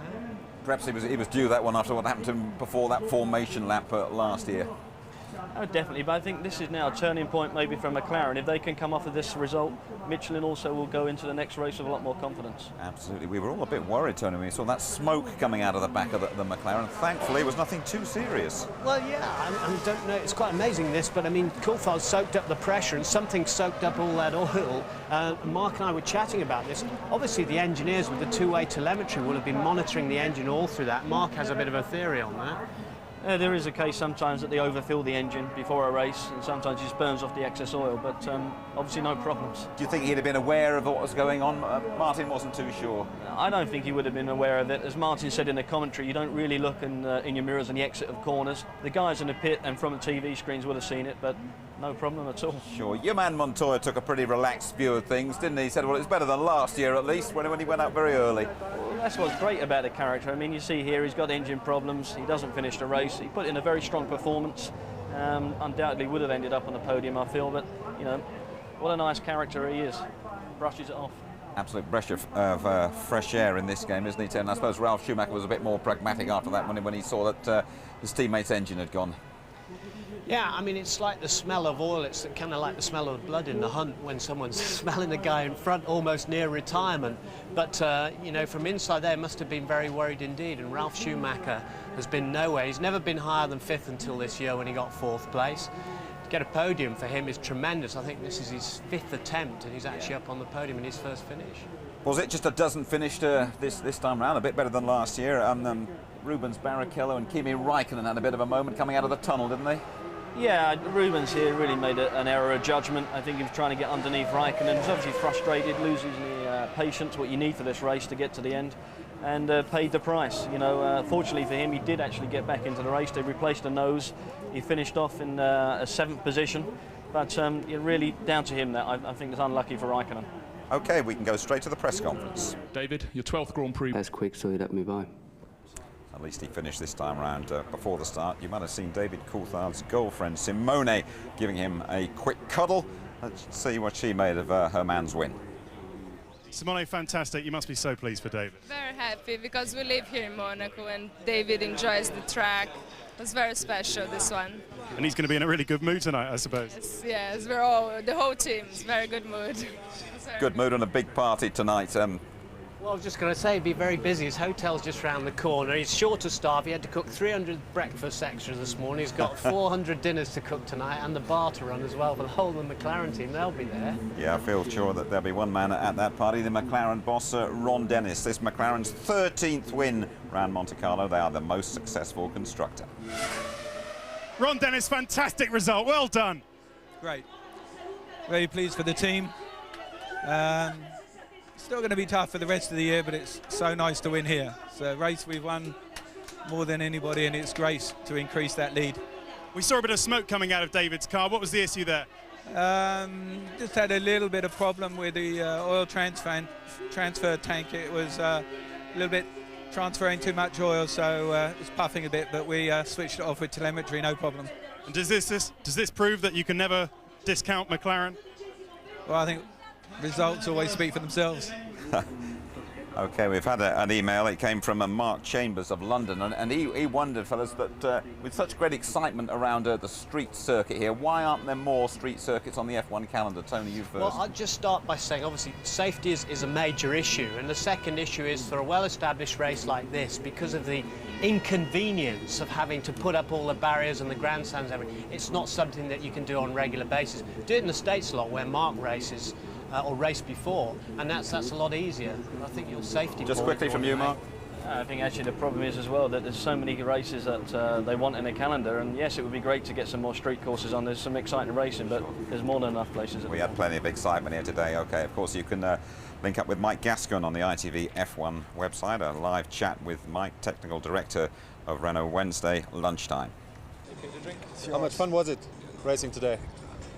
Looked like a lot of fun today. It is good fun here, but it's hard work. Yeah, I know. You make one mistake, you hit a barrier. Yeah. And the concentration, you have to keep doing a mental reset.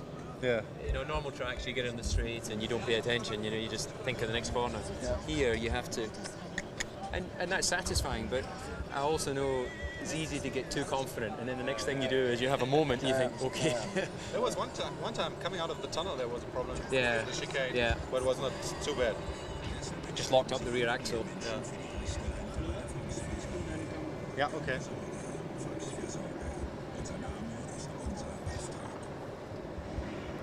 That's a good view from up here. It's perfect. Yeah, it's our best setting the whole year.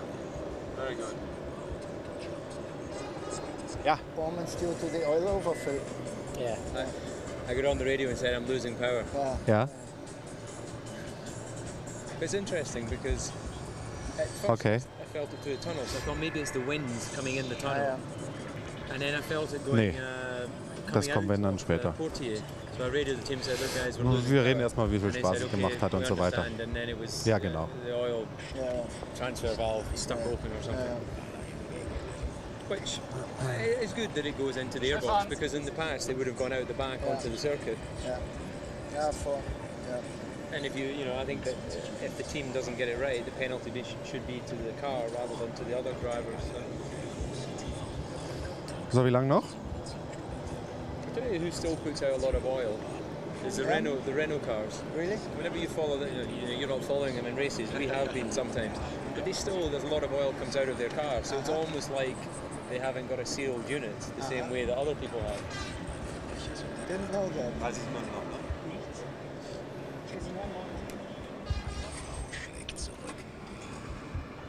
Fortunately, this year we didn't have to make the experience. Yeah, lucky for you. Ja. Der erste Saisonsieg. Die Highlights mit Kottmacher. Und wir sind zurück in Monte Carlo und wollen natürlich was vom Sieger hören. Und das Schöne ist, er ist bei uns hier. Herzlich willkommen und herzlichen Glückwunsch, David Coulthard. Thank you. Viele Leute schauen uns hier zu. Wie viel Spaß hat es Ihnen gemacht, heute dieses Rennen zu fahren? Sie wirken eigentlich ganz relaxed. Natürlich, man hat gewonnen, aber es war schon eine harte Arbeit, oder? Yeah, no, Monte Carlo is always a special race, and it's very hard work. The concentration that's required to miss the barriers lap after lap, especially when you're looking in your mirrors and seeing Juan Pablo very close to you and then Michael. It is difficult, but it's a situation I've been in before, and obviously I'm delighted to have managed to actually get it to the finish, and it's a timely victory for everyone at McLaren and Mercedes, because obviously we've been not that competitive this season. Was bedeutet denn dieser Sieg jetzt für das Team? Das ist natürlich, so toll dieser Erfolg ist, nur eine Momentaufnahme. Es heißt nicht, dass es jetzt so gut weitergeht, aber es wird einem doch Rückenwind geben, schätze ich. Yeah, no, I think we're realistic. You know, the chances of us going to Montreal and winning there are in a straight fight slim, because we haven't developed the car significantly since Austria, and we weren't that competitive there. But in Monaco, it's a special track. It probably relies more on downforce levels and maybe your electronics than in other aspects. Obviously, Michelin brought a very good tyre for this weekend, and that's something that we have to work together with Williams to try and make sure that Michelin are bringing that sort of tyre to every race, because clearly Bridgestone have done a great job in the opening races.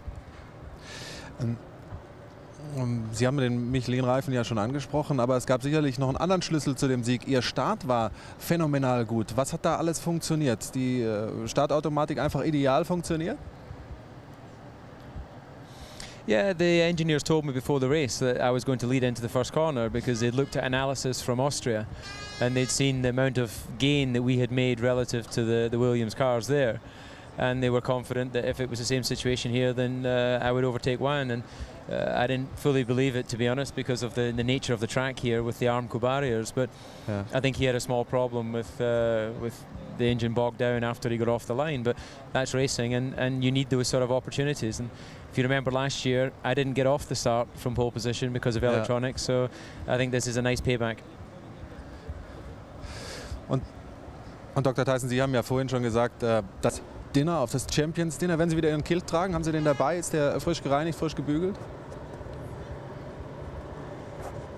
Yeah, I had my kilt laid out on Thursday already. Seriously, I have my kilt in my bed because I was confident I was going to be on the podium for this race.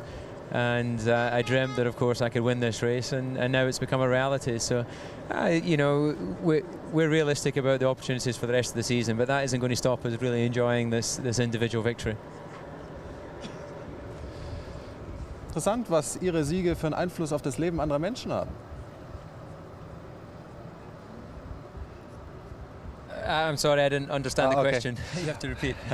Ist doch ganz interessant, was Siege von Ihnen für einen Einfluss haben auf das Leben von anderen Menschen. Veronika Ferres hat vor 2 Jahren ihren Mann kennengelernt, aus der Beziehung ist ein Baby entstanden und sie fühlt sich so ein bisschen als Talisman von Ihnen.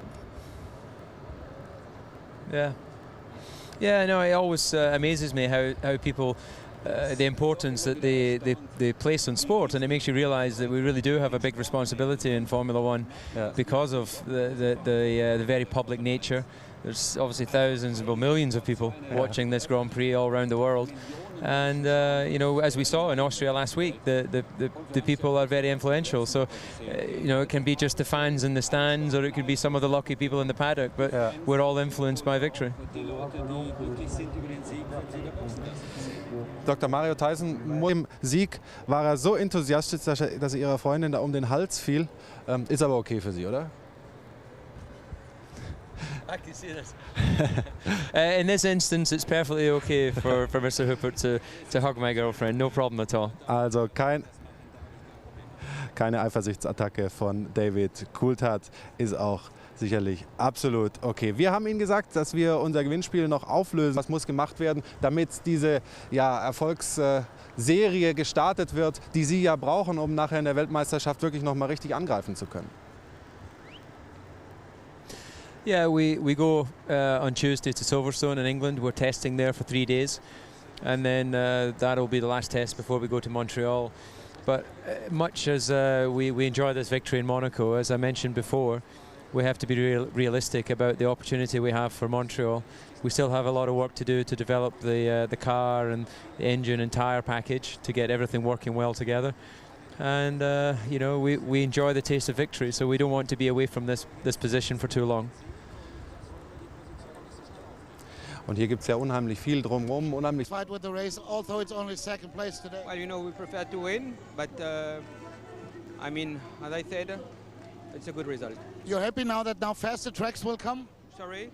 You are happy now that faster tracks will now come in the future? Well, I think we have shown that we are competitive on all the circuits, so we are looking for the next one. Okay, thank you. Juan. Yeah, I gotta say I'm very disappointed with that, but you know, the engine and the chassis has been very good, very reliable all year long, and it's a bit of a shame that this race we had an engine problem. You know, we were ahead of Michael. We could have took some points away from him, but you know, that's the races. What happened at the start, David? Picked you there?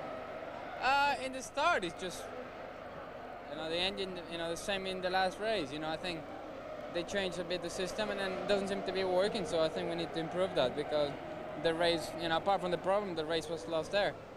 During qualifying, the Michelins had the better car. I think you can say that during the race. But they held you up. At the end, they were going off quite a lot, and I don't know if you noticed, everybody was pitting quite a lot. I think a lot earlier than what they could. So it's quite an interesting race. I think the Bridgestone had a bit of an upper hand in the race, but I think we had a lot quicker tire.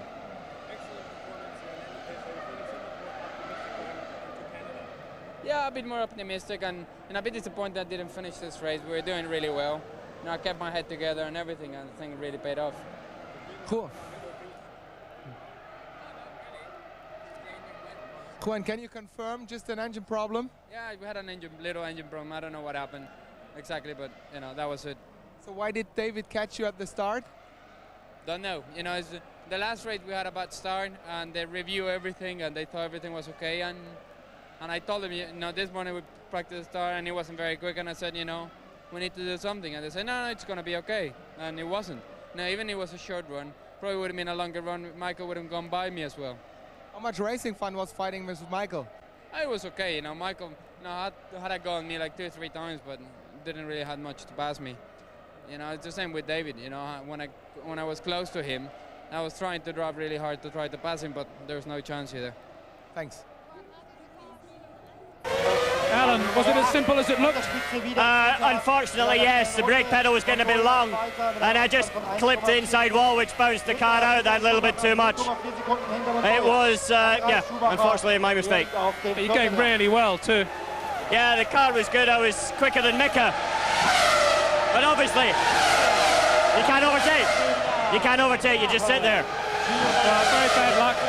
Well done for a great weekend. Thanks.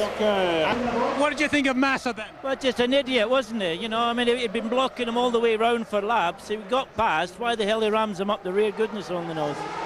Great shame, because he's going really well too. It's gone really well. Thanks, Tom. Pablo Montoya. Juan Pablo, commiserations on what's happened to you. What happened to the car? I think we had a mixture problem and that caused an engine to fail. So it's a bit disappointing for that point of view, but I'm pretty happy I didn't do any mistakes today. It's a bit of a shame, you know, what happened in the start and everything, but, you know, that's racing. People say if you get a good start at Monaco, you're away, but that didn't happen to you. What went wrong at the start? I don't know, I think we're going to have to talk to the engineers. You know, you only press a button to let it go and everything else is done by the car. And this morning we had a quite bad start when we were doing the practice starts, and I told them, you know, we need to make sure this works, and it didn't. Hi Juan, it's Perry McCarthy. Great race, mate. I'm really sorry to see you out, but your start did look a bit slow, which is what we're just talking about. Do you think that was the software, or did you feel something with the engine even then? I think it was more, you know, the engine pulled okay. It's just, I think the way the configuration are started in the last few races hasn't been brilliant. You know, in the last race, I lost 2 places. This one I lost 1 place, and I've been telling them, you know, that we need to get our act together, but, you know, it didn't happen. I think this is a good, you know, wake-up call to everybody to keep pushing. Who's going to win, Juan Pablo? But I think DC, you know, DC was smoking a bit early and really surprised me. I thought he was going to be out of the race. But, you know, we have to wait and see what happens. We will. Good luck in Canada. Thanks for your time. All right, thanks.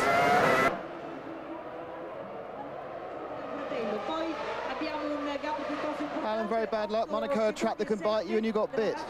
Yeah, basically.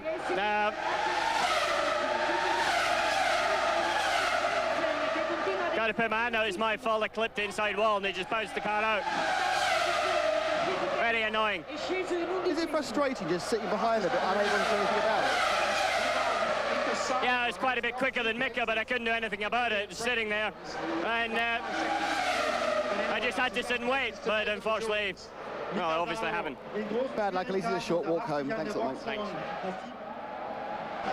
Takuma Sato, that looked like a nasty accident. What happened there?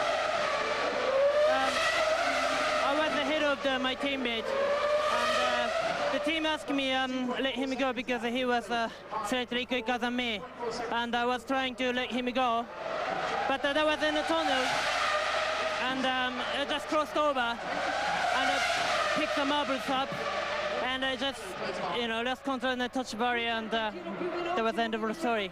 It was a nasty impact. Are you okay? Yeah, I'm totally okay. I'm totally okay. Thanks, Lucky.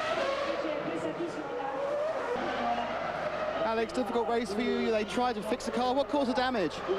There was some debris at Casino, and I avoided it, and I got on the dirty stuff, and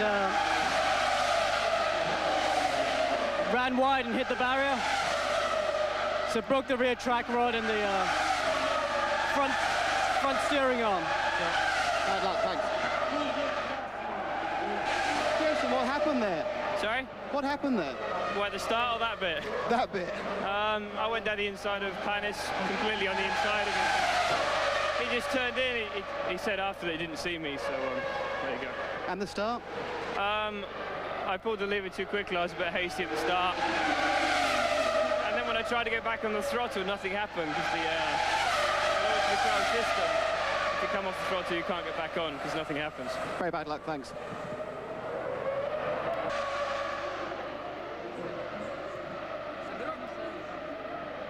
Felipe Massa, that was a very big impact. Are you okay? I don't know, it's broken something in the car, and I lost my brakes, and then it's nothing to do, I crashed. Are you hurt at all? Yeah, it's okay. Thank you. Yeah, no, truly. Yeah, no, truly. Congratulations. Well, finally, I finished the race. I was very cautious from the beginning. Apparently, our tires were very strong at the beginning of the race on fresh tires, but then we had some trouble. Anyway, I lost most of my time behind the Heideville, which didn't get the blue flags. I don't know why. But anyway, it's good to finish the race. It must be great to get points finally. Yes, it's great because at least I'm giving some help to the team, which is working so hard. So it's basically a big thanks to the team. Yeah, no, well done, thank you. Patrick Hill, I suppose ultimately that's a very disappointing outcome to the race in every respect. Well, I mean, from our recent Monacos, to get a P3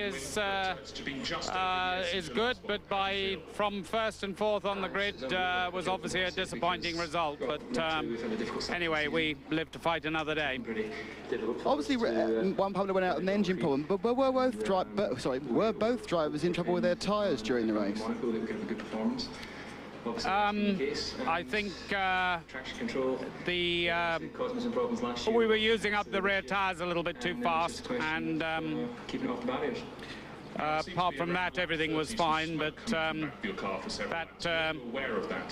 caused a bit of a problem during the race. Thanks, Patrick. I was trying to get my opportunity. Gary Anderson, 2 races in a row, 2 fifth places and 2 damaged chassis. Is it some sort of trade-off you have? Yeah, we'll have to look at this chassis and see if the trade-off's good or not. But yeah, I mean, we're pretty happy with the 5th place, but not so happy with the chassis. We asked Takuma to move over to let Giancarlo through. Giancarlo was quicker and he got held up with a Salo incident. They obviously moved over and got caught in the marbles, and that was that. You've obviously got a very good race car. Are you now going to work on qualifying pace? Yeah, I think, in qualifying, I think we're capable of being 8th on the grid. We just didn't quite do the lap. Section times are good enough to do that. So, that's about where we are with the car and the engine at the minute. So if we can qualify in the top 10, I think we can race for 6th. So we just got to move forward a bit. Many congratulations. Thanks, Gary. Thank you. Simone Abdul-Noor, we just saw you give David a very big kiss. You must be incredibly pleased with the result. Yeah, I'm very happy. It was a beautiful weekend. The whole weekend, the qualifying, the race. It was very nice. Did David have an idea that maybe he would win here? I think so. He likes the track, he enjoys this one, and Monaco is special for him. Now, of course, with it being his home race, I take it you've been staying here as well. Yes, we stay here. It's easy, this one. And are you going out to celebrate tonight? We go. I think we go to a boat or to a nightclub. I don't know. But we go to celebrate it for sure. Simone, thanks for talking to us.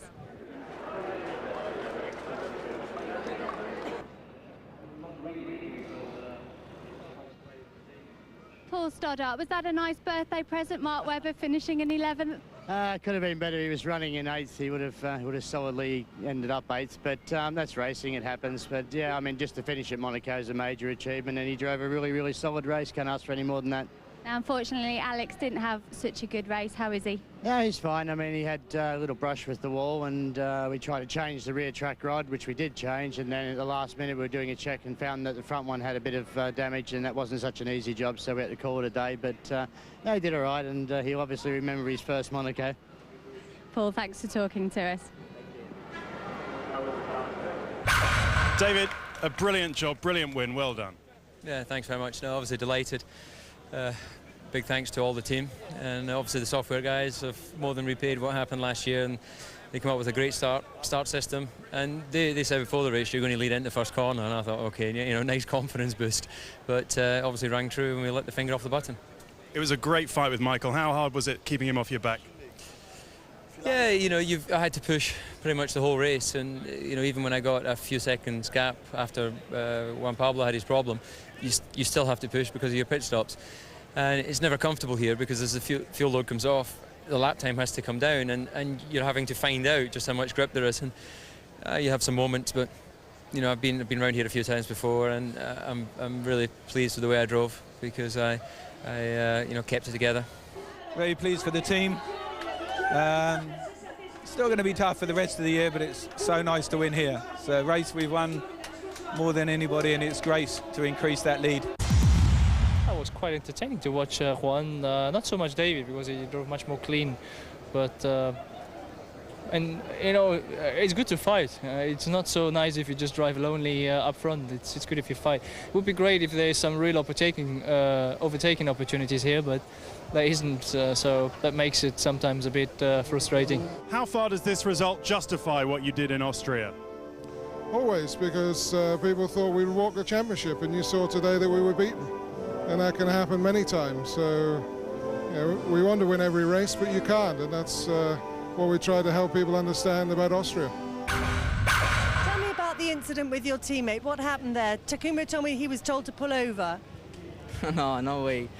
He made a mistake. I think he's gone a little bit too in at the corner, and then he's gone just straight at the wall. It was 30 meters in front of me. Qualifying had been extremely good, and the car in the race actually felt very strong. I was quite comfortable sitting where I was, and unfortunately I touched the barrier on the inside, which bounced the car out onto the outside. I suppose first time at Monaco, and that's one of these things that can happen. Salute David Coulthard, Mr. Monaco 2002. Good night to you all.